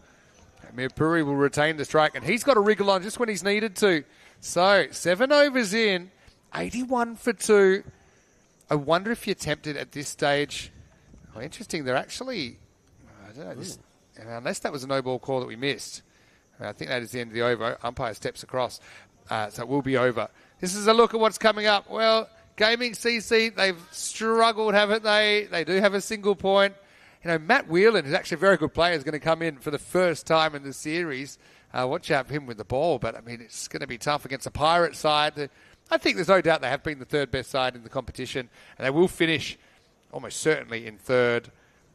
Gaming CC. Well, I know we've got the Gibraltar 13, but we've got the Gaming 9 that are battling through a tough Sunday, and they'll be on the park in around about 40 minutes. Toss news. Drum roll.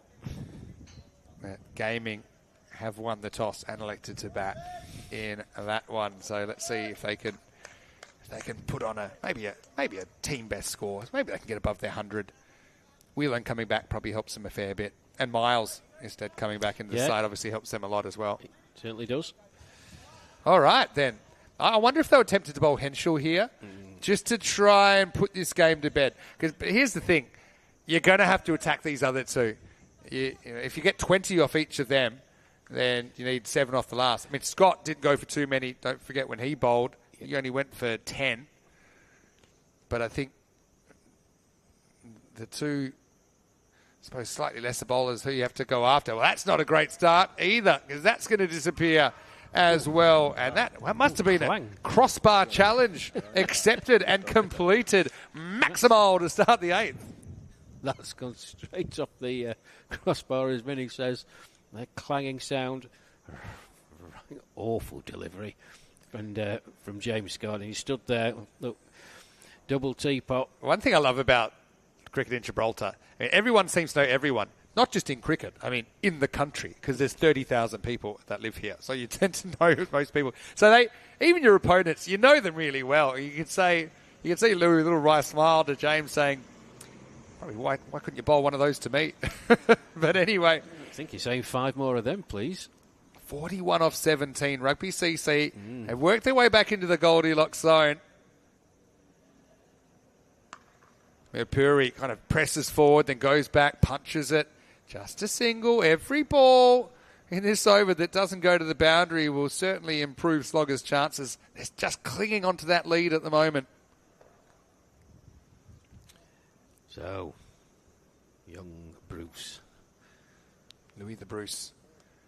That would have been a wide, but instead it'll be 4. So if you are going to hit a wide, make sure you hit it to the boundary. That's exactly what Louis does. 4 more. Yeah, intelligent cricket. He's changed his mind, did Bruce. At the last minute. Nice shot. So, 11 off the over so far. Could do with that replicating off the next 3. Goes after this. That's a monster strike from Bruce, and it's game on here at Europa Point. Maximal means 30 more required of 14 balls. Scott did keep them pretty quiet in the first over, but the second one is going large. Yes, 17 so far with 2 more to come. Great shot from Bruce, that. He's on to 27 off 14. And Mirapuri just scratching around at early doors, 40 off 24. Well, Scott's got 2 to deliver. Can he keep him on the ballpark? That time offside. It's a classical shot. It's excellent shot selection from Louis Bruce. Having a day out with him out here. Hits that one straight into the wind, but still gets the journey easily. Maximal 6 more. I think now Rugby are comfortably in charge of this chase. Wow. Well, we saw it earlier today, folks, the clean hitting. That's just a wonderful cricket shot.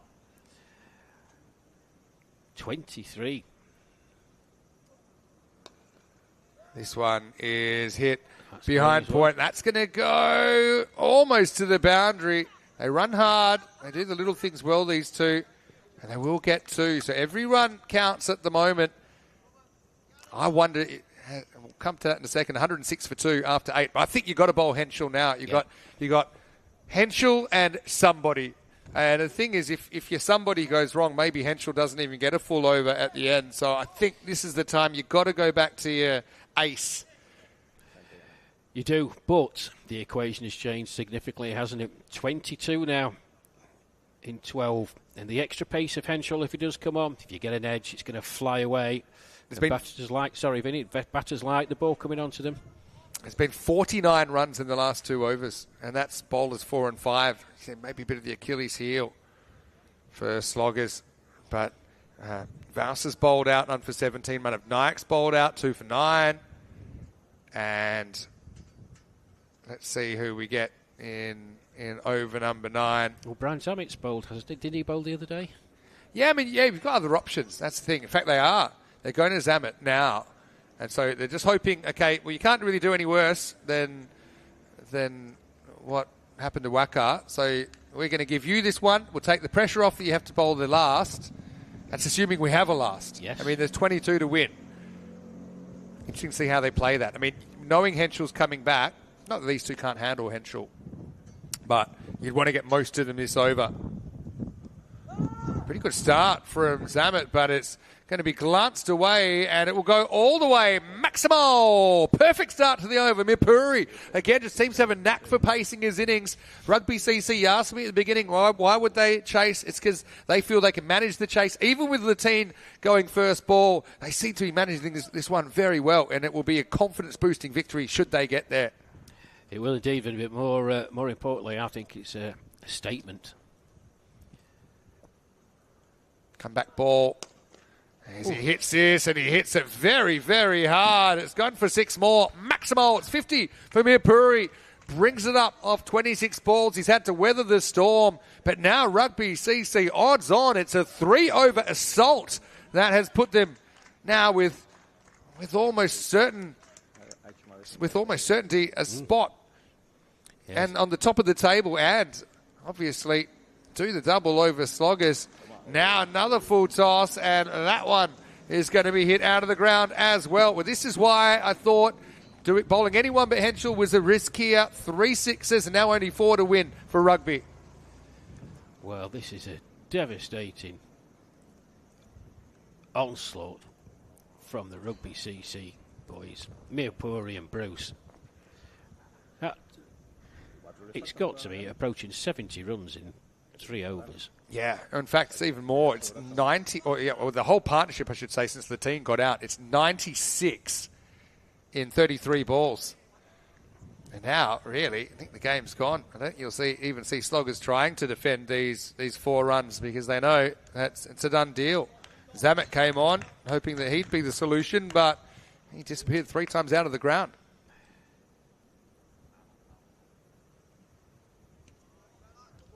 Well, a dot ball and bring him some comfort.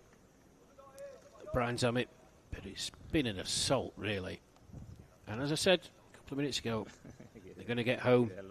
Rugby Club, I think this is a statement victory with the skipper being out for a golden duck. Be the biggest chase of the tournament, and that could be it. It will be it. Bruce, again, finding runs on finals day. Are we looking at a potential opening combination in the final, or do you just keep things as they were? Hillman was excellent early, but Rugby CC just seem to have players clicking at the right time. They bring up the win with an over to spare. Henschel has to cool his heels. Doesn't ever get to bowl a second over in this one, and it's done. Rugby CC win by 8 wickets. Very, very good performance by Rugby CC. Cementing their position at the top of the table. Win over their opponents in the final. 3 games time. But as I said, I've used the word statement. I thought that was a statement win. What's coming up in match 11? Yeah, Gaming CC winning the toss, electing to bat. Let's see what sort of a score they can put on the board. I mean, Joe Wayne hit his first 6 ever. They've had some highlights. I mean, Zach Simpson should have had Louis Bruce out, but he did make a magnificent highlight in his direct hit bit of fielding. Neil Garrett comes back in for Pirates. Ben Wood, the captain, comes back after having a rest last night as well.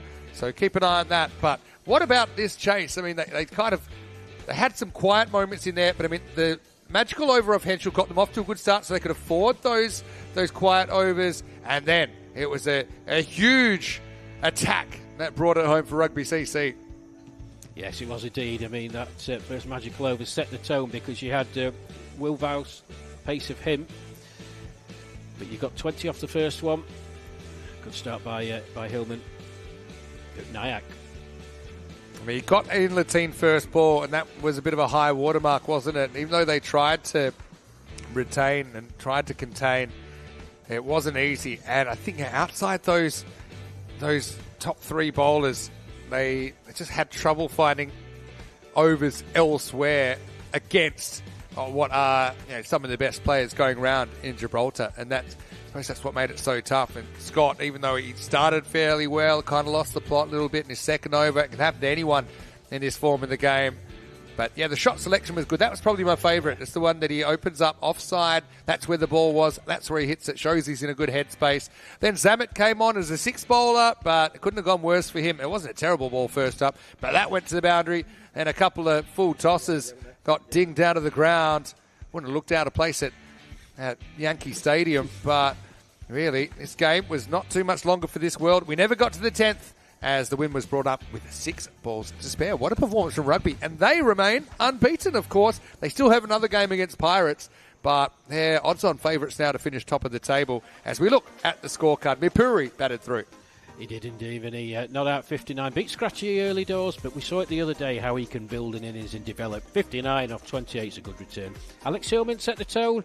20 off that first over. LBW off Nyack. 20 off 8. In the team. Next man in again. Next ball. Stumped by AJ. And then Louis Bruce came in and did what he did. Carrying on from his excellent knock the first game this morning. Yeah, have a look at the bowling figures. Case of the haves and have-nots. 4 overs just go for 26, but then the other 5 go for over 100. And it's just a magical pace of bowlers that weren't Vowles and Nyack. Even Henschel copped it early. And I think, credit to Hillman. I mean, he played his role to perfection. So, yeah, I suppose on that basis, you would feel, okay, you're probably going to get Henschel first up. Hillman had the better of him early, so you're still open with Hillman when these two meet in the final. Like I said, Rugby CC will play another game against Pirates in match 12 before that. But before that, we'll get to say goodbye to Gaming CC, who play their last game in around about half an hour's time, taking on the Pirates. Vinny Sanderhuman, Mr. Maximo with Rash Mahmood. We'll take a break and see you. Still plenty more action. In fact, we're only halfway through the games here on day 2, the day of the decider here in the European Cricket Series, Gibraltar.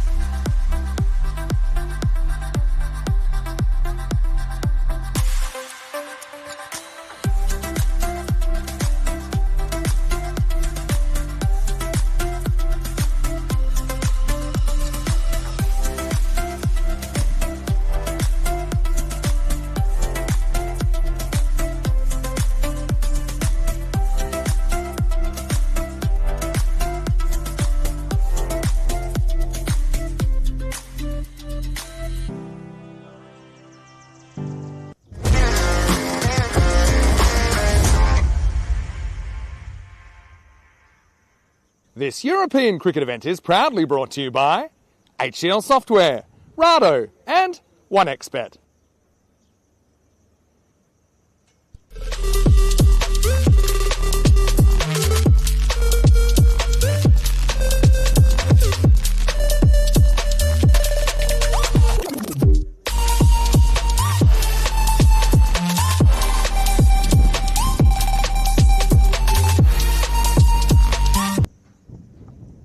Hello, welcome back. And there's still plenty of action here to come in this European Cricket Series. A Super Sunday of action, including 6 matches, including the decider in this European Cricket Series. Gibraltar coming up now. Gaming CC, well, they're the little team that could, but so far all they've been able to do is pick up one solitary point out of their 5 matches. They will finish their campaign here against a Pirates side that will also not quite make it to the big dance, but they will have a doubleheader before they exit this European Cricket Series. A little while ago, we had Nilkash Patel, the tournament referee, and the 2 captains. Let's see what happened at the coin toss. 1, go. Pirates, it's your call. Heads. Head is the call. It is dead. You can have a bat first, thank you. EMR won the toss and he said to bat. Gaming CC electing to bat, and Richie C filling in at the toss. It was Harshdeep Singh that wins it, though, and says, look, we'll have a bat and hope for the best. Isn't it great to see the Rock of Gibraltar, that iconic global landmark in the background? Natural wonder of the world, really. It's an amazing place to visit. Hey, good news. Gaming CC, they've gone deep into the stocks and they've pulled out Michael Andrew and Tom Newing, who will come into the side. So they will play with a full complement. They've gone for the reinforcements. And look, 11%. So maybe those new players just kind of itching them up to double digits and edging them to a bit more of a realistic chance. But the Pirates, I mean, they have left out Brent Kay, who I suppose hasn't really fired in this series the way they would have liked, or there's been signs of it. But I think that's a sign they know they won't make the finals. So and Brent's probably the first to say, look, I'll step aside. I'll give some of the guys a go and give them a taste of the European Cricket Series and a bit more action. Vinny Sounder here, Mr. Maximo, and we'll be taking you through this one. Got Rash Mahmood here with me, and Rash, Gaming CC. I think they've won the hearts of quite a few of the cricket lovers around the world, and they haven't got a win so far in the series. I suppose you'd say, well, this is their last chance, their only chance to break that duck. Yes, good afternoon, Vinny. Good afternoon, everybody. Yeah, last chance saloon. Listen, they are where they are. We've seen their shortfalls, but they've played with a lot of grit, a lot of heart, a lot of endeavour. It's just the technical nature has let them down, particularly, I think, in the batting department, Vinny. Yeah, and that's the thing. I think you look at some of the players missing today. No Jonathan West, no Paddy Hatchman in the lineup. I think Gaming probably knew overnight that they're not really a realistic chance to make the 2 and make it into the final. So I suppose that has been a bit of an issue as far as, just kind of getting the team out there on the park. So I've got to say, a big shout-out goes to Harshdeep, their captain, who I know is playing with a lot of injury issues and showing a lot of guts. They've still had highlights, haven't they? I thought Sajjan Singh's bowled really well today. Zach Simpson with his directed run-out earlier on. I think Miles Lister coming back in probably helps him a lot. Joe Wayne with his first ever ECN 6. So, I mean, this isn't a team that really has struggled. I mean, 1 single point out of 5 games kind of tells the whole story. But even they celebrated that point. So, I mean, there's normally positives to find. Obviously, Gaming CC, they will get this final opportunity to register an upset win. But for the Pirates, they'll feel a little bit disappointed. I think they've probably let a couple of points slip along the way. Maybe some of their players haven't fired the way they would have liked. But again, a chance for them to finish the tournament with a couple of victories and go out on a high, even though they won't be in the final tonight. Yeah, absolutely. Back-to-back games for the Pirates. They finish game 12 against Rugby CC. But yeah, it's been tough for the Gaming boys. But they've stuck at it. Chance for them to finish on a high. Yeah, this is Kenroy. It's probably emblematic of the issues that Pirates have found. He's played okay, but probably not quite to his potential. The other thing is Richie, he promised us 7 wickets. He gave us, I'll give him 3 yesterday. I'll count the run out as a wicket. So he's got 2 games to catch up. But good to see Ben Wood coming back into the side, and he will be leading the side. Richie Cunningham is vice-captain. Almost ready to go. And it's been quite good to see to see Phil Flaxman in the action. Here we go with Big Keynes.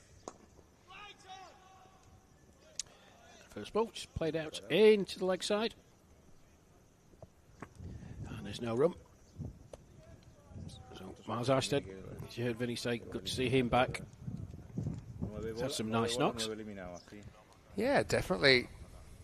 Certainly could use a bit more batting. Huntley Gaming, who've been stuck in the 60s in the last 2 matches they've played. It was a bit wide, a bit fuller from Nesta, and Arsted misses out. Just trying to flat bat it through the point area. Give us a chance to say hello to everyone. Thanks for your patience as well. A bit of an early finish in the last game. Slightly early, but we're back, and we're back on time today, which is good. Hello to Monty Luce, hello to Dave in there as well. And the first one's off the bat, and it's a nice shot as well, just backwards of square. But Arsted runs away for 4. Yeah, nicely played. I mean, one realistic target, I think, for Gaming, now that, I mean, they do have the full complement, get more than 100. 100 was the best score in the series so far. Look, if you get 100 and you're able to get a couple of wickets, who's to say that they can't upset Pirates here? And Pirates, I think, they're disappointed, but they are kind of refocused now on finishing with a couple of wins and showing a bit more of what they're about. But for sure, Gaming CC could upset that party. Yes, I think it'd be good for the tournament if they do manage to do it. Apologies to all you Pirate fans out there. Oh, again, he's got him this time. Well, he tried it the second delivery. Kenroy Nesta, this time a bit closer. I fancy he might have got a bottom edge. We'll have a look at the replay, but he strikes. Yeah, I mean, he jams down on it, and it literally it squirts from the bottom of his bat back onto the stumps. We'll check it out here, thanks to our friends at 2 Circles. But jams down, and you can just see the ball shoots along the ground. You still show it as well. And that's a bit of bad luck for Miles, really. But you make your own luck. Almost off the back of the bat, wasn't it?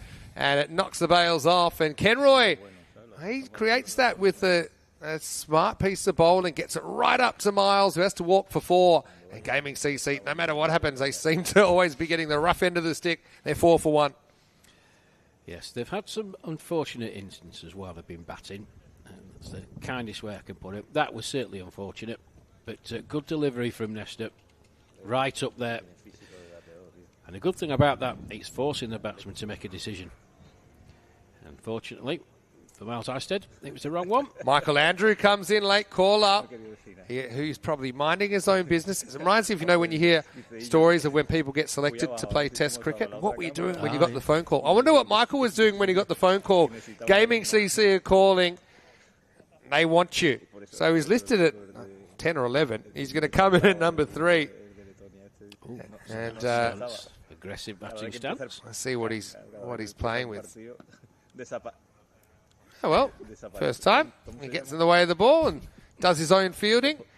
Kenroy keeping it pretty tight. First up, you'd love a big story here. Yeah, and Andrew comes out. Turns out that he's just been kind of in his basement with Don Bradman style with the stump and the golf ball for several years. Well, whack 100. We are on the Sunday, and I don't think I'm being particularly unkind. I'm saying he's got the look of a Sunday Village cricketer about him.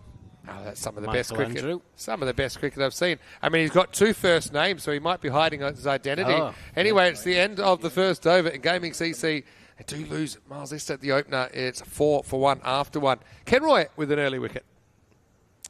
Yes, it's symptomatic of what's happened to Gaming CC. There you go. Here's the situation. So right now, Rugby and Sloggers are tied on 17 points. Now, Rugby will only need a single point out of their last game, which is against Pirates, to take top spot. Now, does it matter? Probably not. It would only really matter if there was a washout. Don't even remember the last time they had rain here. So I think we'll be all right. Although we did have a power outage once that held us up. But yeah, we know that's the final later on. So we'll have this game and the next game, then there'll be a 1 hour break, and then we'll have the final. Here's Ben Wood back in the lineup. Kumar just plays that out into the offside. Trots through for a single. Kieran Ferrari has been a bit of a key bowler as well for Pirates with his off spin. Yeah, quick hello to Chris Smith as well, saying for the Pirates, all for one and one for all. Isn't that Musketeers? Are Musketeers Pirates? Yeah, Musketeers. No, the Musketeers. Are they a subset? Someone clarify, please. I mean, a pirate adjacent with the swords and the, you know, I think the Musketeers. the social life. I think the Musketeers were land-based.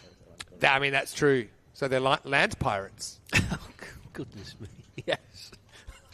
French land pirates, that's what they were. I'm going to the internet. I got a pretty flat no from the internet. They're loyal to a crown or nation. That's one key. Oh, swing and a miss from Kumar. Key difference. Yeah. So apologies to any Musketeer supporters. They are not pirates, despite, I think, similar fashion sense and swordsmanship. It's they don't have too much in common, but I'll find something in common. The beauty of the internet. Kumar faces up. It's beating the fielder in the covers. Boundary for Kumar. Yeah, well, it's a nice shot, actually. Just got enough to get it over the fielder and runs away for 4. So, what do they have in common? They're both good with their swords. They're often shown fighting with flair. We're talking duels, ambushes, and close-range combat. Oh, yeah. They're both adventurous. They both wear distinctive clothing, albeit not the same clothing. Looks that have become romanticised in books, films, and costumes. Oh, that's true. Oh, he tries to repeat it, Kumar. Misses that one outside the off stump. They're charismatic, and they can be rebels against authority. Musketeers, particularly if they are forced to, they will go against corrupt officials or defend justice their own way. Oh, whereas pirates were literal rebels. Cardinal Richelieu, yes. Very good. Is there ever more than 3 Musketeers? Mix up here. Chance. Well, I mean, if Michael Andrew gets run out, I mean, he doesn't have necessarily the quickest turning circle, and he would have been probably packing up the kit bag, going straight home and taking the phone off the hook. But anyway, it's the end of the second over. It's 10-1. Thanks for bringing me down, but thanks for running me out. This is classic European cricket. Wonderful. Who did you say the other day who was running towards the boundary, running like they're in treacle? Who was that? Can happen. And I've got a few of them. Sometimes it's especially on a slowly run second that results in a run out, it does look like they're running up Mount Everest. I can't remember who the player was, but we could see visually that they were moving forward, but it didn't appear to be having any. Yeah, I mean, sometimes movement. I see it all the time. Players, their feet are moving at what seems like a decent speed. It just seems like they're not really moving forward that quickly. Sure, everyone knows that. That's a dream. Do you ever had that dream where you can't run? Because I don't think you can run in dreams. You're kind of stuck. So my one would be I'm batting and I hit the ball and I call for a run. And then I just can't run. I can't move out of my crease. I'm just stuck. And then my partner comes and he said, "What are you doing?" I'm just like, "Sorry." As they get run out. Same thing sometimes with crossing the road. Oh, Phil! Phil was almost knocked into the next life. Oh, great reflexes. 75 years young, Phil. And let's just say it, Phil's family, they were hearts in their mouths about this. He loves his cricket. Only just stopped playing last year, no? Really? Oh, he's ready. I love it.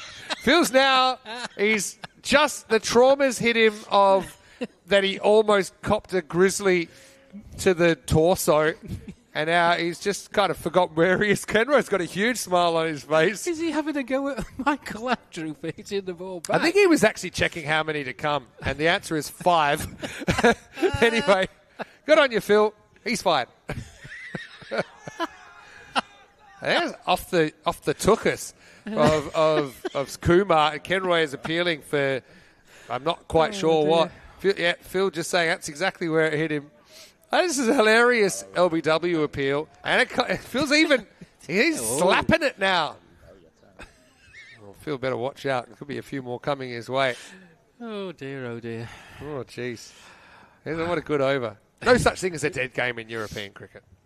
Oh, that's clubbed. And out. Easy catch there, and it's Richie C. Hey, we'll give him that one as well. So we'll say he's up to 4. Kumar backs away. We saw him clear the cover moments ago, but Richie says, not on my watch, and he takes a regulation catch. It'll be the second wicket down, 12 for 2. An over that will be forever known as the over that Phil survived a brush with serious injury. I'll have to find a word for that on the internet, Vinny, I think. If you can see here on the replay, Kenroy Nesta. Come on, trying to give himself room. No regulation catch, as you heard Vinny say. Say fans of Richie Cunningham, happy days for him. Sorry about that, folks. Must get that all the time. He must do. He must be sick of it. So, Richie Cunningham, obviously from Happy Days, which ran during the 70s. Yeah, Ron Howard, became a famous director, right?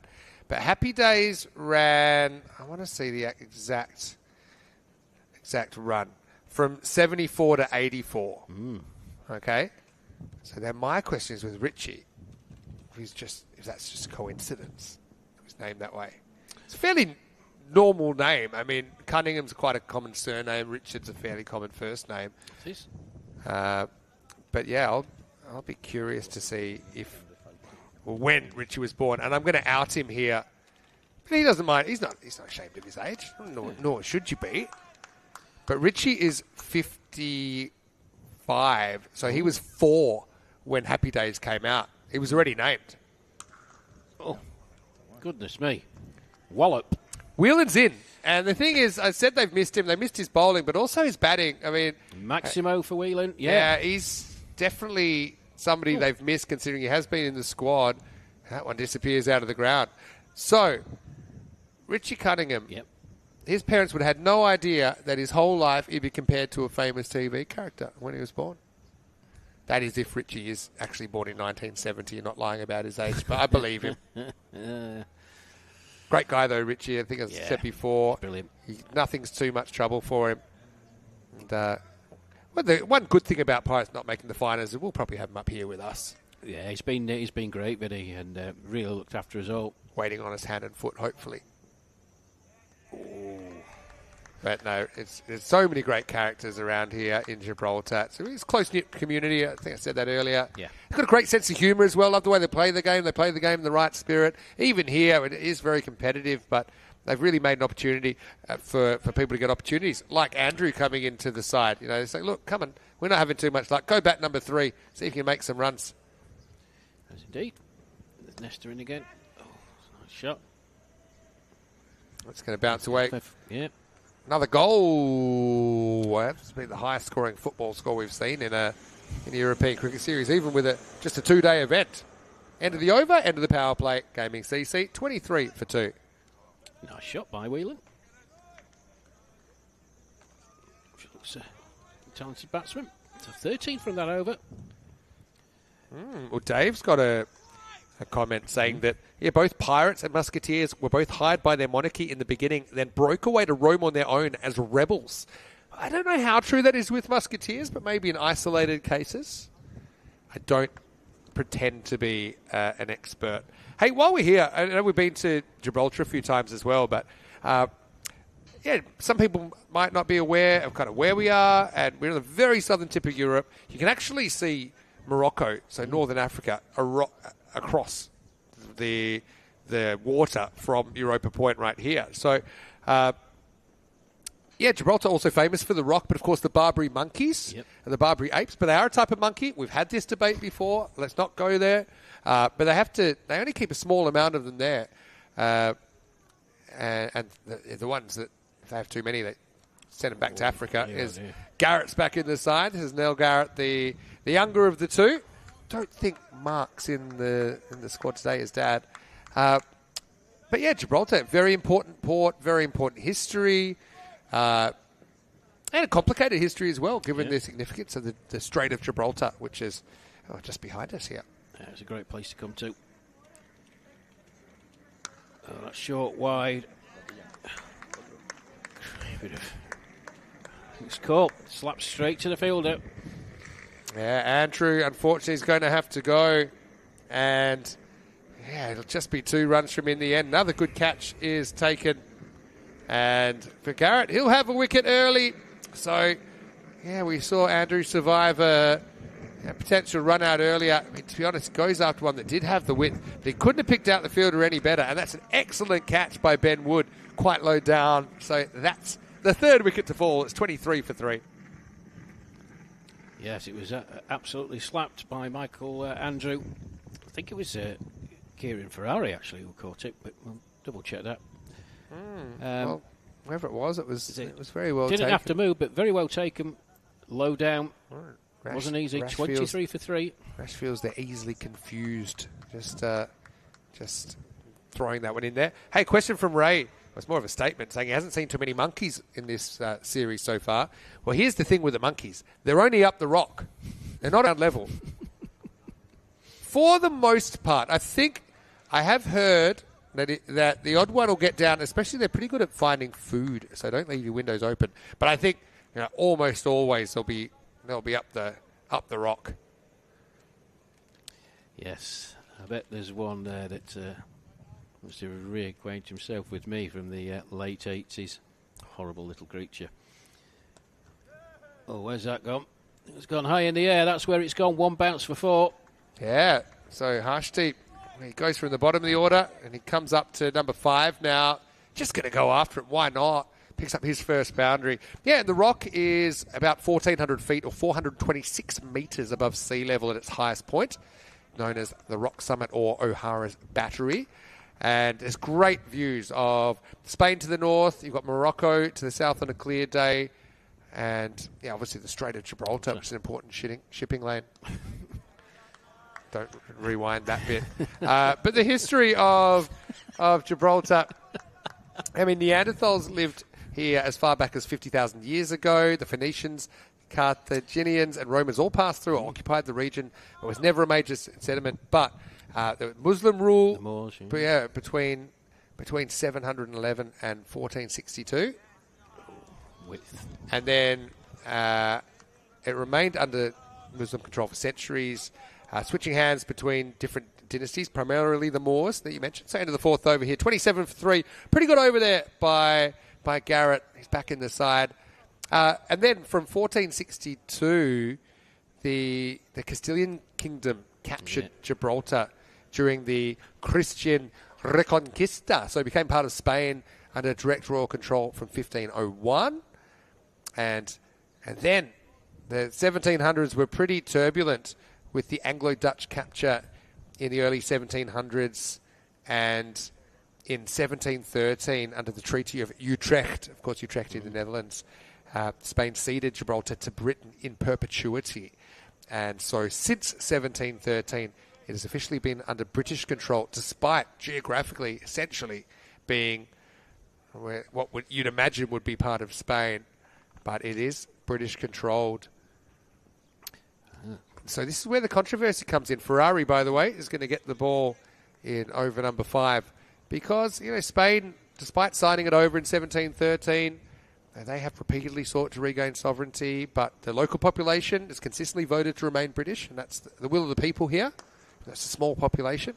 This is Whelan, who is just going to get this one over the top of Richie, who liked the idea of jumping, but I'm not sure his feet ever really leave the ground. And yeah, so it remains a sensitive issue. So I mean,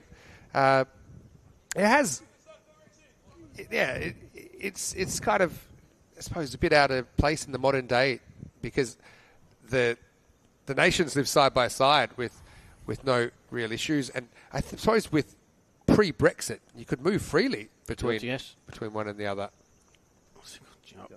Oh, straight through. I think that's Roy Nestor's hands out in the deep.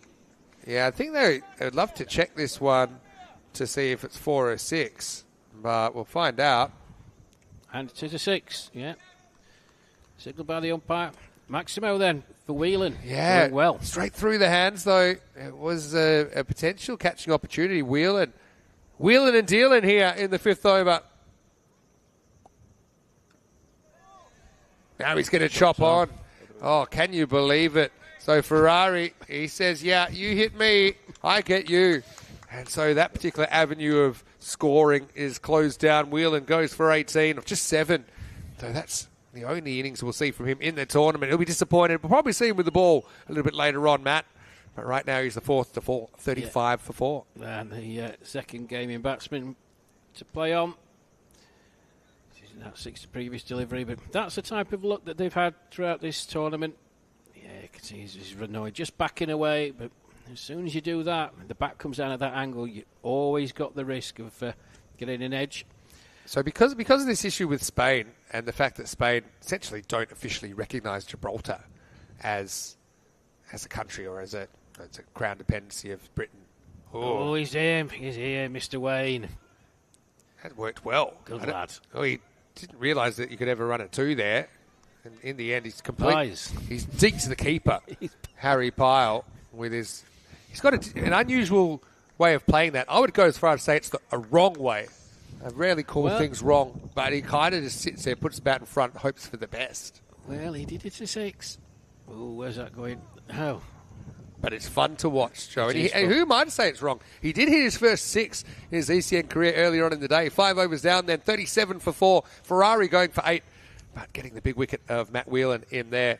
So that's why, for example, although Gibraltar is now recognised by FIFA and plays full internationals, they will never be drawn in the same group as Spain in a World Cup draw or a Euros draw.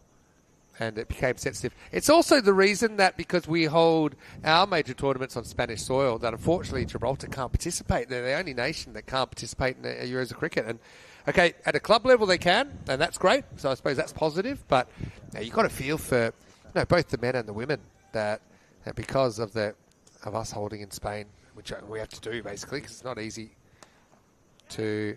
Here's Richie. Yeah, Richie coming on. He wants wickets. He will actually have that ball stopped. So you might say, okay, well, why don't we just hold everything at Gibraltar? But then, Spain couldn't play. But then also, Gibraltar not being in the EU anymore causes some issues with players travelling here with visas and paperwork and all these things. But we have great friends in Gibraltar, and we hope to keep coming back. Do indeed. Shot. That's well timed. Goes away for 4. Skipper. Harshdeep Singh. Shoots to the feet. Lofted over cover for 4. Here's a question for you, Vinny. Mm-hmm. If, in the distant future, Spain are given the rights to hold the World Cup or European Championship, and Gibraltar managed to qualify, what would happen? I think I'd take a cue from cricket on that front. Oh, it's full toss. It's going to get Might through. be. Yeah, we'll have a look at that. I think it's probably just dropping, but it's about pad high when he hits it, Harshdeep. And rare bad ball there from Richie, who's bowled pretty well in this tournament. Gets hit away for 4. I think what would happen is they'd probably have to hold those games at a neutral venue or a different venue. So the same thing happened recently in the Cricket Champions Trophy with Pakistan hosting, but India, due to security reasons, not done. So India had all their games played in Dubai. So I suppose that the games will be played somewhere else. That's the short answer. It'd be good for Gibraltar if they did qualify for World Cup. They'd be pretty happy. Ian Latine would be happy. I think he plays for the Gibraltar national football team as well. Oh, the double knee slide from Harshdeep. That one's not in the book. No wonder he's getting injured all the time with moves like that. He's going to do. His catalogue of injuries is no good whatsoever. Drop what you're doing. Anytime Joe Wayne's on strike, you have to give the screen your fortune because something's going to happen. Here we go. Last ball of the over. Gets it the old kitchen sink. For a guy that had never hit a boundary before today, he now has a 6 and a 4. Richie serves up a fairly gentle full toss, and Joe puts him to the boundary. 50's up for gaming. Richie looks in the huff. Fair enough, too. It's 52 for 4. Well done, Joe Wayne. This is very entertaining. I've not seen a batting style like that in my cricketing career. It's like a full body heave with a bat swing added on from Wayne there, but yeah, he gets a boundary.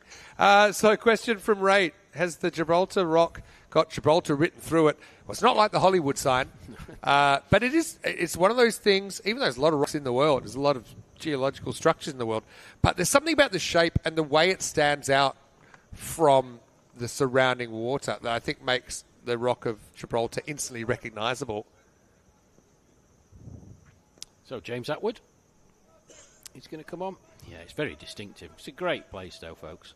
Those of you who haven't visited, please. It's only a couple of hours from the UK. Oh, dear, oh, dear. This is Jim Atwood getting a bowl. First one heading down the leg side. It's Harshdeep. A bit annoyed didn't put that one away.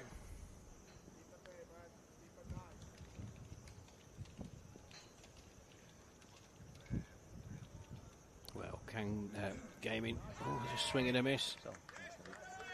I love that the camera's gone where he's aiming, even though he made nothing. So I think Ian's actually the fitness coach. So I don't think he's actually played, but I know he's involved with the Gibraltar football as well. Well, that's it powerfully. One bounce to the fielder, out in the deep. Shot through for a single. But I mean, obviously rugby's very big here as well. Rugby CZ has a lot of rugby players in the setup. Of course, they're already in the final. In fact, they're undefeated at this stage.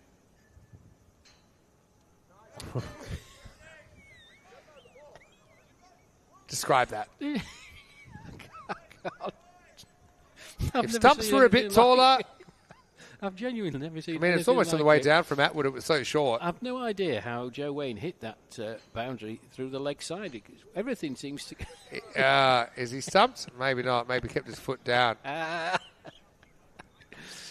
Good on you, Joe. Don't change what you're doing, lad. I've got a bad feeling he might be stumped here. No. You know, we don't want to end the Wayne show, but yeah. Again, he's trying that back away deflection shot. Is there anything behind the line? I was a bit worried he went walkabout. Let's have a look on the replay. Okay, there. Did he get the bails off in time? He just hesitated there, didn't he, Pyle? And he's been given out. Well, there you go. So maybe given out in the field. There's a soft signal, but Wayne's going to have to go. But hey, he probably, some people they make 100, they want to get out straight away so they can start celebrating. I think that for Joe, that's what he's like after any boundary. So he'll go for 4. Harry Pyle with his stumping. Jim Atwood with his first wicket in the series. And Gaming, 53 for 5. The more things change, the more they stay the same. At least they will have the full 11 potentially to bat here. They might need them the way things are going. This will be Hassan Nazir coming out to bat. Well, Joe, well done, lad. You've entertained me. The chortles that accompanying the commentary, they've been no way malicious. I've just never seen anything like it. It's a style individual to yourself, sir. It's actually pretty difficult to get stumped when you're playing a ramp or attempted ramp, because by definition you should be moving either deep in your crease or just not. You're never overbalancing forward. The fact that he could overbalance forward shows me that he's playing the shot backwards. But anyway, Harry Pyle, he waited and he got the opportunity, didn't he? And he took it. I'm still utterly amazed at his boundary getting for a shot through wide mid-wicket. I told you, like a full-body heave. Okay, so, hey, day 4. And what do you think of this?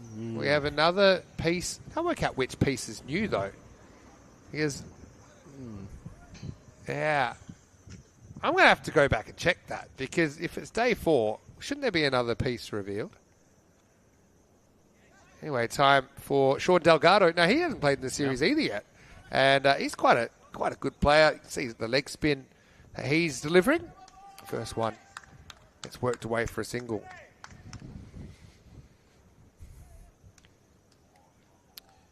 So, Hassan Nazir. Where's that gone? That's gone straight to the off. 2 attempts, but he holds on. That's Robeson there that's taking the catch, but he almost drops a Class A goober. You could feel the panic. I think it jumped out of his hands the first time, but it will be a wicket to Sean Delgado. Good time for him to enter the fray. Didn't have to wait too long for his first wicket either. It's 54 for 6. Nazir goes for a duck. There you go, folks. Yeah, look at this. Oh, you're a lucky boy. All's well that ends well, as they say in the classics. Okay, so I want to know what's the new piece of the duck. Okay. I don't think... No, there isn't one. There isn't. So what? Talk about making us wait. But tomorrow I've been promised that there will be 2 pieces revealed. Oh, well, we're stringing it out. So Tom Newing, new man in. No wicket for Sean Delgado. Well done to Sean. Oh, that's gone miles in the air. That's definitely a no ball.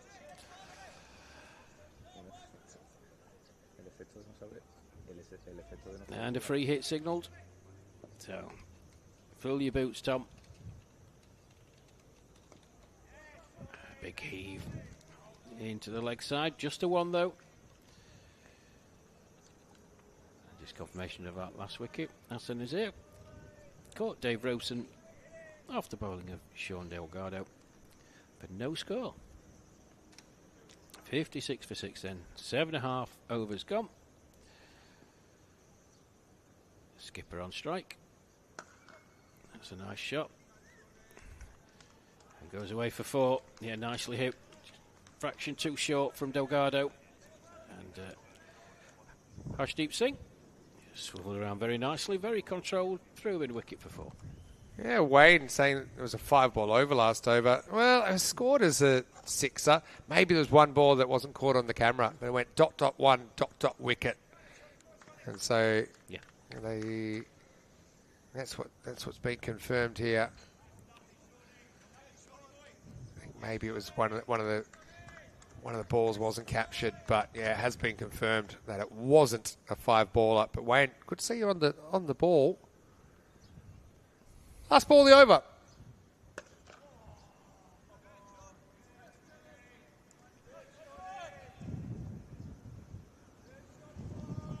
So that's the end of the 8th. And so Delgado, I wouldn't mind seeing him get another over. And I know they've only got 2 to come in the tournament, basically. Gaming CC, or Pirates, I should say. Oh, Pirates actually haven't said that. No, they'll play again. So if Delgado can hold his spot, he might get another over or 2 in. But right now, Gaming, 61 for 6, the exact score. They ended on 61 in the last game, so they should get more than that. Well, let's hope they do. Let's hope they do, Vinny. See what they can do in the final 2 overs.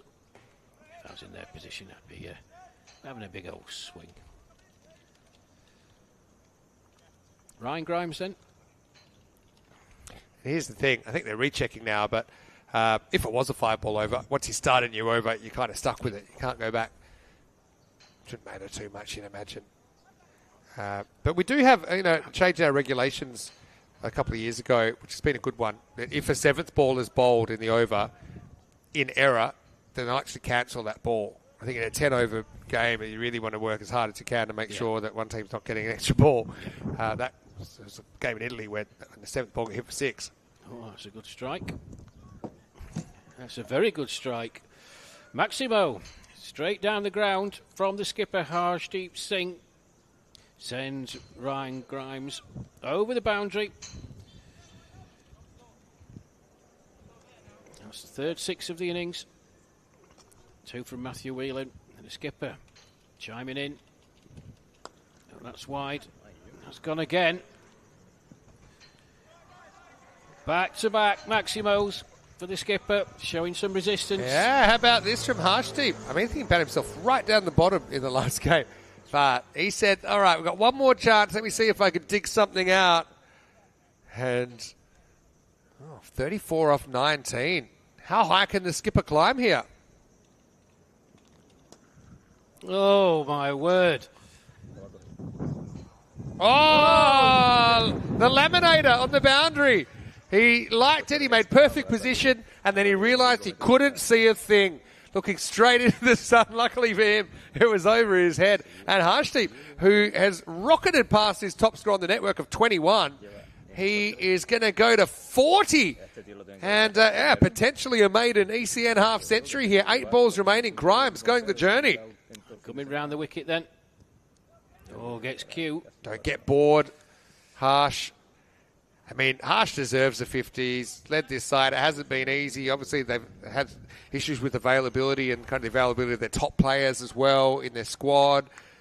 But I mean, he's gotten over 100 runs on the network during this innings. He's rocketed past it, actually. Can he bring up a 50? Newing, remember, he's into the side. It was a late addition.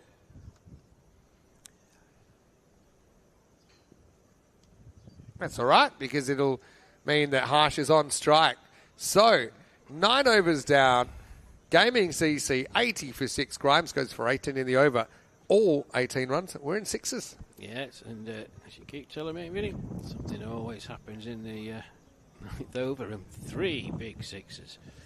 I like this. I'm just going to mention to Wayne, who's a Queenslander, by the way, that there's definitely a player to watch with Jacob Rose for Rugby CC on the park. He's from the Gold Coast, Wayne, so I know not quite where you're from, but he's a Queenslander. I was having a chat with him this morning. Well, he's actually born in Perth, but he lived from the age of 13 in Queensland. Married a Gibraltarian and just moved over here a month ago, Wayne. So Jacob Rose, number 8 for Rugby CC. Keep an eye out for him. But I like this joke that Monty Luce says about Queenslanders. Where are you from in Australia again, Monty Luce? I think he's from Tassie. Saying Queenslanders have to spell 4-letter words like beer, XXXX. So keep that in mind. Say a little bit of a dig. They do get a lot of sun in Queensland. Some people say too much sun. But they're very competitive on the sporting field, Queenslanders. I actually think of all the states, they are the most kind of, what's the word? They're the most uber competitive. I found that playing against them as well. Anyway, Wood's going to get the last over.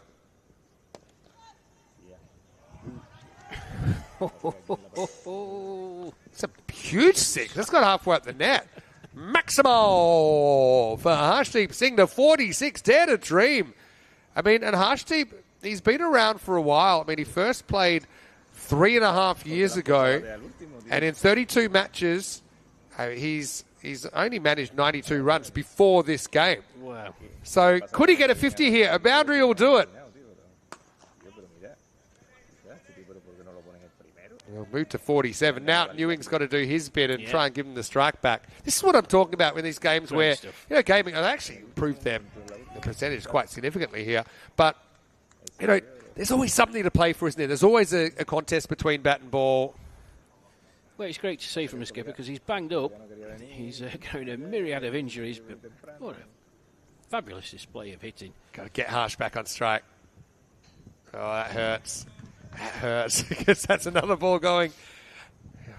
Hard to imagine a better opportunity in the near future at least, that Harsh could get a 50.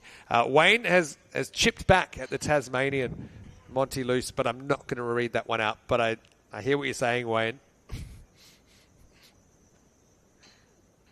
Oh, high ball. I was going to say, if keeper fumbles, probably time to go, but no fumble from Pyle. So we always had a few jokes as well. Everyone does. I mean, a certain part of the country or a certain neighbouring country, we used to make jokes about the batting gloves of a certain state that I won't mention. But they might have had to be customised. Oh, I see. I'm not going to go there because, stay pretty neutral. All right. Come on. Ewing. Swing and a miss. But gets the call. Thomas. Let's see if he can just get his captain back on strike. Harsh on 47.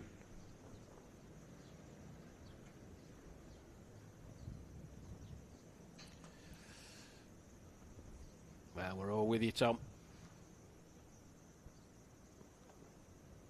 Oh, yikes. Get him a wider bat. Okay, 2 balls to go. So now we're talking, he's got to get a 1. I think Harsh has got to run no matter what this time, take his chances. Otherwise, he'll never get the 50. Yeah, it's also probably in their interest as a team. He's got to. All right. Off you go, Harsh. Here we go. Come on, Harsh. Get on your bike, lad. Run, like nobody's watching. Oh, now he plays a perfect shot. Where was that? All right, well, Harsh, boundary or bust? He's going to get a chat here, Ewing, and it's going to be, we are running until we run out. You don't see many 3s, but I guarantee you if this doesn't go to the boundary, he'll be trying. I wonder if he knows he's on 47. Well done, Tom. Bedwood's, though, you could see, kept it outside the off-stump. Saw Ewing was struggling with that away from his body. All right, Harsh, here's your moment. After 4 seasons on ECN, can he get a 50? Needs a boundary. Last ball. Oh, there you go. Is it going? Oh, 1. Got to keep running. They will. Miss it. Well, Ewing will be gone. probably deserves it, though, because Harsh probably wanted a couple of extra balls. So he'll finish unbeaten on 48. But a pretty entertaining first innings, this one, Gaming CC, playing for pride. But actually, they've got a total that has actually won a few ball games now. Pirates will be chasing 92 for the win, Gaming finishing 91 for 7. Yeah, very entertaining, as you say, Vinny. Well done, Gaming CC. And well done to the skipper, Arshdeep Singh. Oh, would have loved him to get his half century. Forever 48 not out.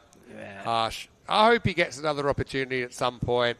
He actually hit the ball really well in that innings, to be fair. They weren't slugs, were they? No, one of those sixes almost went out of the complex, so that was a good effort. Let's go back and have a look. And, well, they had a couple of ins. I mean, Miles being back in, Whelan coming in for the first time, certainly strengthened the batting a little bit. And I suppose it showed with a slightly above par for Gaming, 91 off the 10 overs. But they did lose some of those key batters at times that might have just cost them the chance at 100. But I think these innings will be remembered for Harshdeep Singh's 48 of 24 balls. But before that, Pirates had the upper hand. Yeah, just seen some of the highlights there. Slapped straight to cover. Michael Andrew, and then symptomatic of the way their tournament's gone, chopping on. And Joe Wayne, he was out-stumped. And a very easy catch for Robeson. Made hard work of it. And there you go. Skipper. Going big again. There's 3 sixes in the over. And the third one, Michael Laming, he was interested. You'll see it here, folks. Great camera work. There you go. Number 5 on his back. Oh, no. And that's the biggest of a lot. You can see the netting. You can see where it hit.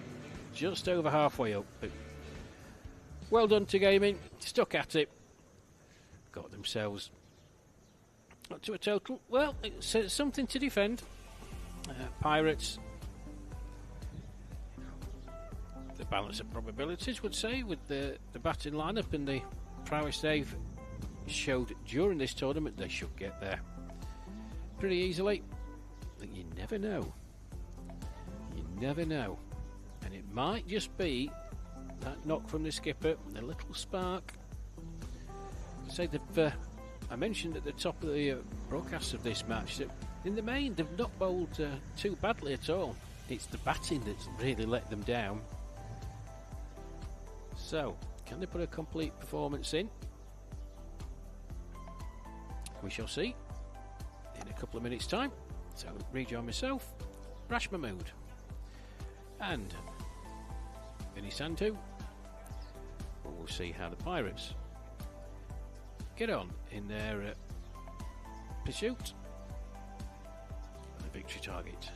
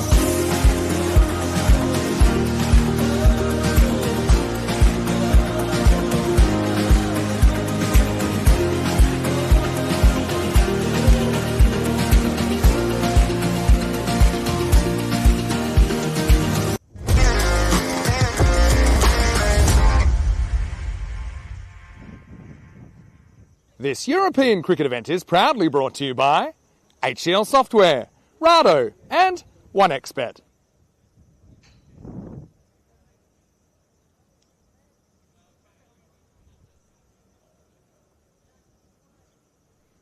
Well, welcome back everybody. Innings break. Welcome to the Europa Sports Complex here in Gibraltar. ECS Gibraltar 2025, the second and final day. Mid-innings break in Game 11. Gaming CC versus the Pirates. Gaming CC won the toss and elected to bat. They've had the trials and tribulations. If we look at the bonus point equation, 90 they put up, 63 is the target. Had the trials and tribulations, those who are watching the first innings. Well, they've played with a lot of heart, I've said that. They certainly entertain us. Most entertaining innings that I've seen. Bad luck has befallen them throughout this tournament. A couple of batsmen playing on. Joseph Wayne, fresh from his flat bat six, the offside yesterday, managed to somehow get one through the onside for a 4. He was out. Very entertaining batting style, and good luck to you. Young Thomas Newing, well, he was there at the end, but it was all about the skipper, Harshdeep Singh. Wonderful knock by him. We were just willing him on to get his maiden 50 after 3 and a bit years on the network. But he finished not out 48 on 24 deliveries, 4 4s and 4 6s. So we're just about ready to go. Hassan Nazir, he's going to start up. And it's the Pirates' Harry Pyle who's going to strike. 92 is the target.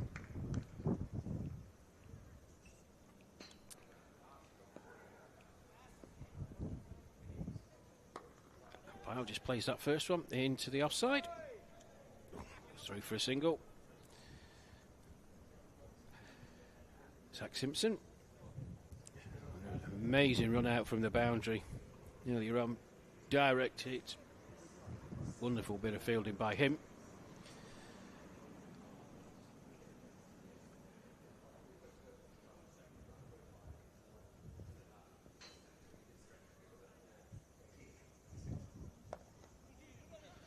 Kieran Ferrari. Oh, it was played out. It was the wrong end.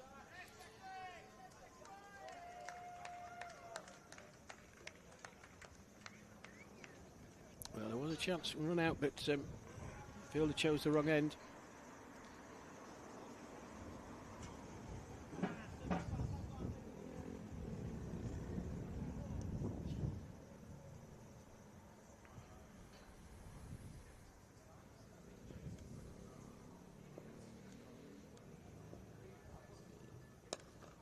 It's a nice shot. Nicely timed. That's going to run away for 4. Nicely timed shot through mid-wicket by Harry Pyle. Not a bad delivery at all from Nazir. But Pyle recognised the length very quickly. Nicely played shot. Orthodox cricket shot through mid-wicket for 4. First boundary of the innings then for the Pirates. 6 without loss.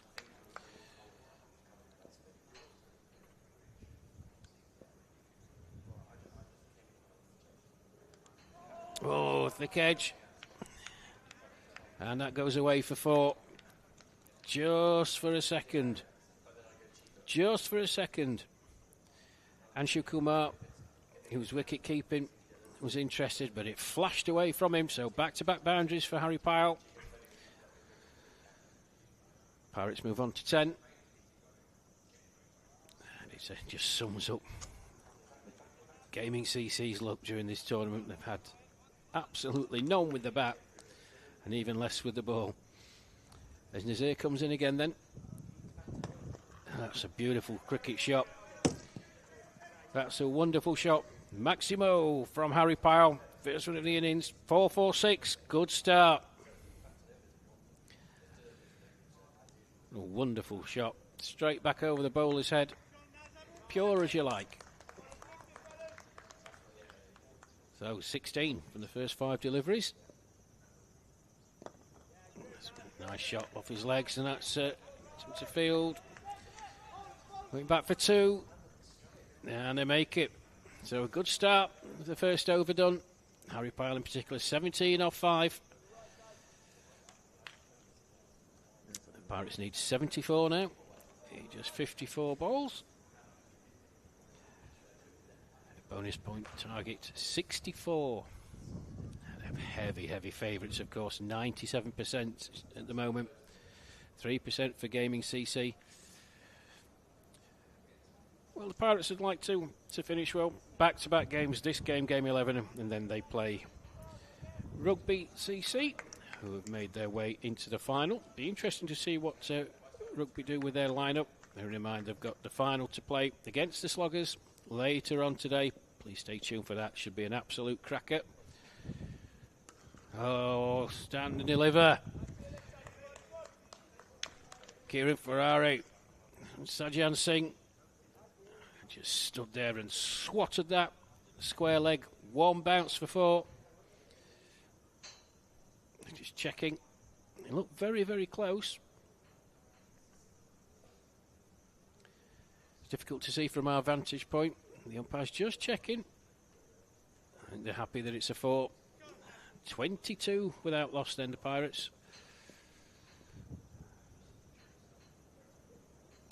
Oh, that's a good shot. Out into the deep by Ferrari, but well fielded out there. And a decent throw back to the keeper. 23 without loss. And the Pirates, well, they've slightly underperformed, I think. They'd like to finish strongly this game and then the game immediately after against Rugby. Sajjan Singh comes in again. That's wide outside the off stump. No attempt to play it really by Harry Pyle.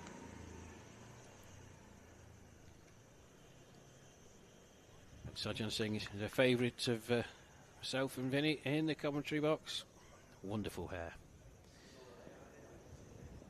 Wonderful, wonderful hair. And a nice fella as well. Had a chance to speak to him earlier on. A slower delivery. Oh, he's got hold of that. Don't bother chasing that. Maximo again. Harry Pyle. Slower delivery from Singh. And it got deposited over the boundary. His second Maximo of the innings. 29 without loss. Pyle was on to 23 from 7. Very, very good cricket shot.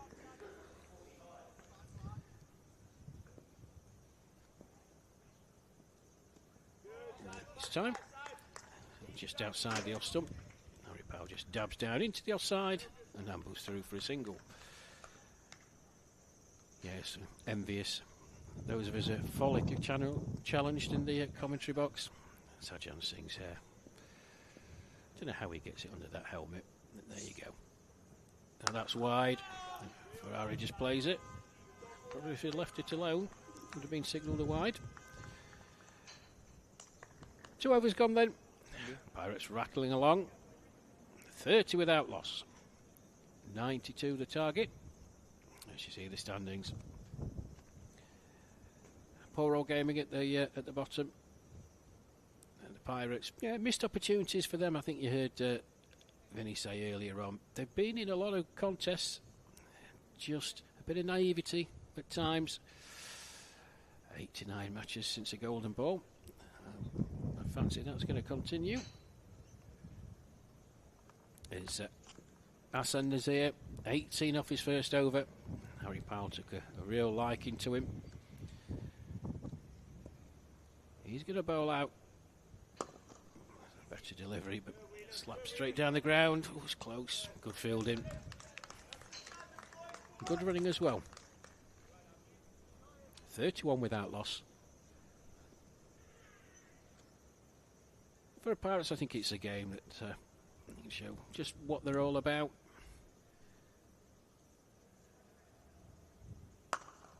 Oh, it's a shot and a half. Oh, it's out there in the deep. Hands on heads. It's a chance. Young Tom Waring out there. Sorry, Tom Newing. There's a chance though. Goes for 4. Another boundary to Ferrari then.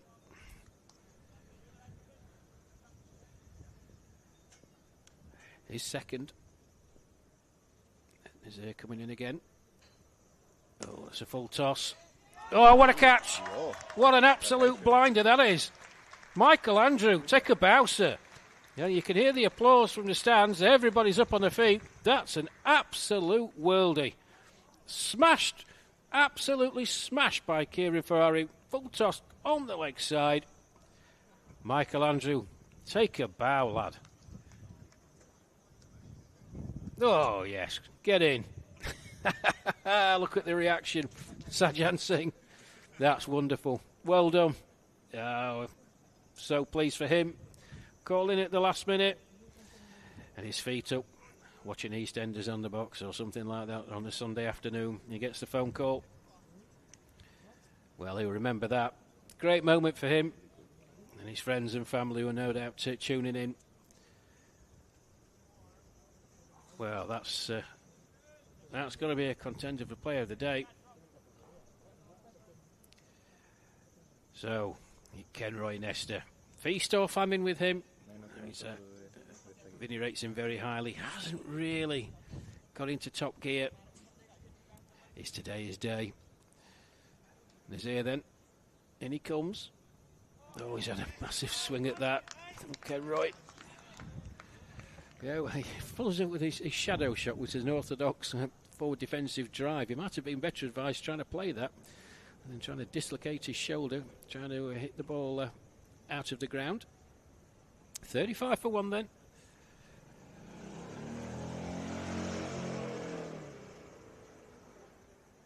That's down the leg side. It's an appeal, but it's going to be signalled a wide. Just confirmation of that last wicket. Kieran Ferrari out for 10 off 6 deliveries, 2 fours amongst that. But a wonderful catch by Michael Andrew off the bowling of Arsene Nazir.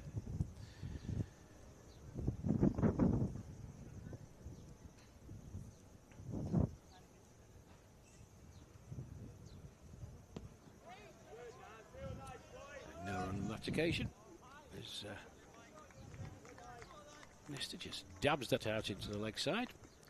Harry Pyle, his partner, was advancing down the wicket, wanting to get amongst the runs, but sent back. So Nazir to finish off then. 1 for 24 so far. His final delivery. 36 for 1 at the moment. 92 the target. It's going to be out. It is. Dropped. Well, Kenroy Nesta has played a beautiful posed shot. It was a check drive. Matthew Whelan. Well, he got there. I'll have to say it again. It was.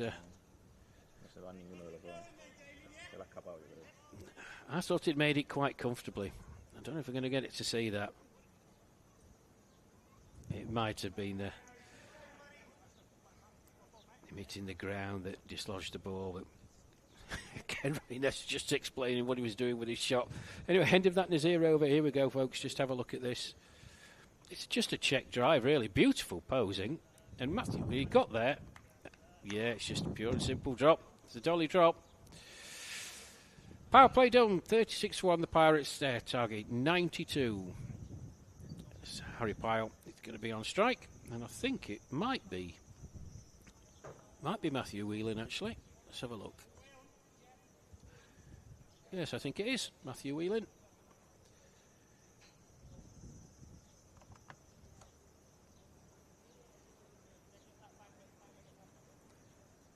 So Harry Pyle, 25 off 9. 2 4s and 2 6s to his name so far.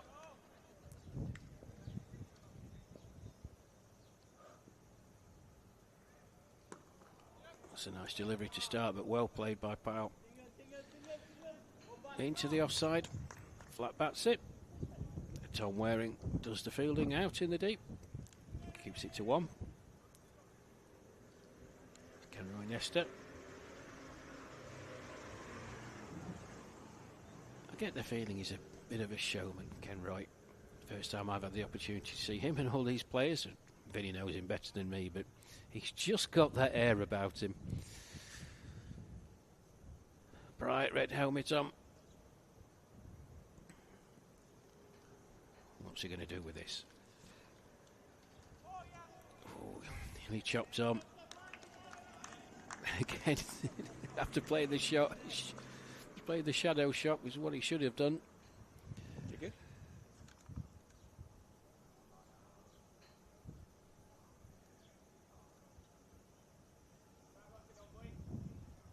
And Vinny next to me doing a bit of admin on the comments, just answering back. And thank you, John. I know Vinny's very kindly stepping in and answering. I thought Matt Whelan that dropped the ball.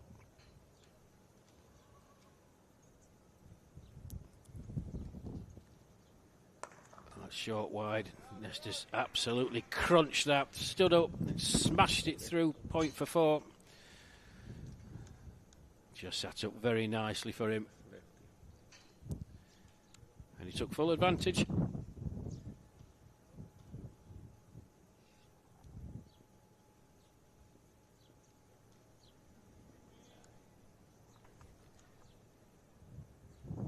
So, will that spark Nestor into life?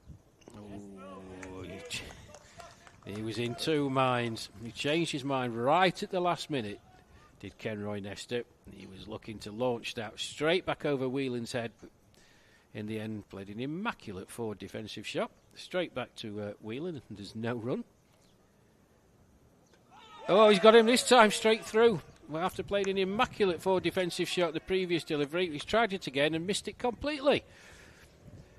And Kenroy Nestor's woes continue. He's out for 4. And a wicket for Matt Whelan. Well done to Matt. Have a look at this then, folks. I don't think the ball does particularly anything at all. And Nestor's just missed it. There you go. Yeah. Nothing doing there. But Pirates. It was their second wicket. 41 on the board. Last wicket, Kenroy Nestor. Out for 4 off 6 deliveries. Clean bowled by Matthew Whelan. And Dave Rosen, the next one in. He played well the other day. Got into the 40s, I believe. Just tried a very exotic shot. Ratsman changed his stance midway as the ball was in flight to a left-hander. Got some good contact on it.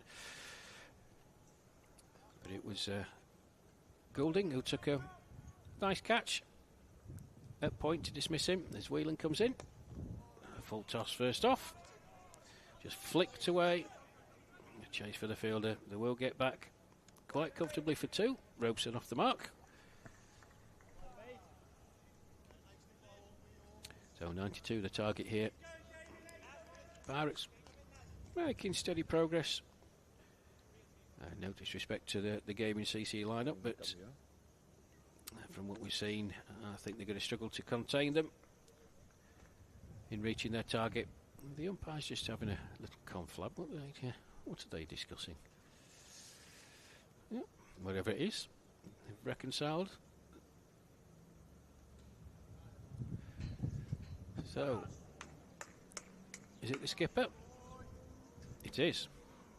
Arshdeep Singh.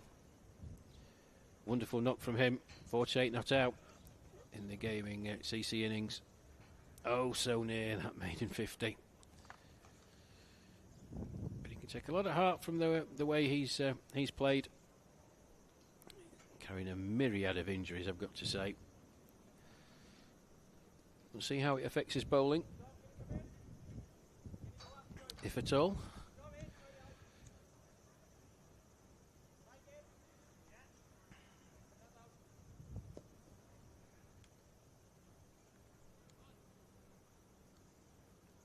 So Harry Pyle started off very well. Been a bit quiet since. Just slapped straight down the ground. Just the 1. Yeah, 2 4s and 2 6s to open up. It's been a bit quieter since then.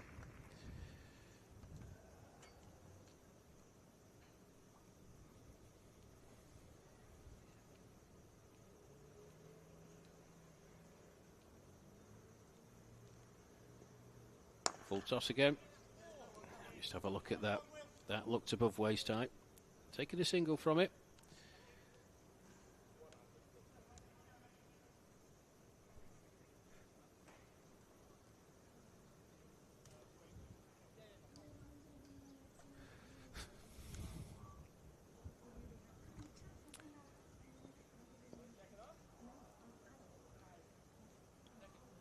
I'm not quite sure if the umpire's signalling no ball or he's telling Harshdeep Singh to wait. Well, he's got his own individual style, the umpire. Delivery from the skipper.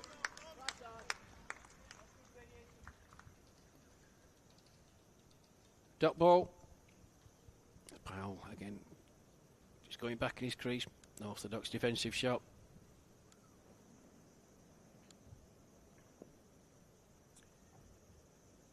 .45 for 2 then. Middle of the 5th. We'll welcome back.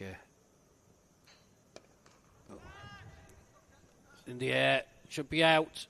And is. It's very, very well judged catch in the end. Oh, excellent. It's the young man drafted in. Tom Newing. Well done, Tom. Not easy, those. Harry Powell goes. And have a look at this.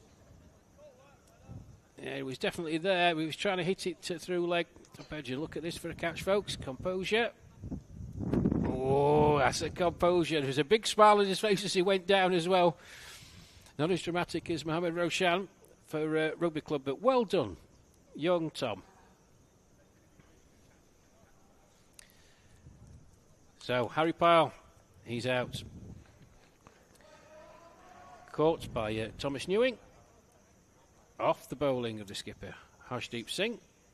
For 27 off 13. 2 4s and 2 6s. 45 for 3, the Pirates.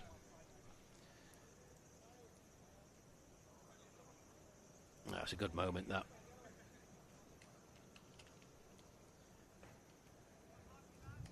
Good moment for the young man. Ryan Grimes then.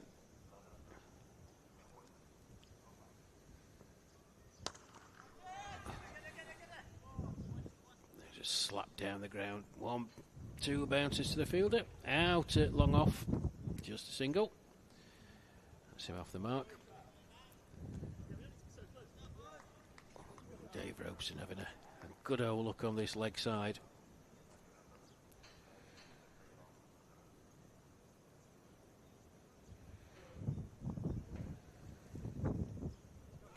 And just tucks it round the corner. Oh, it's a wild throw. Oh, no harm done.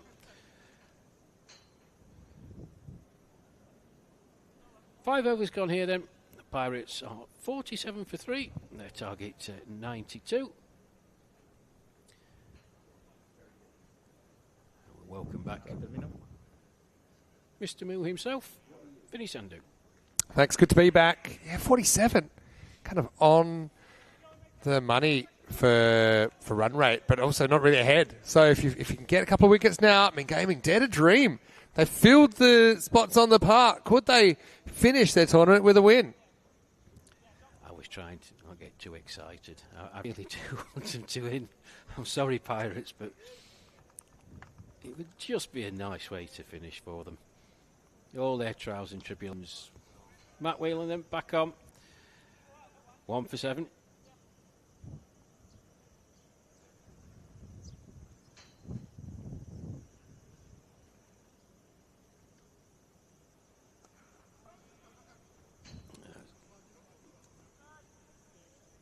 Played into the onside.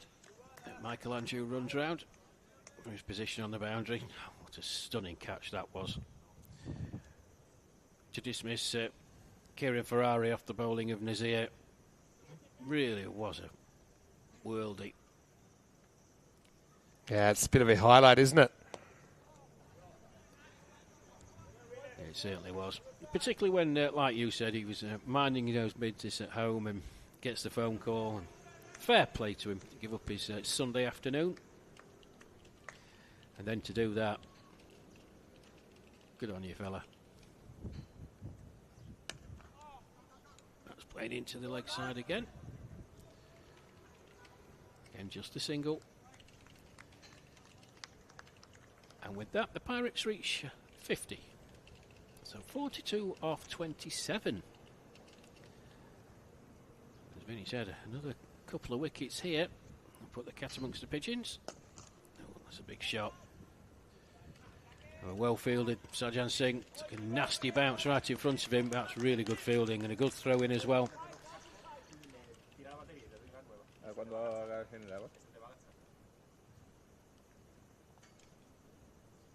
is pretty good from Matt Whelan. Oh, having said that. Oh, he's caught it. He's caught it. Well, it was just out of our view, and as the camera angle to cross, I can't see the fielder, but that looks like... Yes, it is. It's been given. Well, Whelan takes another wicket. It's really hard to see from us. Hopefully we'll get the replay that will give some clarification on who actually caught it. So the Pirates do lose another wicket. 51 for 4. And the gaming boys are right in it. Yeah, and so that just kind of gives gaming a bit of a boost here, doesn't it? And I think there's definitely a chance now. Robeson's out of the way. He's made some runs in this series. Yeah, he has 40 odd the other day, as I said. It brings Sean Delgado to the crease. Well, Matt Whelan, you were mentioning him, only 2 for 11 so far. His final delivery. Well, that was spinning in as well. There was a mix-up between the batters. Oh. That was very, very close indeed. But well done, Matt Whelan. That's his 2 overs done. 2 for 12. And you see, well, the Pirates' Harry Powell started off like a house on fire and then just dwindled. He's out for 27. Kieran Ferrari out to a stunning catch by Michael Andrew. He's out for 10 off 6. Kenroy Nestor, flattered to deceive, he was out for 4 off 7. And then Dave Robeson, good catch on the boundary by Miles Isted, 5 off 5. Sean Delgado, the new man in, and it's Zach Simpson to bowl. Oh, that's wide outside the off stump. Had a swing at it, but outside the tram lines. And signalled a wide. Yeah, Zach Simpson still to bowl. If he can get it right, he's an awkward bowler to get after. Good bounce there as well. Oh, Gaming CC. They feel like winners as well. You always want to win your last game, even if you're not playing the final. Well, you can hear them as well, Vinny. Their tails are up. They sense something. Just played out into the offside, and Nazir does the fielding. 1 more to the total. They know that if we can winkle another wicket out, then it will all be to play for. The Pirates doing this NC 38 of 22. That's not going to help the cause. Oh, straight to the field. That bounced just in front of him. Harry Discombe. 1 more to the total. Just in singles, that's okay. Simpson, can he find a magic delivery? That's chopped away into the offside, but it's just going to be another one. And in essence, that's all the Pirates need to do. However, like a little boundary here again, just to make it safe. 36 of 20. Single is okay, but you need some boundaries as well to balance the over out. 4 good deliveries from Simpson so far. Grimes on strike. Well, that's a full toss, and that's got the treatment. Oh boy, that probably should have been called. Yeah, I thought it was high, but it hasn't. Sorry. Yeah, it hasn't been called, but still has disappeared. Yeah, Maximo for Grimes. There's no call. That's probably one of the clearest ones we've seen. I've got to be honest with you.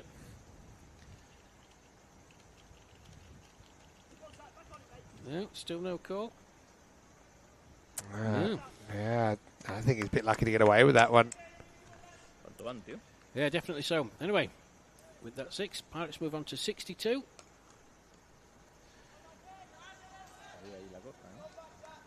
Andrew does the fielding. Out on the boundary. It's a deep square leg. Single. So It must have been. I think, well, the ball here, but I wonder if they're getting told that's over. I mean, I don't think there's ever a signal of no ball. Now it looks like they're coming together. So 29 off 18. Could this be the golden ball? Could this be the thriller? Well, I'll tell you what. Gaming at CC deserve a lot of credit. Well, down they were out, weren't they? I mean, really, couldn't have been further down than they've been today. But could they walk away winners in their last game? Well, for the effort and the endeavour that these boys have put in, and they've been a joy to be around, smiling. Whilst they've not been playing, they've been encouraging. I'd like to see them get there if they could. So what can the skipper conjure up then? Good first over, just a 3 from it, and the wicket. And a very valuable wicket of Harry Pyle as well. Well caught by Thomas Newing. So, go with the hour.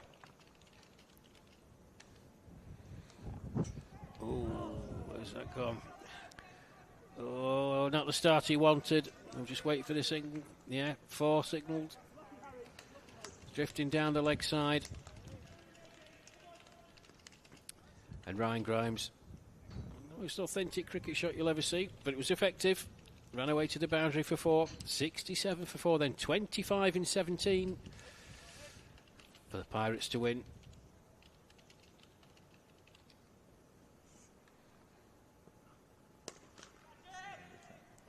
Yeah. He's going to catch it. He is going to catch it. Hit in the air. Miles Easted, second catch. Maybe a good one as well. Running in from his position. The long on boundary. Steadied himself. Oh, game on, folks. Grimes out.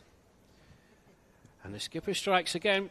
Second wicket for him. What a game he's having, Harshdeep Singh. That's a good catch. You've got to hold him. These tight contests. Came in, found the drop zone. Good technique as well. Went down to the knees so he could just get the head down a bit towards where he'd catch it. So 67 for 5. And we are looking at a real thriller here. 25 off 16. And you've got a new batter coming in now. You've basically got batters 6 and 7 at the crease. So there's still no Richie Cunningham. He could come out and he could still win the game. It's going to be Noel Garrett, though, who's coming out to bat now. Precious situation for the Pirates. And they're feeling it, let me tell you. Oh, pressure relieved, full toss. Has he got away with it? Yes, he has. Just a single. Miles Easted does the fielding. But 2 good catches from Miles out there in the deep, Vinny. Yeah, it's been solid there. Grimes, more or less set better, if you want to call him that. 15 off 8. Delgado playing his first game of the series. Oh. Well, I think no matter what happens, Harshdeep Singh's my player of the match. I think he's been outstanding. He's got 2 for 8 off 9 balls bowled, and he scored that 48 not out in the first innings. He deserves some success. He's worked really hard to get this team on the park and keep them up and motivated. Team that only had 1 single point before this game. oh, it's a good delivery as well. They're on top now. Supercomputer, where are you? Supercomputer's given up. Well, siesta time for the supercomputer. We could do with knowing.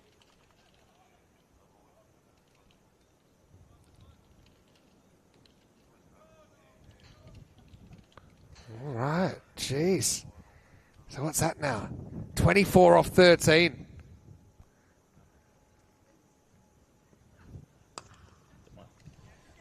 Oh, that's played. He's going to chase for the fielder. Can he get there? Beautiful one-handed pick-up. Oh, good cricket.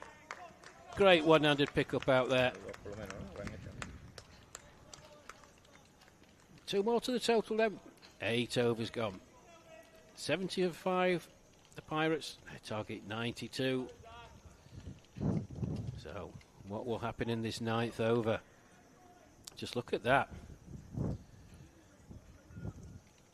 Pirates looks like have sunk.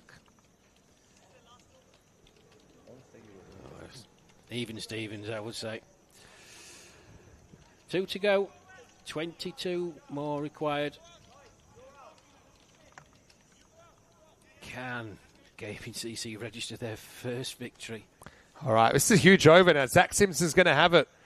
Let's see how he goes. Garrett at the other end. 22 to win off 12. Oh, he's gone. Got him. Well, Shaman Vinny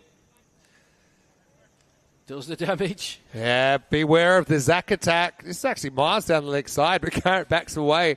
It's good stumping. It's one of those ones from Pyle. He never has to rush. He knows as long as he takes it clean, he's got heaps of times to take the bails. But he has to move and not be distracted. And Andrew Kumar's got the gloves, I should say, for Gaming CC. But he moved well, probably because he was so far back, had a bit of an extra look at it as well. But I just think, you got Ben Wood coming out, the captain. He's a pretty dangerous hitter. This is still game on. I love it. The supercomputer's just laid down and said, I'm not touching this one. Not seeing any percentages at the moment. Yeah, the computer says no. Well, famous one. It is a famous one, yes. Well, listen, regardless of the result, well, let's say it again, full of admiration for this Gaming CC squad.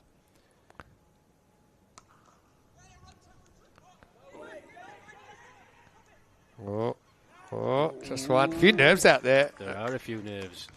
Still, you got Jim Atwood to come, Richie Cumningham, and Michael Lamon, a.k.a. the Laminator, who we haven't seen too much.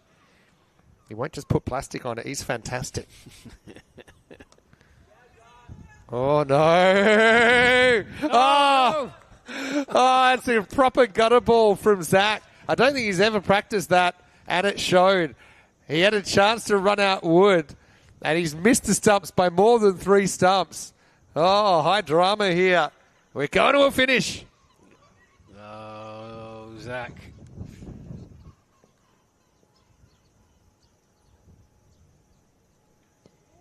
Oh, that's close. That's close. I think he's giving it. Has he given it? Oh, he looked like he's giving it. He moved that they finger. get through.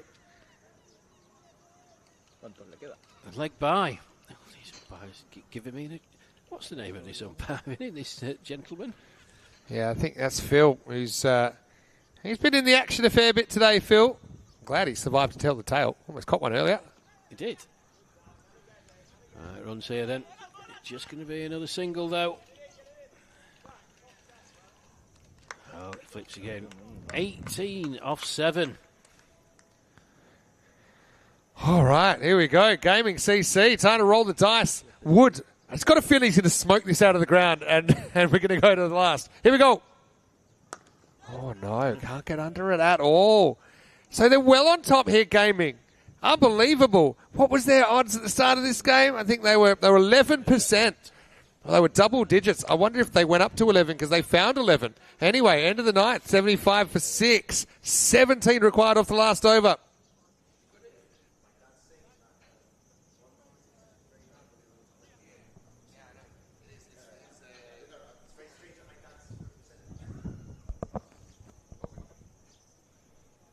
All right, so here we go.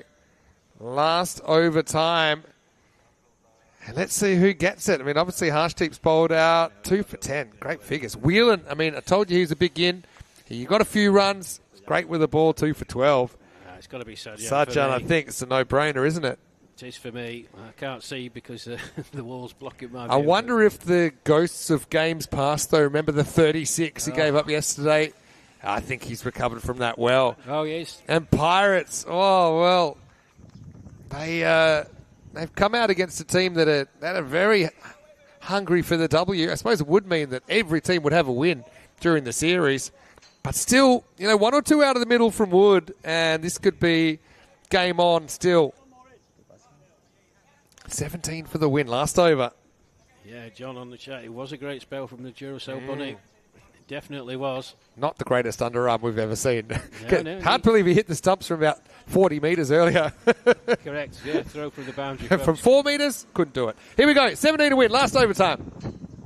Oh, no, not what you want to do to start off with. Probably worth trying that out. There's maybe an extra run there. I suppose, and even though Wood's come in below Delgado, he probably is a bit more experienced, and so maybe you would rather have him on strike. 16 to win now off 6. Slow delivery. Again, can't get underneath it. Yes. One set. Should be run out. And it is a run out. I think that's all about trying to get Wood back on strike. And they've got the wickets to play with, and you do see this more and more. Delgado, 7 off 9, probably feels like he's not going to be going at 2.5 a ball when he's on strike. So, Wood is more experienced. They do cross there. I think that's the one thing they're asking, but you can see that was a question. Had they crossed? The answer is yes, they have. So it'll be 1 and run out. It'll be 15 off 5 remaining. Delgado run out for 7. Yes, Delgado sacrificing himself for the cause. Now, it's taking an age for the next batsman to come out. Yeah, and let's see if they can find these boundaries. 2 boundaries is close, even 3 if the 4 is very close, but they need... God, it feels like you need 3 of these balls to go to the boundary. It's just... Based on this innings, it's probably quite unlikely. We've had 6 4s and 3 6s, 9 boundaries and 9 overs, and you're basically asking for 3 for here. Wood on strike.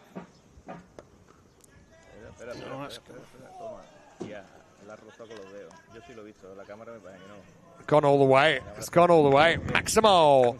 And so Wood, that's why he wanted to strike back. Well done to Delgado. He knew the situation strategically.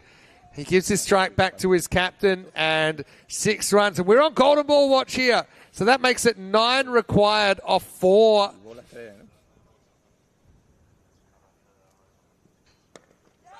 Oh, hit straight back to him. Oh. 9 off 3 then. Hit straight back to Sajjan Singh. All right, so we're 9 off 4 now. Got to run. They'll only get 1 here as well. So, high pressure, high stakes. 8 off 2. Atwood. How can Big Jim be a hero? Thing is, a 1 and a 6 would be a golden ball, right? They need 8 off 2. Here we go. Got to at least score something off this. Oh, no, don't bowl it wide. I mean, it's an interesting one. If you're being super strategic there, then you try and get Atwood to hold his crease and get Wood back on strike. But that's not too bad. Oh, we're looking for golden ball 82. We're always looking. There we go. It's it on the screen, folks. Oh, Sajjan. Can you hold your nerve? It's played out into the offside. It's just going to be the single. All right. Well, that probably puts the golden ball away for a bit. This would be very gaming if they then got hit for 6 to lose the game now. But Wood has hit a 6 in the over. Can he hit another one? So again, 5 to tie. You don't see many 5s, although once in a while. All right, Maximo or bust. Gaming just need to keep it on the park. Here we go. That'll do it. That will do it. Miles Eisted down there does the fielding. Gaming, round of applause from everyone here. And well done. The Gaming CC beat the Pirates by 4 runs to register their first win in the competition in their final game. It's been entertaining, and I'm so pleased for all of them. Look at them high-fiving each other. What a great effort. Led from the front by the skipper with bat and ball, but some good fielding as well. I'm delighted for them. The Pirates, well, They've been hit and miss during this tournament. Maybe should have got a few more points than they had, but they had their opportunities. Just couldn't get there in the end. As we see, Rugby and the Pirates coming up. Yeah, so Pirates. Well, I suppose there's a silver lining. Not that I can feel it if I'm a Pirates fan. That at least they get to have the chance to finish with a win as well against Rugby that might just be caught napping. Rugby winning the toss and electing to bat in match 12. But it's a memorable defence for Gaming CC. And let's not forget, this is their first ever victory on the European Cricket Network because it is their first tournament. But how about that? Probably my player of the innings, Michael Andrew, taking absolute worldie to his left. Yeah, it was a stunner. Kenroy Nestor again missing out. Got his chance there. Chipping one straight to mid-off where Matt Whelan couldn't hold on, but then tried to play an orthodox defensive shot through his guard. And the skipper. And this is a great moment, folks. Look at this. Young Thomas Newing brought in. Took his time. Then it was Zach Simpson. At full toss, got what it deserved, but he battled back supremely well. Skipper again. Straight down the ground, and see my camera, well taken by Miles Eisted.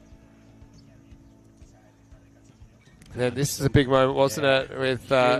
With Garrett going. Yeah, Duracell Bunny, Zach Simpson was brilliant, but Wood kind of kept him in it.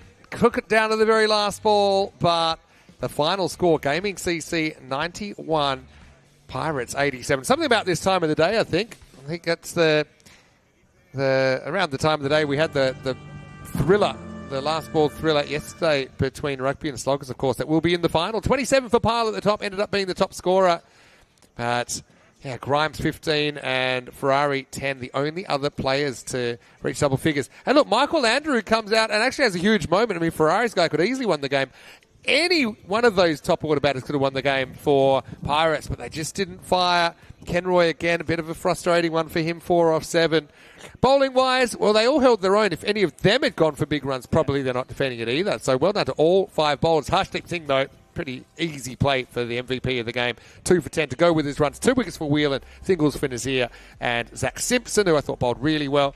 Sachin Singh held his nerve at the end to conjure the win for Gaming CC. So they will be celebrating, I'm pretty sure, long into the night, but there's still plenty of cricket to come. We have the final qualifying match and then the final to come. When we return in around about 15 minutes' time, it will be Rugby to warm up for the final with a clash against the Pirates, playing their last game of this European Cricket Series. Vinny Sander here, Mr. Maximo, with Rush Mahmood, and we'll see you after the break for more ECS Gibraltar.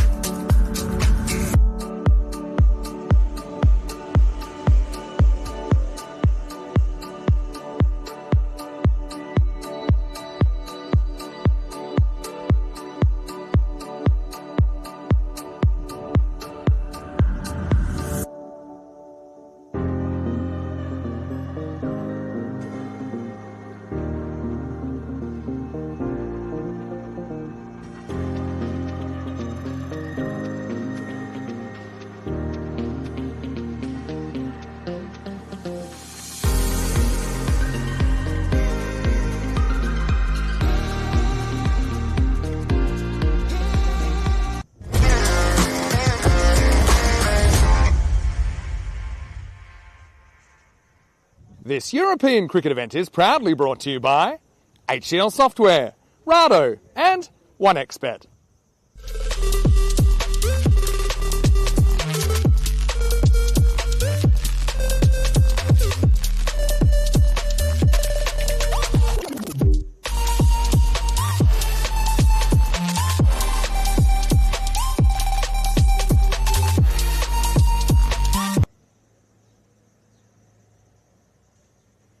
Hello, cricket lovers. Welcome back to Europa Point on the southern tip of Gibraltar, the southern tip of Europe, actually. And we get ready for the final group match before we have a short break. And then we'll be back for the final tonight. The match 12 that you're about to see is Rugby CC versus Pirates. A little bit early, we had the two captains and Nilkesh Patel out in the middle. Let's see what happened at the coin toss. 2, 1, go. Pirates, it's your call. Heads. Head the call. It's head. It's always heads. We're going to have a ball first. Pirates won the toss. Pirates win the toss and elect to bowl. Had a bit of an off game in the last game, and Gaming CC certainly pounced, didn't they? A 4-run loss to Pirates. Bit of a shock loss there in match number 11. We know that they won't finish in the top two. Brent Kay comes back for the final game of the series. Robin Petrie comes in for the first time in the series for rugby. They welcome back Dylan Taylor, who is a very handy, hard-hitting batter and a very good bowler. And we're really not too much between these teams. I've got to say, that surprises me. With Rugby CC listed as slight underdogs. And I just wonder if maybe the personnel there with Wood obviously being back in the side today, with Brent Kay coming back. But just looking at rugby, I mean, they've got their players. I mean, they've got Mirpuri in there. They've got Latine in there. They've got Louis Bruce in there. So a bit of a surprise that Rugby, who will be in the final, are underdogs to a team that won't. But the supercomputer is very clever. We know that. So who am I to say? But it's going to be a pretty interesting game nonetheless. And for Rugby, I don't think that they're too worried about batting first. I think in the final, they'd probably love to chase. I feel like either team would like to chase in the final, given that there seems to be a slight advantage to chasing if you look on the numbers. But still, I think Rugby CC, at least the plan would be at least that they'll have all 10 overs to bat. And interesting to see also whether they tinker with the order a bit, or they just try and get more batting into the kind of 4 that they would plan to do all the batting in the final tonight. Vinny Sandu here, Mr. Maximo. Great to have you with us. And Gaming CC, well, they were up here. They were buzzing. Why wouldn't they be? Because they have picked up their first win in the European Cricket Series, and one I'm sure they'll remember for a long time. Of course, quite a few of them have played for other teams before, but still, it's a team that battled against the odds, a team that had to battle even to get a team on the park. But it wasn't it great? Michael Andrew with a brilliant catch, Harshdeep with his man of the match performance, as we saw a pretty entertaining game come to an end. Another last ball finish, but as we get ready to go here, I want to say a quick hello to John Gray. I suppose for Pirates, chance for them, I suppose, to finish on a high as well. That will be a performance, although wasn't quite up to scratch in match 11, but they'll get the chance to knock off Rugby here. And Pirates, former winners of the European Cricket Series, don't forget, they won 2 years ago. And Sloggers are last year's champions. So they're hoping to go back-to-back. Rugby, of course, if they were to win this European Cricket Series, it would be a first win for them. A warm welcome back to Wayne. Good to have you as well. As always, I love your contributions. Hello to Adrian Fernandez. Well, he was hyped up. Why wouldn't he be? Adrian, be happy as anyone. And Ash at Save Derek. He's also tuning in. And Monty and Jacob and everyone else. Chris Smith. In case you are watching, if you would like a shout out, jump in. ECN European Cricket Network. Okay, Kenroy to come on. And well, Freyone gets an opportunity. I kind of like this at the top. He was their first choice opener at the start. He's had a proper shocker this weekend, but he gets an opportunity here to plead a case. Match 12. Full toss. Freyone is probably symptomatic of his series. Going to hit it very well. Straight to the fielder. Stuck on the duck. Speaking of which, no signs of Derek, but there is something hatching. in the ECN universe. Not much was revealed on the stream today, but if you go to a social media, find another piece of the puzzle has been revealed. Fraione will get a run here, I think. Although that throw, if it had come in a bit quicker and a bit more accurately, he might have found himself under pressure.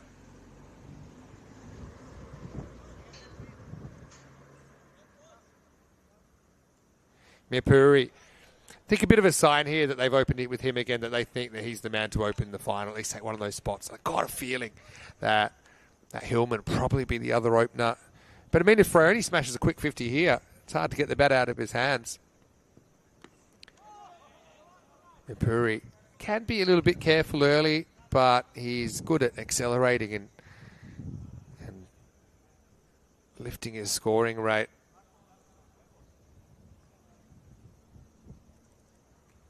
Kenroy. An interesting action, actually kind of bowls off the wrong foot, we say. Kind of hops off his right foot and back onto his right foot. Have a look at it here. Well, that one is hit straight and hit pretty hard, but field is in the way. Brent Kay. Again, I still find it quite perplexing that he's never been able to really get going, considering what I saw from him in England, which is probably a higher standard overall of competition in the Surrey League, but it just hasn't clicked. Maybe now's the time. Maybe we'll get a chance to open. Says hit down the ground. Fraione will survive. Straight down the pitch. Fraione probably also maybe playing for a spot in the lineup. Again, he'll be happy no matter what. If rugby get over the line, but he'd love to play a bit more of a part in it. No doubt about that.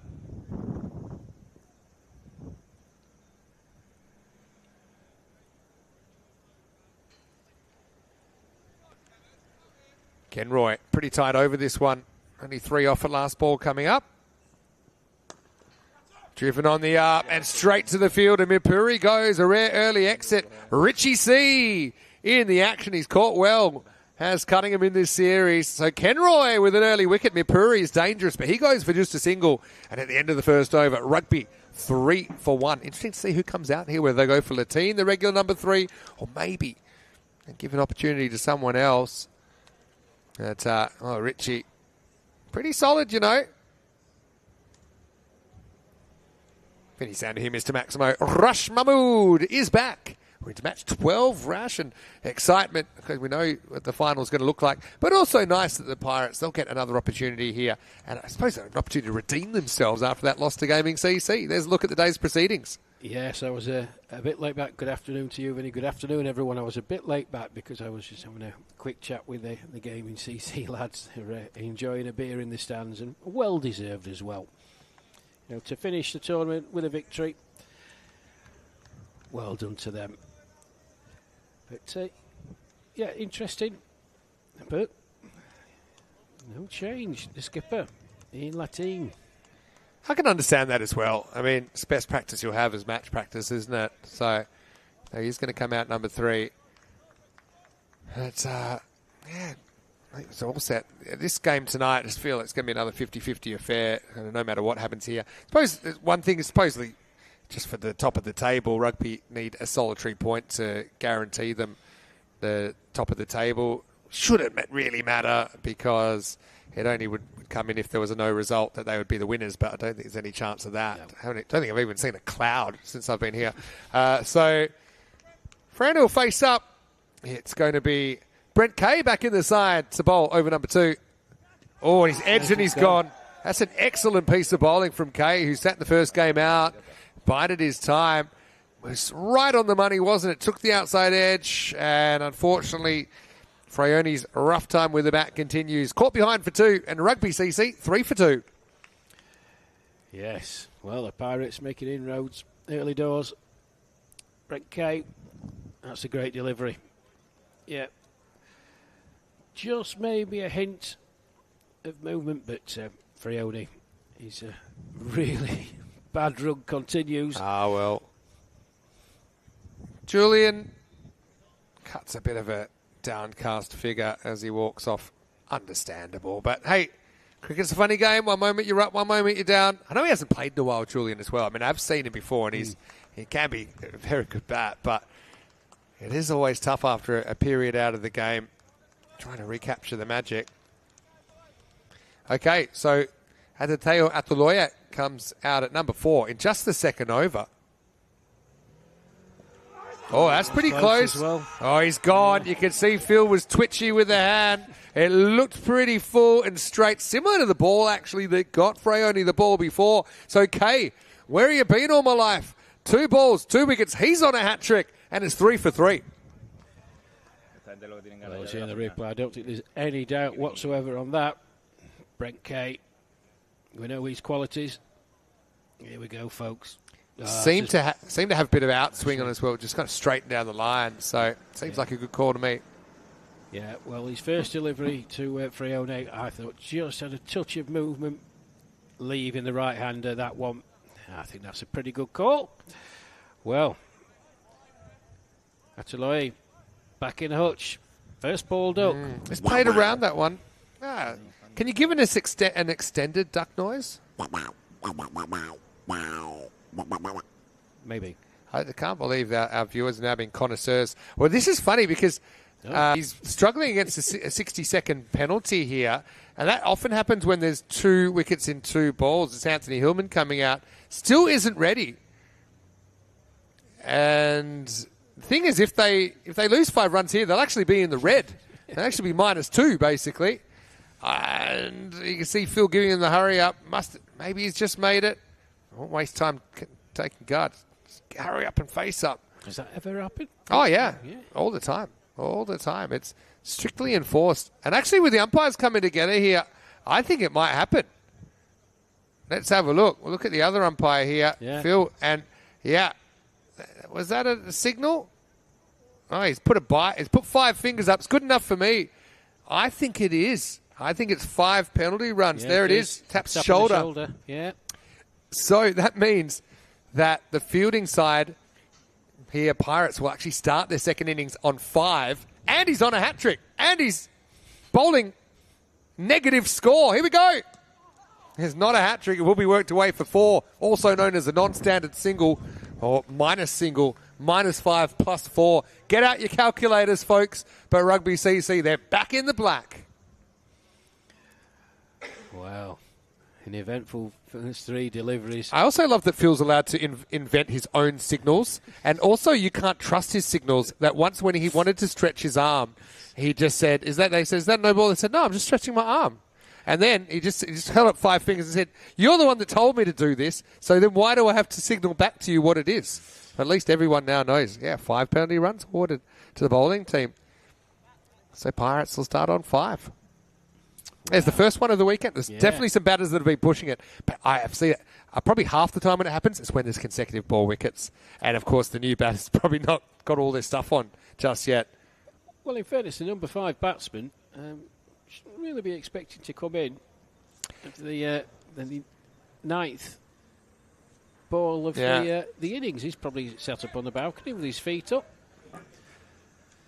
But I can always tell there's a sense of panic when batters are running late, and he definitely had it. He was often carrying the helmet's a red flag. Yes, we saw that yesterday. And no gloves on's another red flag. Decent bouncer here from Kay. It's Rugby CC. Yeah, despite this start, they've actually gone from slight underdogs to slight favourites, so you'll have to explain that to me. Supercomputer's playing a few tricks. Well, tricks on us, I think. Still groggy, the supercomputer, from its siesta. Yeah, I mean, maybe it doesn't trust itself after that last result with Gaming CC. Hello, Phil. Phil G in the chat. Good to see you. Saying, hi, Vinny and Rash. Game 12 of 13 starting. That's more than started now. Good over, though, from Kay. He's lost the handle on 1, but picks up 2 wickets, forces a time penalty. And Rugby CC, 9 for 3. But remember, in that over, they also gave away 5 penalty runs that will take effect in the second innings. Well, if I'm being perfectly honest with you, it's a completely bonkers start. There you go, look at the standings. We've known for some time, a couple of games ago, who were going to contest the final match. Funny thing is, we often say funny things happen in match 13, because they just tend to. But match 13... here is the final. It is, yes. But sometimes you get some weird things. Match 12, match 14 as well. That's the after effect or the before effect of the match 13, if you're a superstitious kind of person. In match 13 at the ECL once, we had what we call 13 minutes of madness, where the English club Tunbridge Wells, they made 87 off their 10 overs. Before that, they hadn't lost a game. And the French club came out and in 13 minutes they knocked it off. Wow. In just 3 overs, 88. Wow. That was quite amazing. 13 minutes of madness in match 13. Here's Petrie, who's into the side. It starts pretty well. Hillman just knocks it back. There's still plenty of batting to come for rugby. This is the depth that they've got that maybe no other side has when you've got someone like Louis Bruce still to come.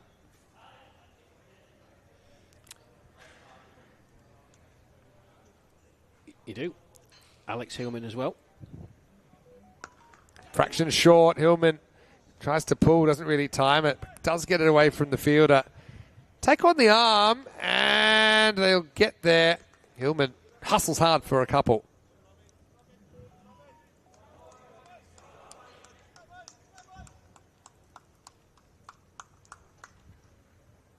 Yeah. 50-50. In the Goldilocks, super Goldilocks zone now.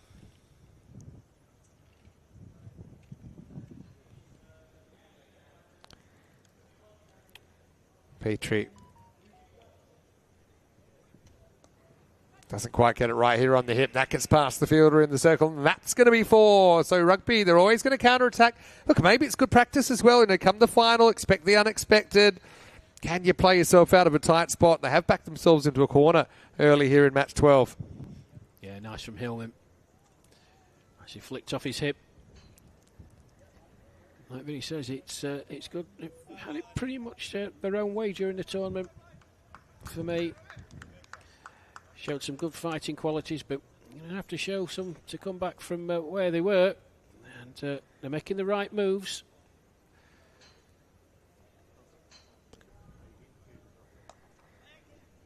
Cut away and well cut off. That's Kieran Ferrari diving to his left.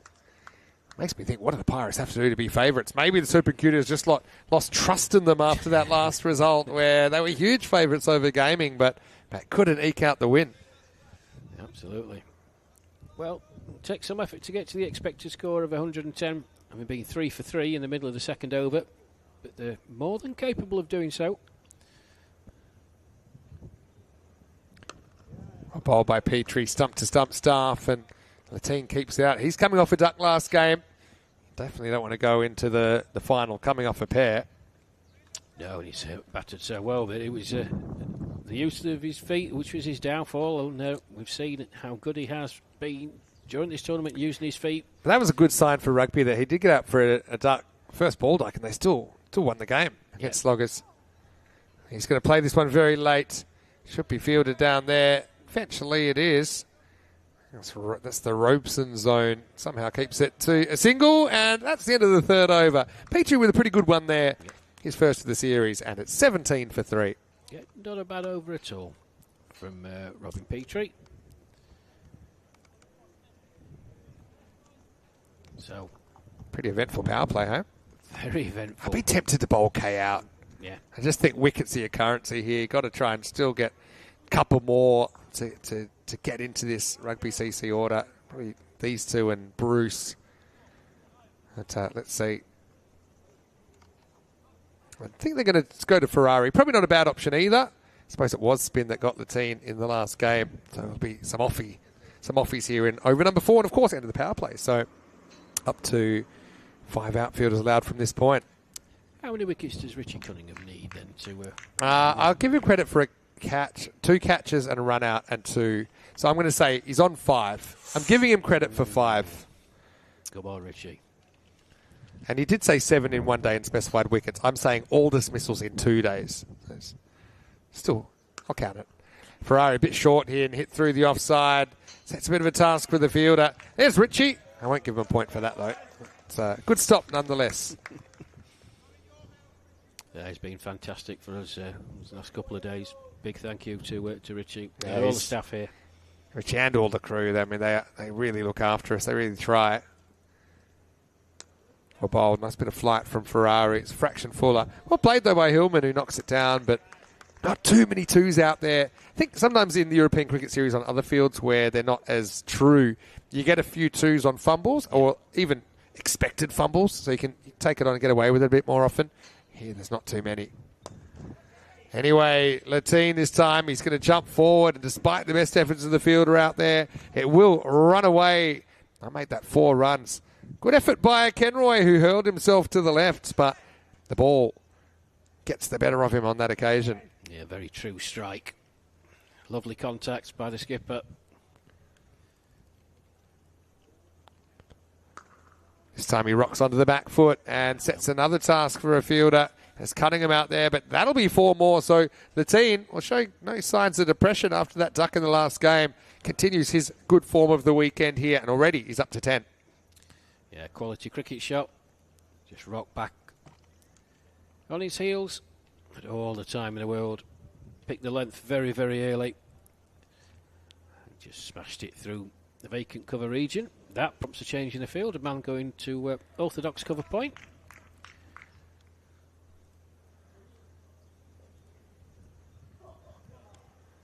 This one probably a little bit ill-directed by Ferrari, but Latine's going to jump all over it, and that'll win the race as well. So Atwood in pursuit. But yeah, not a good ball from Ferrari. 2 veterans of the game head-to-head in this 4th over. Latine getting the better of Kieran Ferrari. Moves up to 14.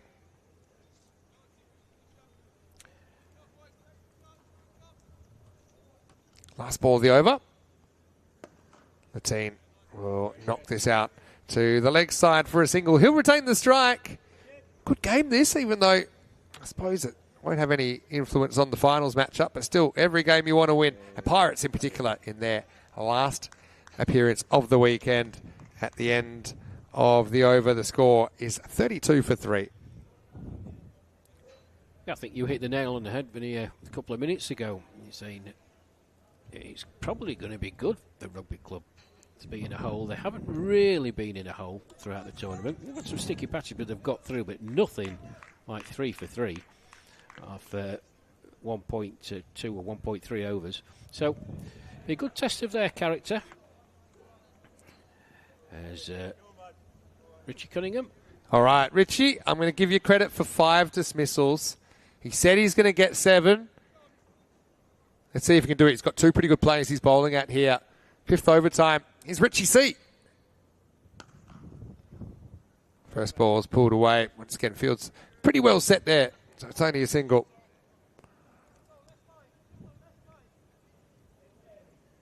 Richie's a real entertainer. Wears his heart in his sleeve as well.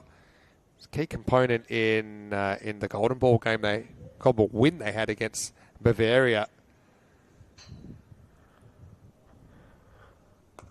Previous series, of course. We haven't had a Golden Ball this time around. Gibraltar's normally good for a Golden Ball, sometimes more. I think I mentioned that we had a night series where we had 2 Golden Balls in 3 days. That was back in 2022.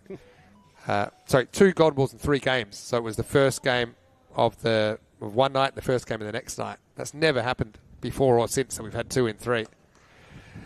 Latine wants to elevate this time, and he will get it over the top.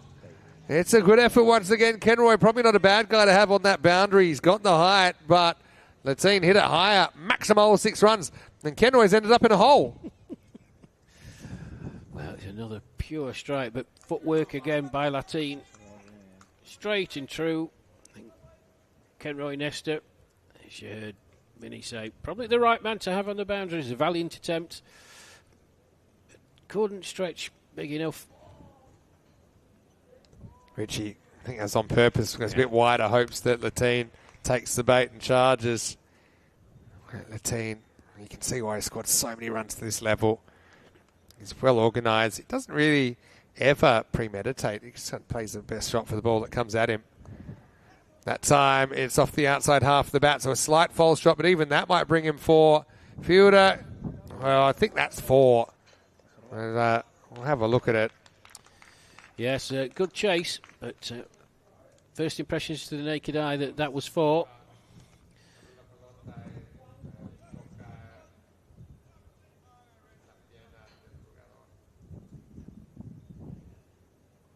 Well, looks like they might have got away with it.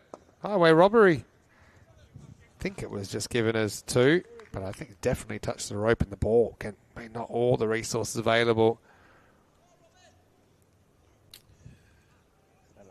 Well, the team's gone 25 off 14. A good acceleration from him. Well, it's a good take, actually, because that's going to be distracting Hillman. Wanted that leg side, he won't get it. So Richie doesn't take a wicket, but still a decent over. It's 2 pretty good players, 12 off it, and it's 44 for 3 after 5. Yes, pretty good from Richie Cunningham. Halfway through this Rugby CC innings then. Got themselves in a hole early doors. 3 for 3 they were. Yeah, 3 for -2, really, if you want to. Yes, if you want to be, I mean, not official, but at that point they'd already. The other team had scored more runs than them, and the other team hasn't even batted yet, and won't bat for about another half an hour at least.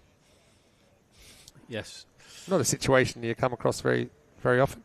I have seen some amazing collapses. We had one in Jersey that was kind of like 5 for -3, basically, as they were closing in on the target. It completely changed the game.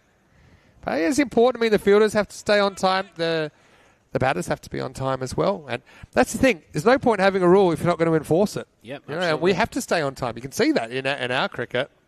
Here's Kay. Keeper up to him. In fact, no, Petrie has come back, and that could be a goal. Oh, poster. Yeah, they had everything so far in match 12. And, Petrie, not the worst ball, but Latine cuts it away for 4. Yeah, I mean, there are other forms of the game. Okay, T20 is a good example. If you've got a standalone T20, if it's more or less 10 minutes over, no one really will notice. But in games where you have other games following on from that, then it will matter. So we need to strictly enforce the penalties. Nice. That's a pretty nice shot, though. And Kate down at long on does the fielding. And then Latine does the fielding. Friendly game. It's so that's why it's. I mean, imagine if every game ran late for us. Let's say 15 minutes late. Then yesterday would have been almost 2 hours over time. Yep. And then that's going to be a problem because it would have been past midnight. Anyway, Hillman is going to pull this one away, and he'll get 6. Maximal, nice shot. Brings up the 50 as well for Rugby CC. But that's the other thing. Okay, here we've got the lights. But in other venues, when we're using the sunlight, then we can't run late because you'll run out of light. And so to make sure all the games get completed, it's essential that ECN runs on time. Runs like a Swiss watch. Thanks to Rado, by the way, our official time partners. Oh, nicely slid in, sir. Nicely done. Still waiting on my Rado. It might be in the post to you after that. Anyway, Hillman is going to step across, and he wants the leg side again. He'll get it. Maximo.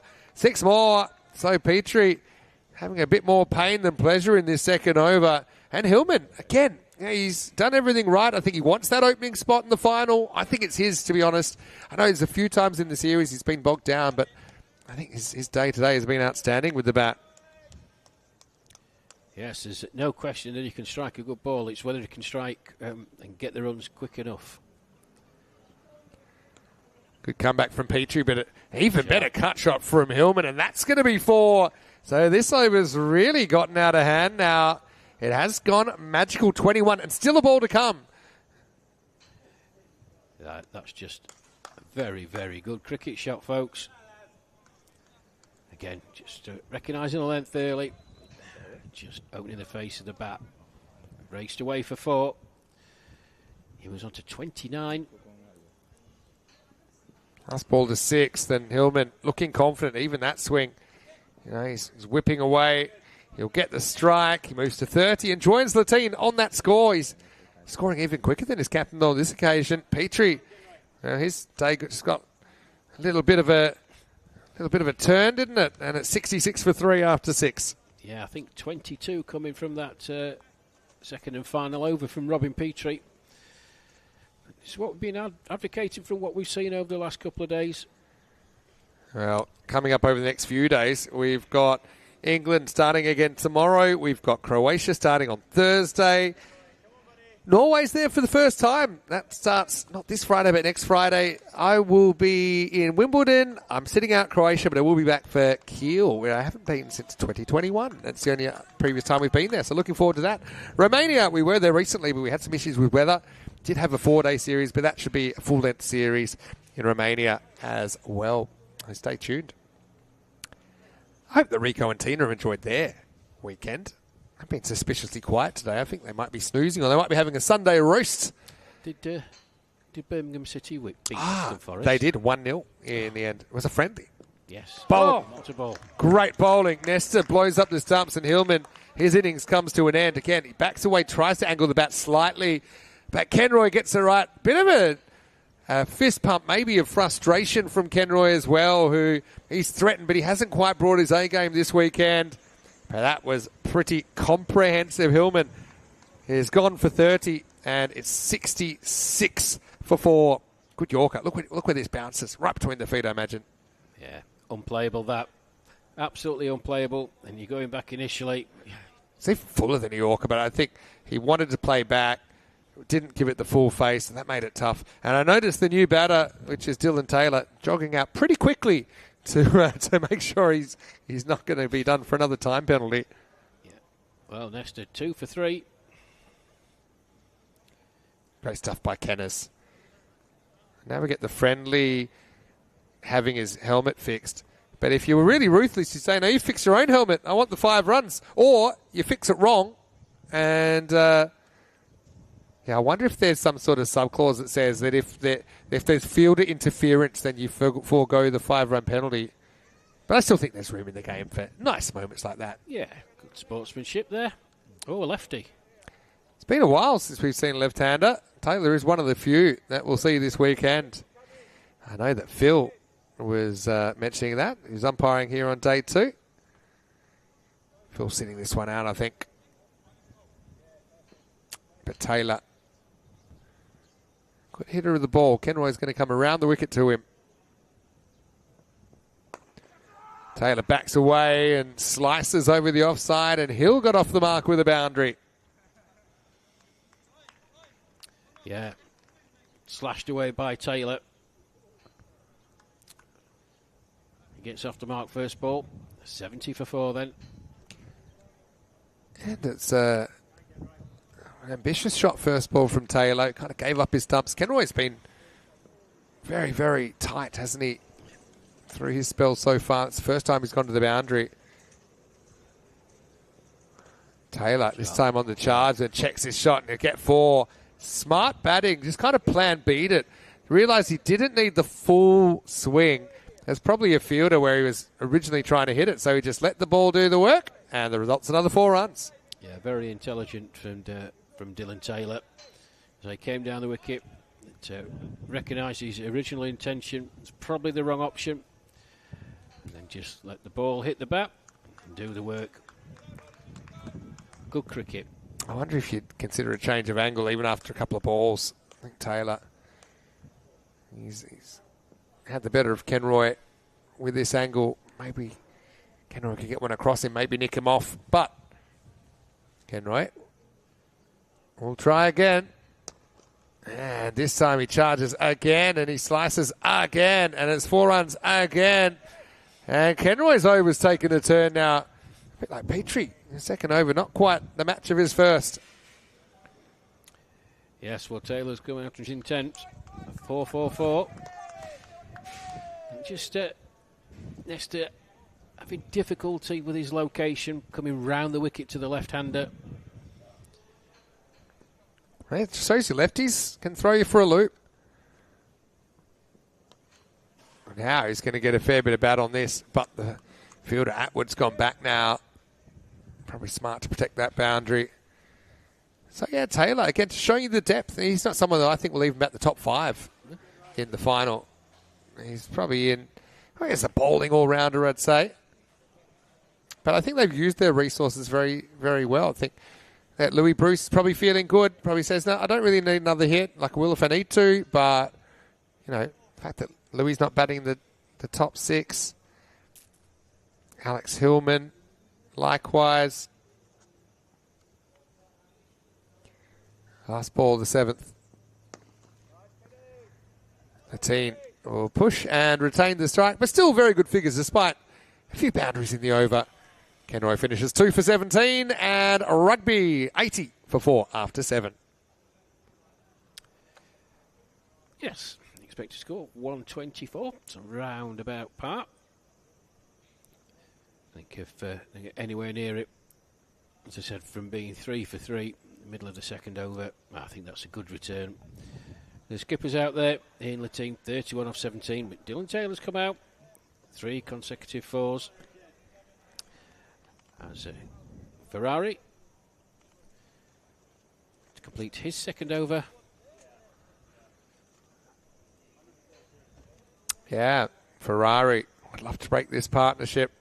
And Pirates, I'll feel a bit disappointed, I think, if they can't be a bit more competitive in this one. Pirates only have the 1 win for the weekend. So they seem better than a 1-5 side, don't they? Which is what they'll end up with if they don't win this game. Fraction short, though, first up. It is Richie Cunningham, actually. They will bring him back. So a late switch, perhaps. But the first one, fraction short. And smashed out of the ground. Maximo. Yep, sure. A player like Ian Latine is not going to miss out on that. He's got to do something special, Richie Cunningham. The next 5 deliveries. That one's hit and hit straight to the fielder. Latine to 38. Effortlessly going at a 200 strike rate here. The Rugby CC skipper.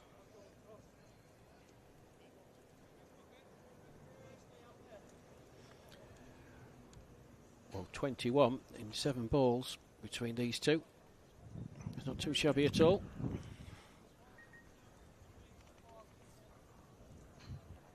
'87, isn't that the bogey number? It is. It was 13 from 100. That's where it comes from. Ah, right. Don't know why we just say 13. It's unlucky. Taylor wants it in the air. Oh, great effort. Ends up heading it over the line, Kenroy. That would have been an amazing catch. Funny thing is, even if he caught it, I don't see how he could have possibly stayed in the field of play. But a teaser down the ground. Richie, I know that look, he's not impressed. But I've got to say, I was impressed with the effort from Big Nesta. Brilliant effort. Wonderfully captured as well by the crew. Richie beats him outside the off stump. So I suppose, Richie, I've got him on 5 dismissals. He's running out of balls. I mean, I know we probably won't get a great look at that one again, but Kenroy knocked that up, and I think he hit him in the head on the way down. But still, Richie, he's a wonderful ambassador for Gibraltarian cricket. We love watching him go about it. Yeah, I think this is well done, boys. We'll have a look at this. Yeah, watch it. Up it goes. Oh, it's actually hit his hand again. I thought it hit his head, but yeah, we'll go to the last ball for Cunningham.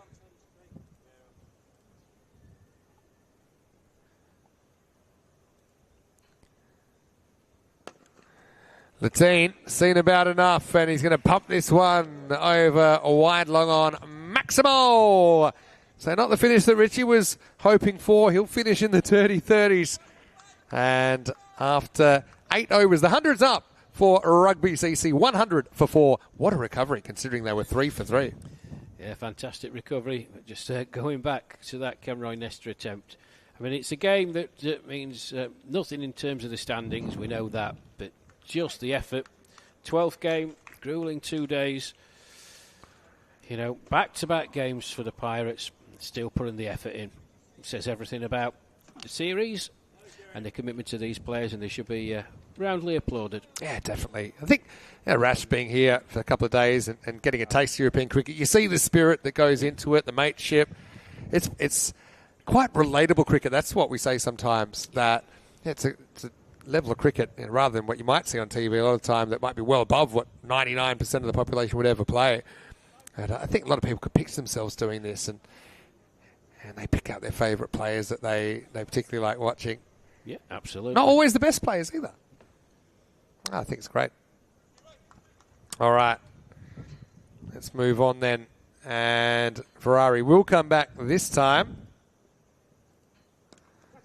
And Taylor unloads to the leg side, but doesn't quite time it. Rich, he'll clean up just a single.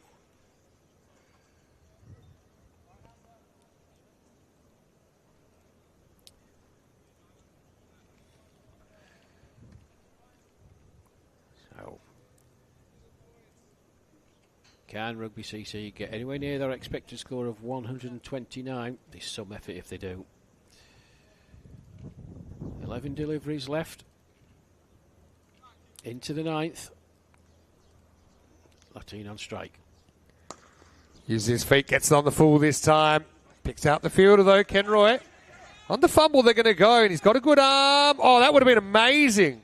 Ferrari tunnel balled it through his legs, and I'm telling you, if this hit, he was stone cold gone, Dylan Taylor. But Ferrari couldn't hit the target. No, he couldn't. You're absolutely right. I don't know whether that was by design, but I think he planned it. I mean, you know, he obviously decided before he caught the ball that, okay, I'm standing here. A split second to work out how he was going to try and move it on, and he knew he had no time to even turn. That's actually very clever. Bit of an indoor cricket move, actually. I've played a lot of that format, the Australian-style indoor cricket anyway. This time, Latine is going to go up and over the top, and it's another 50 for the Rugby CC skipper, Maximo, to bring it up. And the half century comes up off 23 deliveries. What a good performance it's been once again. Might have missed out last time, but he doesn't miss out this time, striking at 226 with shots all over the park. Well, he shows his class and his quality. It's just even a golden duck in the last innings. Again, setting the example as a skipper. Oh. Well, slower one from Ferrari, but again, excellent footwork. He's so quick at jumping down, and that's ideal result if you are dancing down to get it on the full, takes the bounce, takes the variable out of it. And although it entertained the fielder, he wasn't able to make the stop. Yeah, absolutely. It's been a feature of his game. It was his undoing in the last match, but you stick by your principles. Oh, a real moon ball. It's probably a no ball, you know. It's been called. So even though it's been caught, don't throw it over the boundary, Kenroy. I think he probably had an idea that it was too high. So that one does get called Latine. Now, Kenroy probably, he's so far away, probably didn't realise, but it seemed pretty clear that it was too high. Check it out in the replay. Remember, waist high or high. Even though he's walking slightly, he's never really getting too far out of his crease. Good catch. Kenroy looked surprised it nestled into his right hand. Yeah, quite clearly you could see that on the replay. Way above the waist. But a good catch by Nestor. Words are had. But anyway, it'll be a free hit for Taylor, end of the day. And he will hit it, and he'll hit it far enough. Wow. Power from Taylor. Maximo. It all happens in the 9th, as they say in the classics. And Rugby, a stunning recovery from them. And they are 121 for 4 after 9. Well, Ferrari, not quite a Ferrari performance in his second over. Like a Morris Minor, got some treatment. Look at this, folks. Goodness me. 3 for 3, 66 for 4. But that's what I love. I love that that you have time for these big, violent momentum shifts. Memento shifts as well, I suppose, if you want to move your souvenirs around. But anyway, Kate probably should have come back earlier when you look at it. I mean, the spin was going the journey, wasn't it? But he'll get his last over of the series. But we won't have to wait too long to see Brent, because I bet he's captaining Weybridge on Thursday in the quarterfinals. Here we go, over 10. And it's going to be a full toss first up. Attempted Yorker gone wrong. And that's clipped away for 4. So Rugby CC continue on their merry way. This partnership now is worth 122 runs.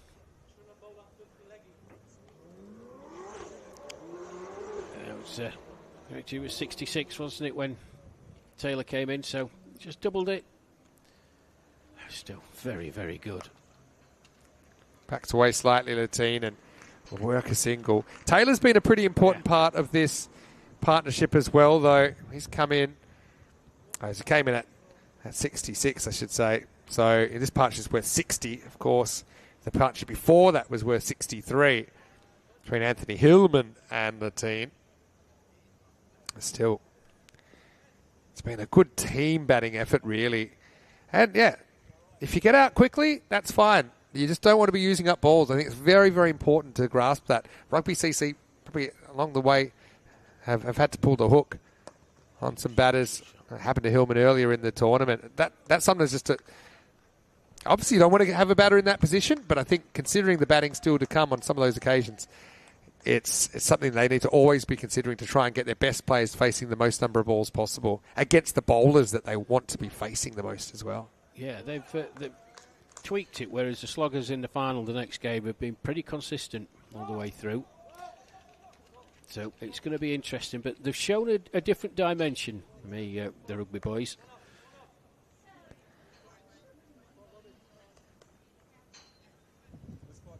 So, 3 to come. Oh, that could be a no ball as well. It's called. Another no ball for Hyatt. Again, Kay attempted Yorker, gone wrong. Quick apology, I think, from Brent. I know there's no intention there. It's quite a dangerous delivery, and it'll be a free hit now. Still with 3 to come. Well, in Latine, fill your boots time. It goes the attempted bouncer, but it's an amazing uppercut. And that's out of everywhere. Maximo. And this score now up in the 130s. And poor Brent Kay, again, he joins the club of good first over, second over off the rails. And there's plenty of them for Pirates out there. There certainly is. What a shot that was. Absolute quality. 2 to come. This one change of pace. Latine up in the air. And Kenroy, we can't hold on to that one. They'll get back for an easy 2. The frustrations continue for the Pirates. Well, we saw Kenroy Nestor make a valiant attempt a couple of overs ago. Wasn't able to prevent the ball going over. Then he took a very good catch, but it was a no ball. That one, probably the hardest one of the 3, but having got there, he should have held on. Oh, well, rare miss. They're going to go for 1. And they're going to get it. So, even runs to the keeper. In the end, Latine continues his tradition of missing the last ball. But that won't matter so much. Well, for now, anyway. Don't forget, Pirates, they will start on 5 runs. So, it actually, in real terms, it's 133 for victory. But technically, the target will be 138 when we return. And it'll be the Pirates' last chance to pick up a win this weekend. Well, great recovery by the Pirates. Very, very good indeed. 3 for 3 they were after 1.2 overs.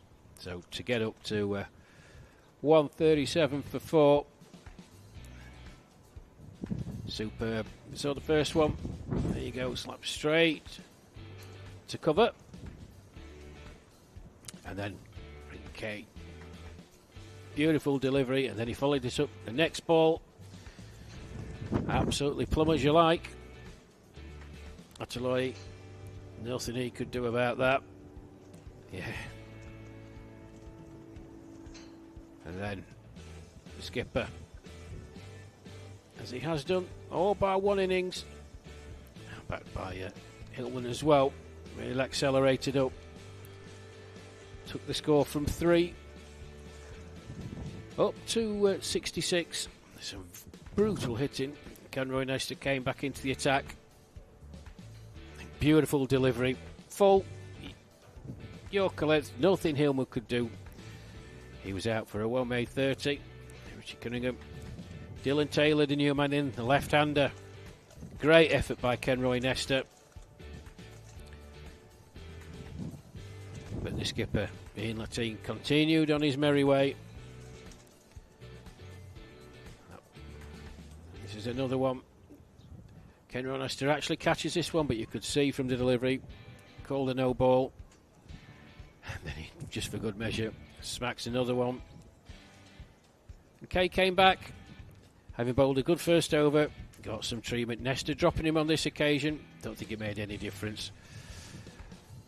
Captain's knock again. We'll run through the scorecard.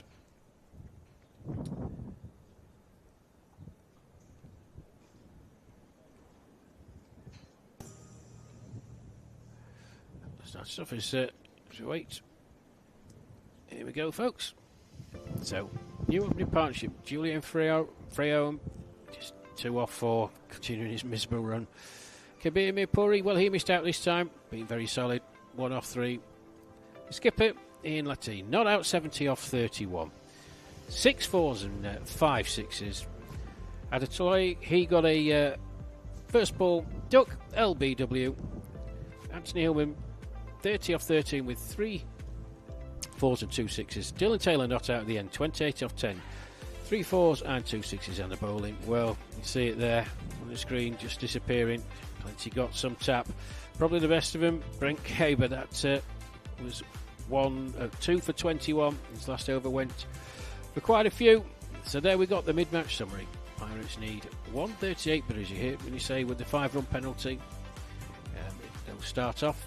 So it'll be 133, 60 balls at 13.8 runs per over. 137 for 4. Rugby end up with. Innings break here. Join us in a few minutes. Well, we'll see how the Pirates get on in their chase. Going to have to go some very entertaining first innings in this, the 12th game of the ECS Gibraltar 2025 series.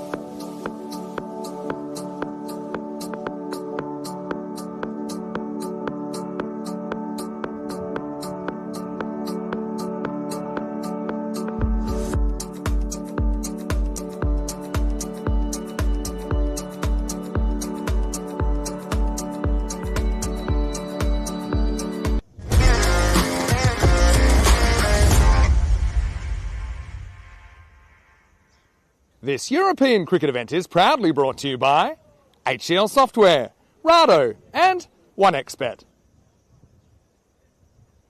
Hello and welcome back as we get ready for the final innings of match 12, and then it will be time for a dinner break, and then it'll be time for action with the final to take place later on tonight. Well, Rugby CC, they posted 137 in their 10 overs. I will say at Rugby CC, they only have to push this game to an 8th over to guarantee top spot, because that means they'll keep their points, and we will know that they will go in as top dogs and look potentially undefeated if they can defend this score. You might notice the score is already on 5 as because of a time violation in the first innings, and it means the Pirates receive 5 runs for free. One guy that won't work for free, and nor should he, is Rash Mahmood, as he joins me once again in the commentary box. Pretty interesting chase. I mean, it would be the biggest chase so far in the series, but Pirates, if some of their big guns can get going, they're certainly capable of pulling it off, I think. Yeah, they certainly are. I think entertaining first stanza. Mohamed Roshan has been his one, starting off. First question came in from Jordan Stevens. Do Pirates start with 5? Well, yeah. So there's a 6. Not the most exciting 6, but it'll be a 6 basically after one ball. The 5 penalty runs plus the single. Petrie, I thought he bowled pretty well. No, second over kind of went off the rails, but he's been asked to open the batting here. Again, Pirates able to use him this game only. They want to get maximum value out of him. Let's see if he can attack the power play. But Roshan, he's been brilliant opening the bowling for Rugby. He'll be wanting his early wicket. Certainly will. It goes straight through him, actually, between the body and the stumps first up. Yes, he's bowled very well. He's even Mohamed Roshan has that ball that just perennially sort of dips in. It's a very interesting run-up. I've made comments on it before. It's how he angles himself in. Yeah, to the left, to the right. Gets this one to blast past Petrie. I suppose some people have different run-ups just naturally. You know, it feels right for him. The main thing is, at the critical moment, is everything going in the right direction. And I'd say with Roshan, it has been this weekend. Yeah, the interesting thing with me is his follow-through. I don't know how he does it, how he doesn't break his ankle, but his natural trajectory from when he makes that cut first off, which would be to go straight across the umpire's line. Yeah. He somehow veers to his left. Which is a bit of a no-no. Oh, well, you've called it. It's actually an amazing bit of wicket-keeping. Just as he was thinking about moving Hillman, it came back towards him. That could have actually hit the helmet, and that would have been another weird 6. Not just like the 5 penalties and single. There's a free hit coming up. We've completely jinxed Roshan. We have. And his zigzag run-up. They dress like zebras, I said. Colourful zebras, the Rugby CC lineup. Free hit then for Petrie. Good opportunity for him. He'll get some bat on it. It might be caught. Probably a strategic error there because the catch didn't matter. It was a free hit. Alex Hillman wanted the glory anyway, but it bounces just in front of him and bounces away for 4. Lucky break there for the Pirates. Yes, it was indeed. It was indeed just one of those horrible ones for a fielder out deep. You know you're going to get there, but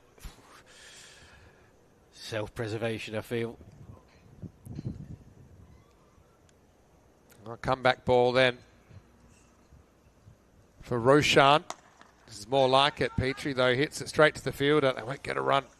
It's not an easy rate, obviously, starting around 14 and over required. Pirates, I mean, yeah, there's the point to play for, but I think they want the glory. They want to finish with a win, just like Gaming CC did in that last game.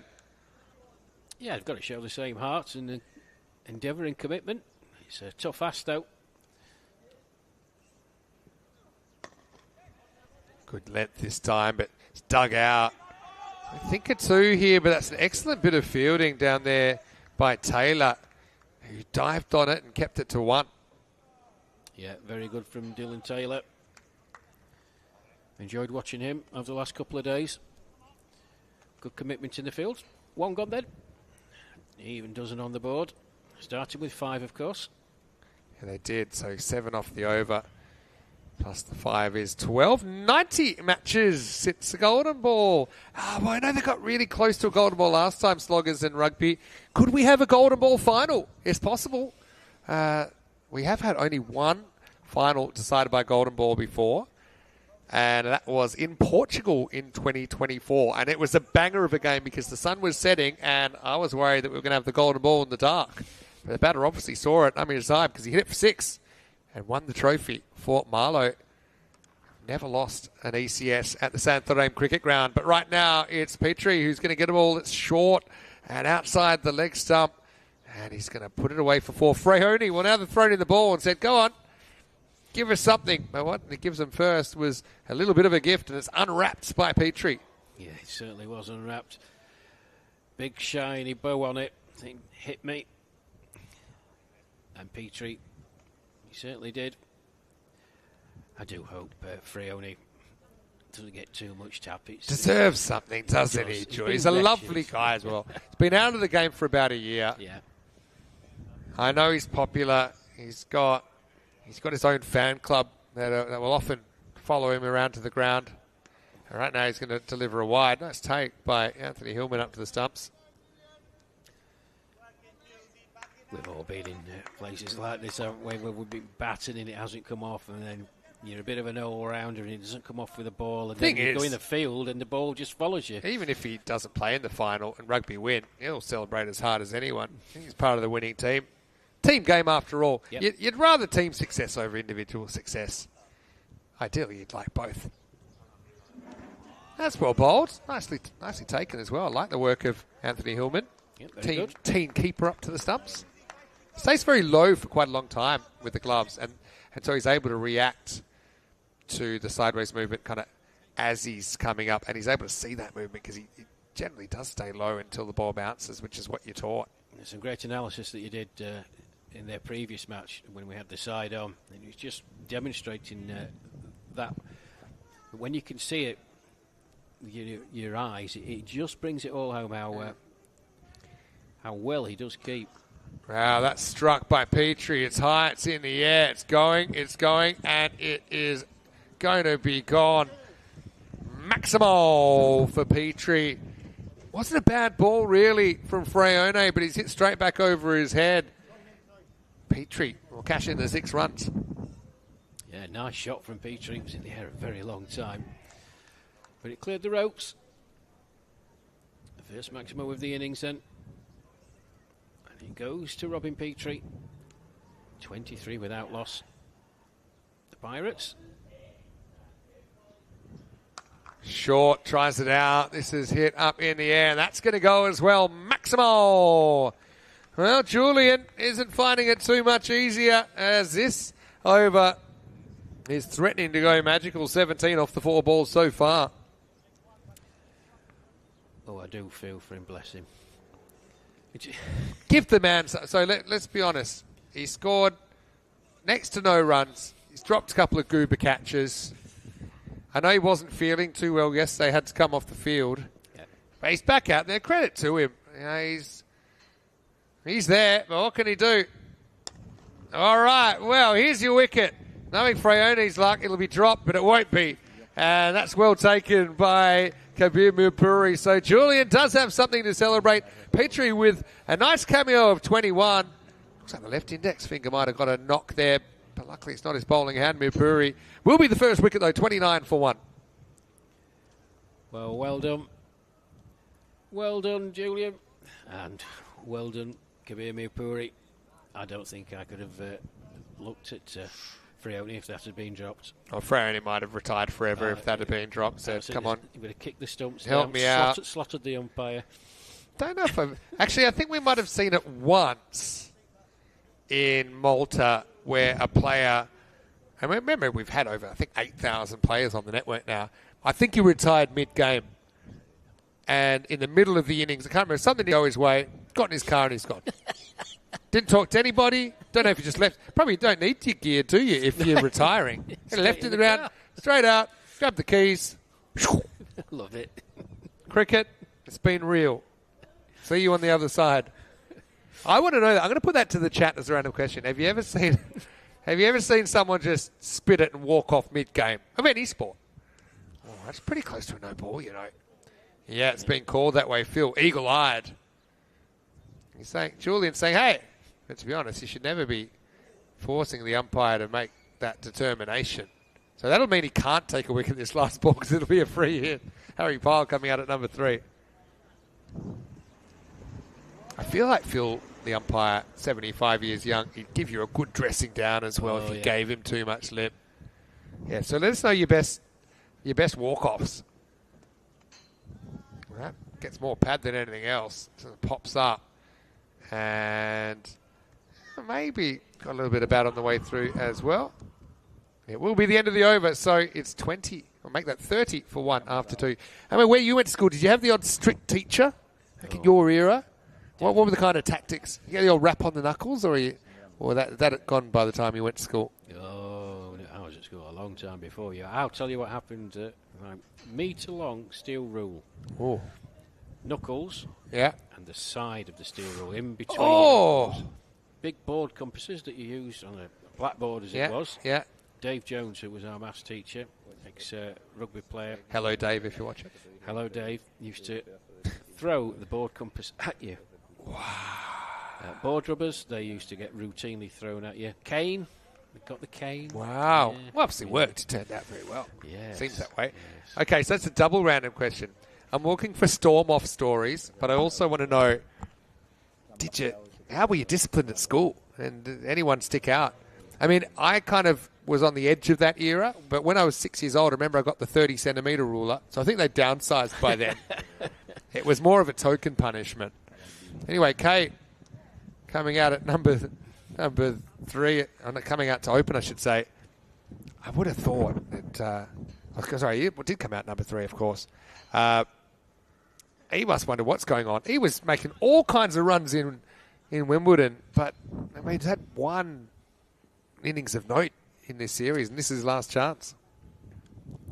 Yeah, I was looking forward to seeing him bat a bit more. That's wide down the leg side. So, yeah, I remember, I still don't think it was my fault.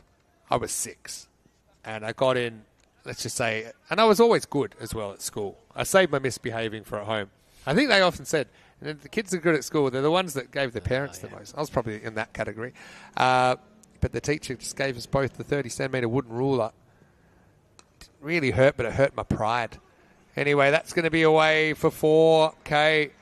Outside half of the bat, but good enough. Brings 4 runs. Just got a sneaky feeling. I mean, if he stays for any length of time, this 138 may not be safe. Yeah, you really like him. I've said that all. Yeah. I mean, I literally saw him making runs in, I mean, don't think there's any argument, a very strong, probably one of the strongest, if not the strongest European cricket series that we have during the week.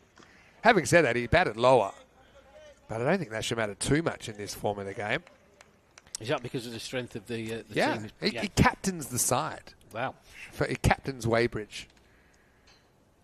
But I'll try and pull up his numbers. And Weybridge, they finished 4-4 and they finished in 4th. But I'll tell you his numbers from during the week. And of course, he's still in that tournament. Nice shot. Yeah, Ferrari clips it away but finds the fielder. Yeah, so... And the other thing is some of his side, they hadn't always scored a lot of runs. But for Brent Kay, he had 37 odd out his best score, striking at 220. And he hit 6 sixes and 8 fours. You know, it's a very, very strong competition. So, yeah, obviously, he bats in the middle order there. But I just think he's got the potential. And the potential hasn't been realised in this competition just yet. And I suppose it won't be after this game. It's the last chance saloon for Brent. And he's going to play a late cut here, but picks out the fielder on the bounce. Decentish power play. I mean, you need to be... Yeah, around about 40 to 42 to be on the money after 3 overs, and that's where they are, just the 1 wicket down. Yes, I'd like to see Brent Kay after all you said about it. I'd also like to see... There's another element, though. Oh, pretty close. And he's gone. Beat the inside edge, and I know he's on the front foot, but it seemed to be Stump to stump. Ferrari, I don't think's got the message yet. But he's saying what? But I think that's a good call. Yeah. He bent the back leg, so he feels it's high. But maybe we can see this on the replay. It wasn't that high. No. I think that he bends the back leg, and I didn't see that going over the top. Ferrari non-plus. Let's have a look at it. This will be a good shot of the height, actually. But, I mean, it's high-ish, but I still think it's taking the bails. It's an interesting call, but remember, the whole ball would have to climb over the whole bail. Certainly front on. Didn't seem that high. But, you won't walk off unhappy. That kind of sums it up for the Pirates, doesn't it? As Kieran has to go. He'll be the second wicket to fall. And the score is 40 for 2. Well, he's not the tallest, Ferrari, I'll say that. And he was just sort of bending a touch. So, yeah, it was a bit high. But I agree with you. I think from that side on, he's probably going to clip the top of the stumps. I would have classed it as more likely to hit than not.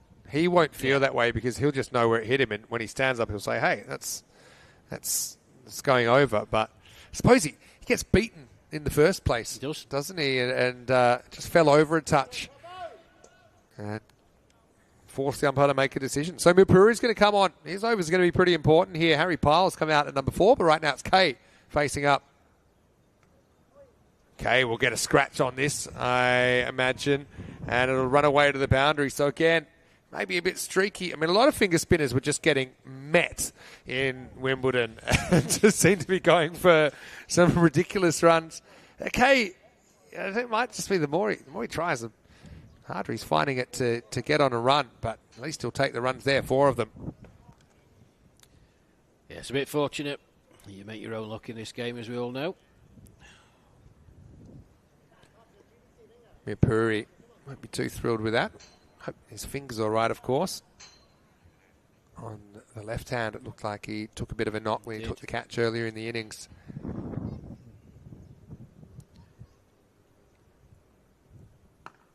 Oh, well bowled. Yeah, kind of an in-between, isn't it? And that's the kind of ball that a lot of time in Wimbledon, the batters were trusting themselves to be able to hit through that and hit that for 6.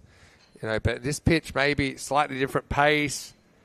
I would say it's a touch slower than the pitch in Wimbledon. Now, it goes to the slog sweep. Doesn't really go aerial. We'll have to settle for 1. So we're going to have our first look at Harry Pile here with the bat in match 12. Yes, he was going well. The previous game, Harry Pile got into the 20s.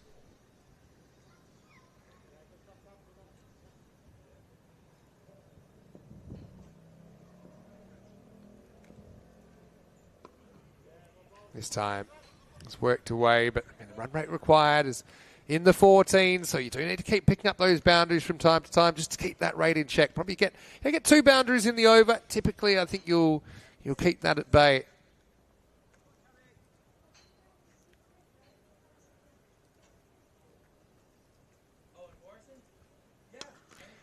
Okay, still really wants that bottom hand to take over, and he finds the outfielder, so he'll have to settle for a single. Struck very powerfully by Brent Kay, but straight to the fielder. Good field placement, you could say. You could say that. He wasn't able to get under it. Mapuri's gone for 7 in the over. Pile wants a piece of him, goes down the ground, and 6. Maximal, as Hillman almost wears it on the way back.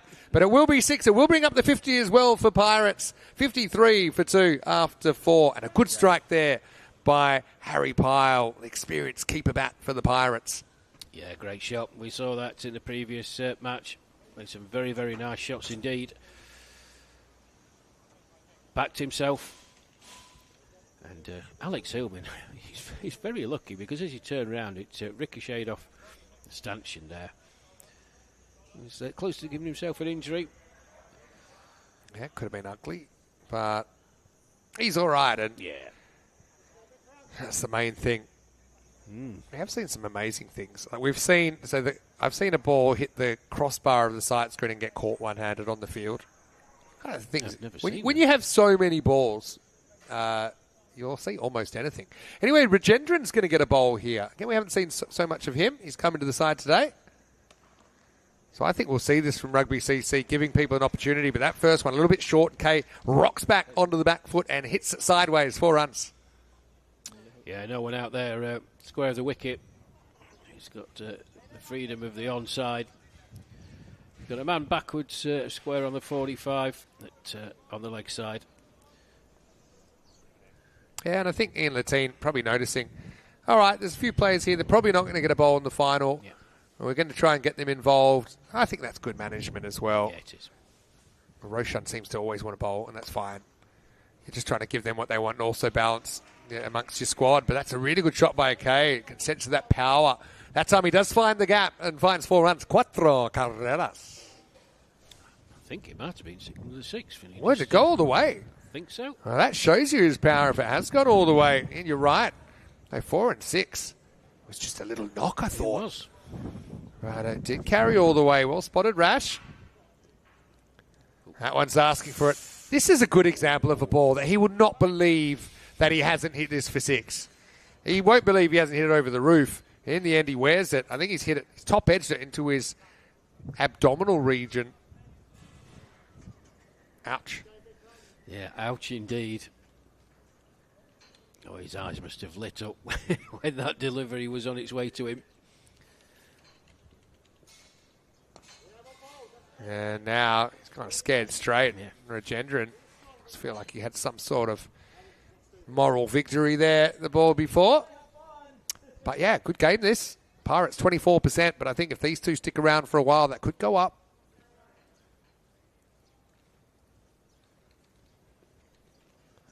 Oh, he's got it. No, he hasn't. Climbed over the top. Might have even got some of the pad or nothing.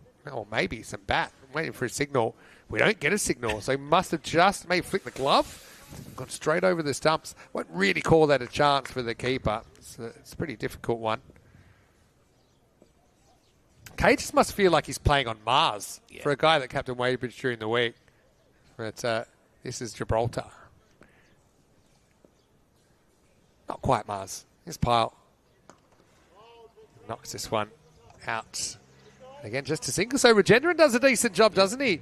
Gets hurt in the first 2 balls, but doesn't go to the boundary again. 12 come off that one. And after 5, Pirates still in with a chance, but they're fading. 65 for 2.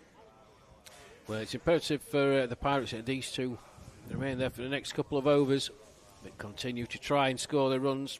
We've seen that they can both do it. Harry Power with that 6 in the over, and Brent Kay struck the ball very powerfully, but just not being able to get the elevation or beat the fielders out of the deep.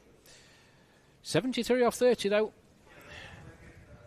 Still achievable. Definitely achievable. I mean, in Wimbledon, when we go back tomorrow, this would be a chase that you'd almost be putting in the book for the batting team. Guildford need to get moving. They had a tough first day. They're one of 5 teams that are competing in Group B. We'll see 4 of them tomorrow. Tina and Rico back behind the mics in Rains Park. Some outside leg, I think. Wow, overcommitment from Kay. He will scramble back. So, yeah, we got day 6 there in Wimbledon, and day 7 and 8 to close up Group B. The groups will come to a finish after that. And then we'll have quarterfinals day on Thursday, finals day on Friday. Tune in. It's a pretty good location. I think Pyle feels like it's wide, but I think you got to judge it when it passes the popping crease, and I think it's a good call. Yeah, we saw this from Hillman before, didn't we? Right arm round. Likes that angle.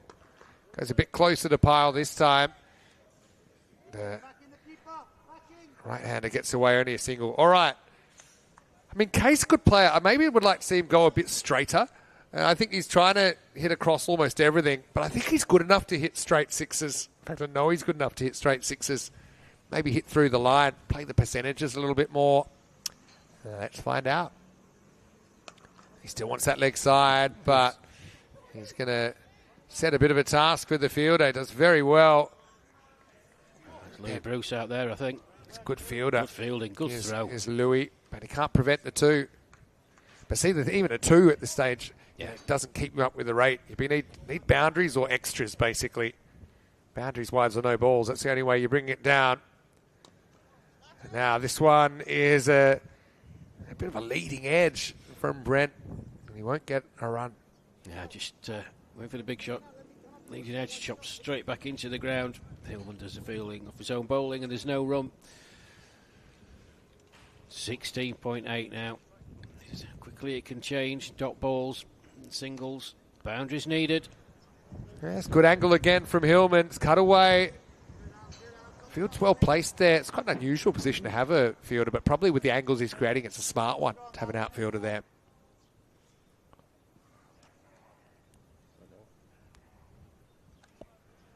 That will take us to the end of the over as well. So 69 for 2. Time running out for Pirates to make a move. Yep. Just stall a bit in that over. Good over from Hillman. Yeah, it was.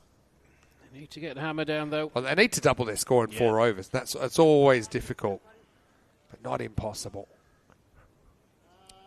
But sure, your last outing in the tournament, go out in a blaze of glory. That's what you want anyway. Yeah, they're certainly capable, these two. There's no question their ability. Yeah, true.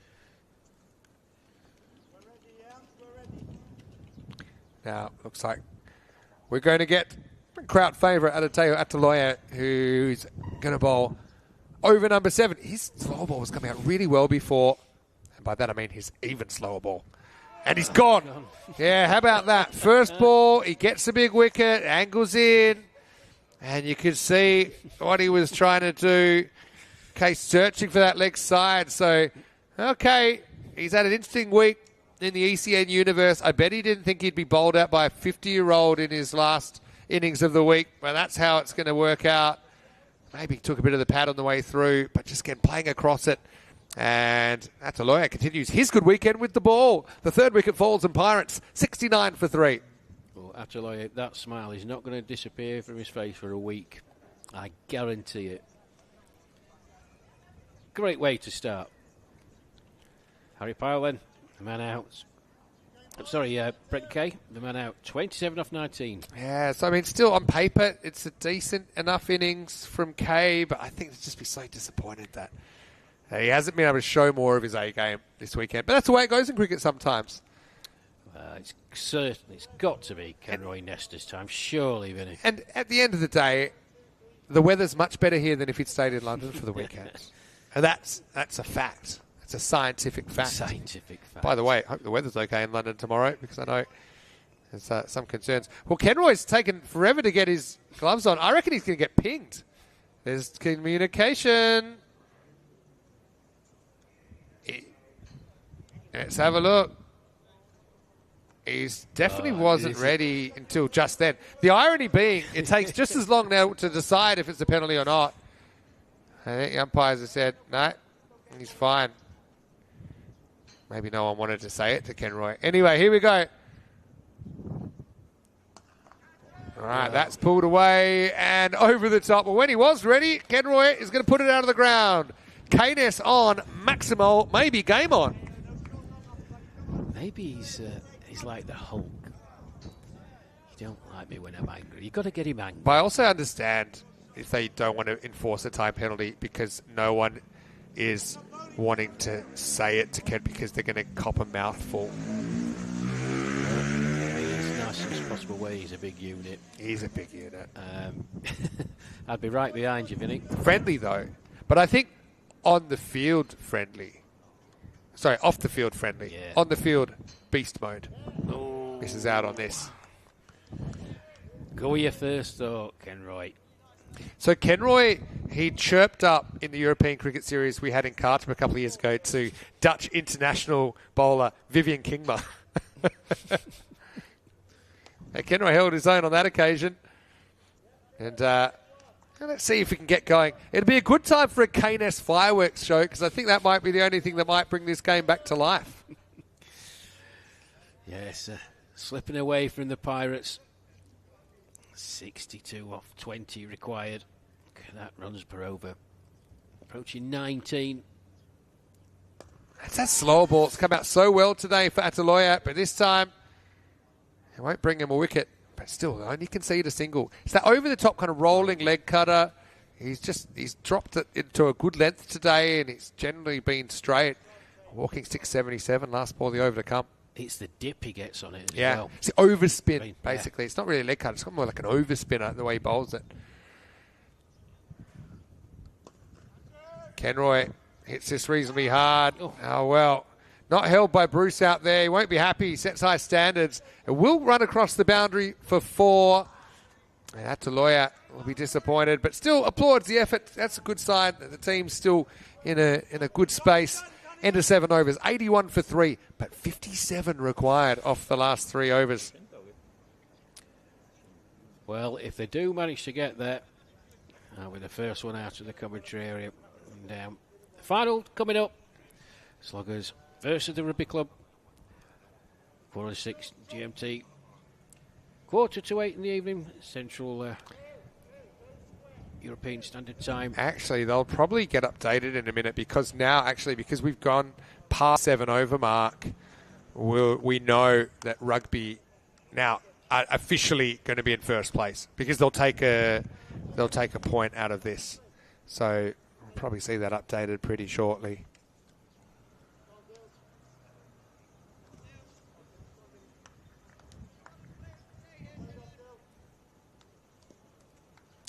Dylan Taylor then, to bowl the 8th over.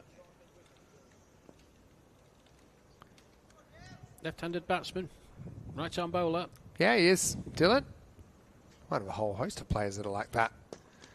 Right now, off the end of the bat from Pyle in the air, and a very good catch. Hullerteen is an excellent fielder. That was a bit of a toe job, wasn't it? And Taylor will get a wicket off his very first ball. Pyle disappears for 10. And Pirates are 81 for 4. Yeah, have a look at this, folks. Right off the toe end of the bat. I'm surprised it got that far, but the skipper, once again, look at this for a catch. Beautifully judged. Was dipping on him. Made his mind up early to slide, to give him the best chance. I think it's obviously the right decision. Wicket for Taylor. His first delivery. Oh. I love it when teams still get together to celebrate. Maybe it's the rule you got to do it when the captain takes a catch, but because of the pace of the game sometimes and the distance, and you've got 60 seconds max, you won't see people running from one side of the field to the other. Yeah, so confirmation now. We're into the 8th over, so Rugby CC will finish first. Sloggers finish in second. The only thing we're going to see now is if Rugby will remain unbeaten the way it is looking. Looks like they will. Perfect 6-0. Big swing from Robeson, but gets nothing but fresh air. I mean, normally when a team goes into the final undefeated, you'd say they're heavy favourites. Yeah. But I don't even know if they'll be favourites. The supercomputer is generally favoured Sloggers, but Rugby have had 2 wins over them. So that, for me, is still a bit of a flip of the coin. Yeah, we'll probably get into discussing it, but just my early thoughts are that the Rugby CC have got to sort their lineup out, get it sorted, and stick to it. Tinkering about all tournament, Trying to find the magic combination. Yeah. I mean, they've all been working. That's the funny thing. And no matter what happens, they've been winning.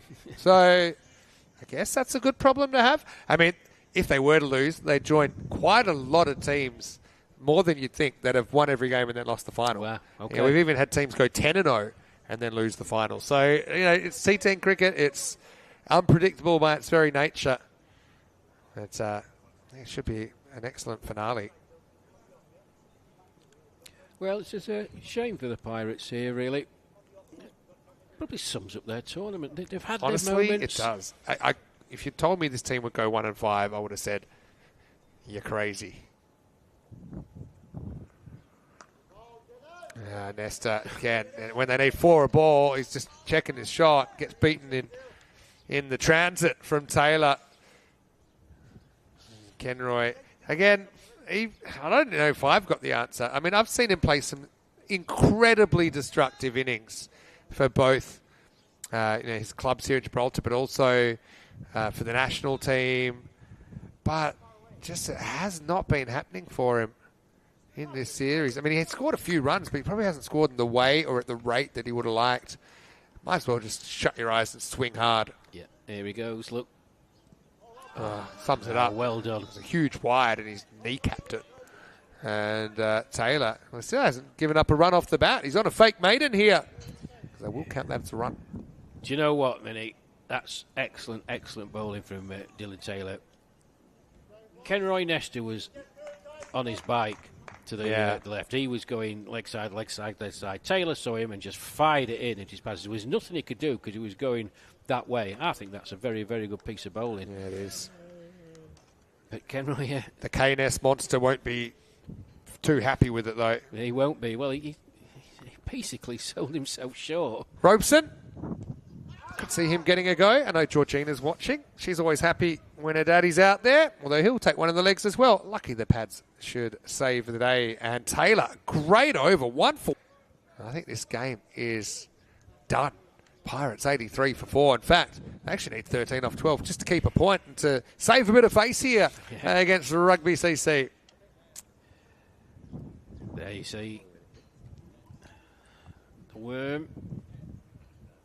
They started off all right. First couple of overs, they were certainly in touch, but been a bit hit and miss since then, if truth be told. That target looks a long, long way away. It does, and it does. Louis Bruce, I like this. Give him an over. Definitely going to be one of your bowlers in the final. We'll get at least one, probably two. That would be the plan. And so, yeah, he's going to get it over here. It's like the best warm-up he could have. And also, it's basically a death over with a similar type of ball that you imagine he would have in the final as well. All right, here we go. First one will just be worked for a single by Kenroy, his Gibraltarian national teammate.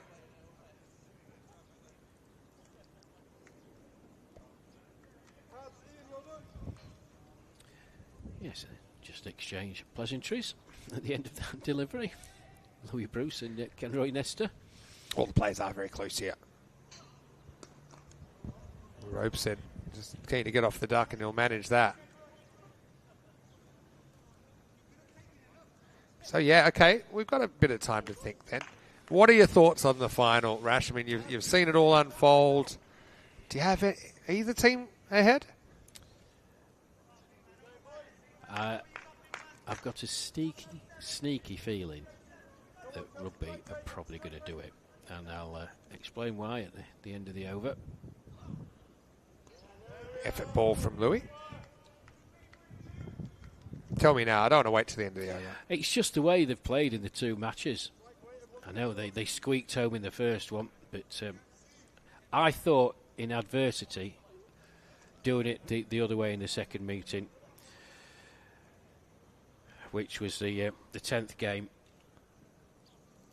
I just think it's, and I mentioned at the time, it's a statement for me. Did it a different way, and I just think, swinging a miss by Nestor. I just think they're not going to be fazed by the Sloggers. The Sloggers haven't really changed their format. I know you've got probably a different view, but it's right. Tried and tested. It's true. It's going to. It's a gamble. They've put all their preparation into a very select group of batters. Yep. That's a fact for Sloggers. And if any of those Fab Four fail to fire, I think the Sloggers may be in a bit of trouble. Kenroy, he's back to the drawing board, swinging like a rusty gate here. Slow ball from Bruce. Probably knows Kenroy wants pace on the ball. Louis thinks it's hilarious. And Rugby CC, despite the time penalty, looks like they're still going to get the win. When you think about it, Pirates have only really scored 80. Yeah. 5 were handed before the first ball. There's that attempt to slow ball again. I think Kenroy's almost ready to give it up. He's saying, look, I can't even get myself out now. And he basically goes walkabout. He's just in a tough place. It's the equivalent in a game of spitting it and walking out of the nets. He's still chirruping at the umpire as well. All right, last ball of the over. Kenroy does get some bat on it, but straight to the fielder and dropped. He had 3 chances to catch that. Kenroy, he's flashing like Super Mario when he's on invincibility mode, but he's just not scoring the points. It's the end of the 9th over, and it's 87 for 4. Oh dear. Listen, if it was caught out from that back was going to get thrown towards the Trinity Lighthouse, I'm telling you. This is where it'd be great if someone went in and taped his kit bag to the roof or something like that, just to lighten the mood. I don't think Ken is smiling on the inside. Normally when you get dropped, you're happy. You felt like it was almost like, just end it. I thought he was going to give himself out. Kenroy is 14 off 11. Has hit a 4, has hit 1-6. But anyway, they're going to go to Mirpuri again. This probably makes sense. Mirpuri just wants to have one final hit out before the final. Last over. 5th game of the day. Last over of the qualifying. And Nesta, well, he's going to like the change of pace. And, well, Lucky stuck around. Maybe Canis will be in a good mood at the end of the day. Maximal, you know, like about that shot, holds his shape. And actually doesn't try and hit it too hard. I know he doesn't need to swing so hard to hit sixes. He's so powerful. Yeah, he doesn't need to. He's got the stature. He's got the levers. That was an authentic cricket shot. You know, no slogging about that. Any batsman would be proud to hit that. And he's hit it a long way as well. There you go. Guess who's back? Kenroy's back. All right. Mirpuri with a comeback ball. Slightly quicker. That's what Kabir does very well. Now they don't even take a run just because Mirpuri threatened to field it. Kenroy said, I want more of you. He's just sort of used his fingers, Kenroy. He's flicking some lint off his coat. He said, no. Get back. I want it. Oh, there he checks his shot. I suppose what it is, it's the confidence to go through with the shot that you may miss hit. And he's kind of pulled the ripcord on that one. Oh, now an appeal, and they want to have a look at this one.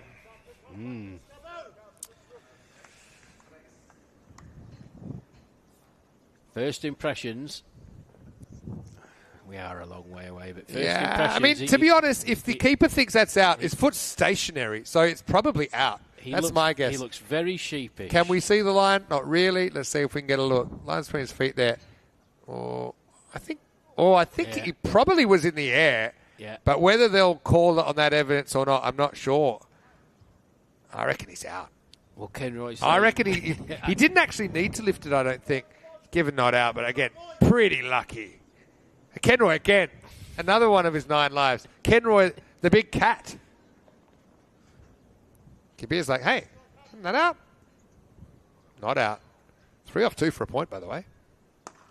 All right, Kenroy is going to go maximal. Well, there you go. It's almost more frustrating when he does hit his 6 because, I mean, he's had the ability all along to do it. That will be a point for the Pirates at least. But we know Rugby CC, they're going to get the win and they'll go into the final undefeated. It's the final delivery then. Oh, is it? Full toss. Well, I think it will be legal.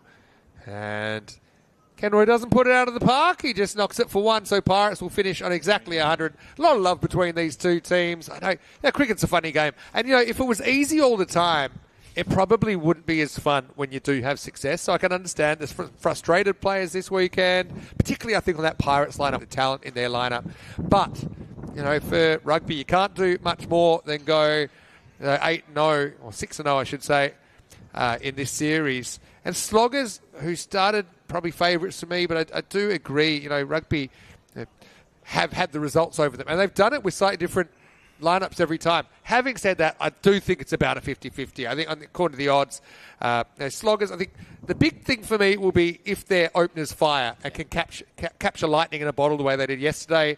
I mean, the way that some of those Sloggers wins have come up, such as the 4-over demolition job yesterday, just give you that feeling that they could turn it on again at any time. So the final is coming up. The first ball is in 1 hour and 20 minutes. The toss will happen pretty shortly as well. Join us for that. And I will also say that the final is on a separate stream because of the time and the length of the day. So tune in for that. I'll put the link in the chat right now. So you don't want to miss it. The final is still to come. Yeah, super stuff. Thank you for your name. Just go through the highlights. Well, the Pirates... For Harry, he was really annoyed at being given out OBW, but I think it was the right decision. Straight down the ground and out of there. Hillman nearly got something in the face with the rebound. The wickets came in. First ball, here we go, look.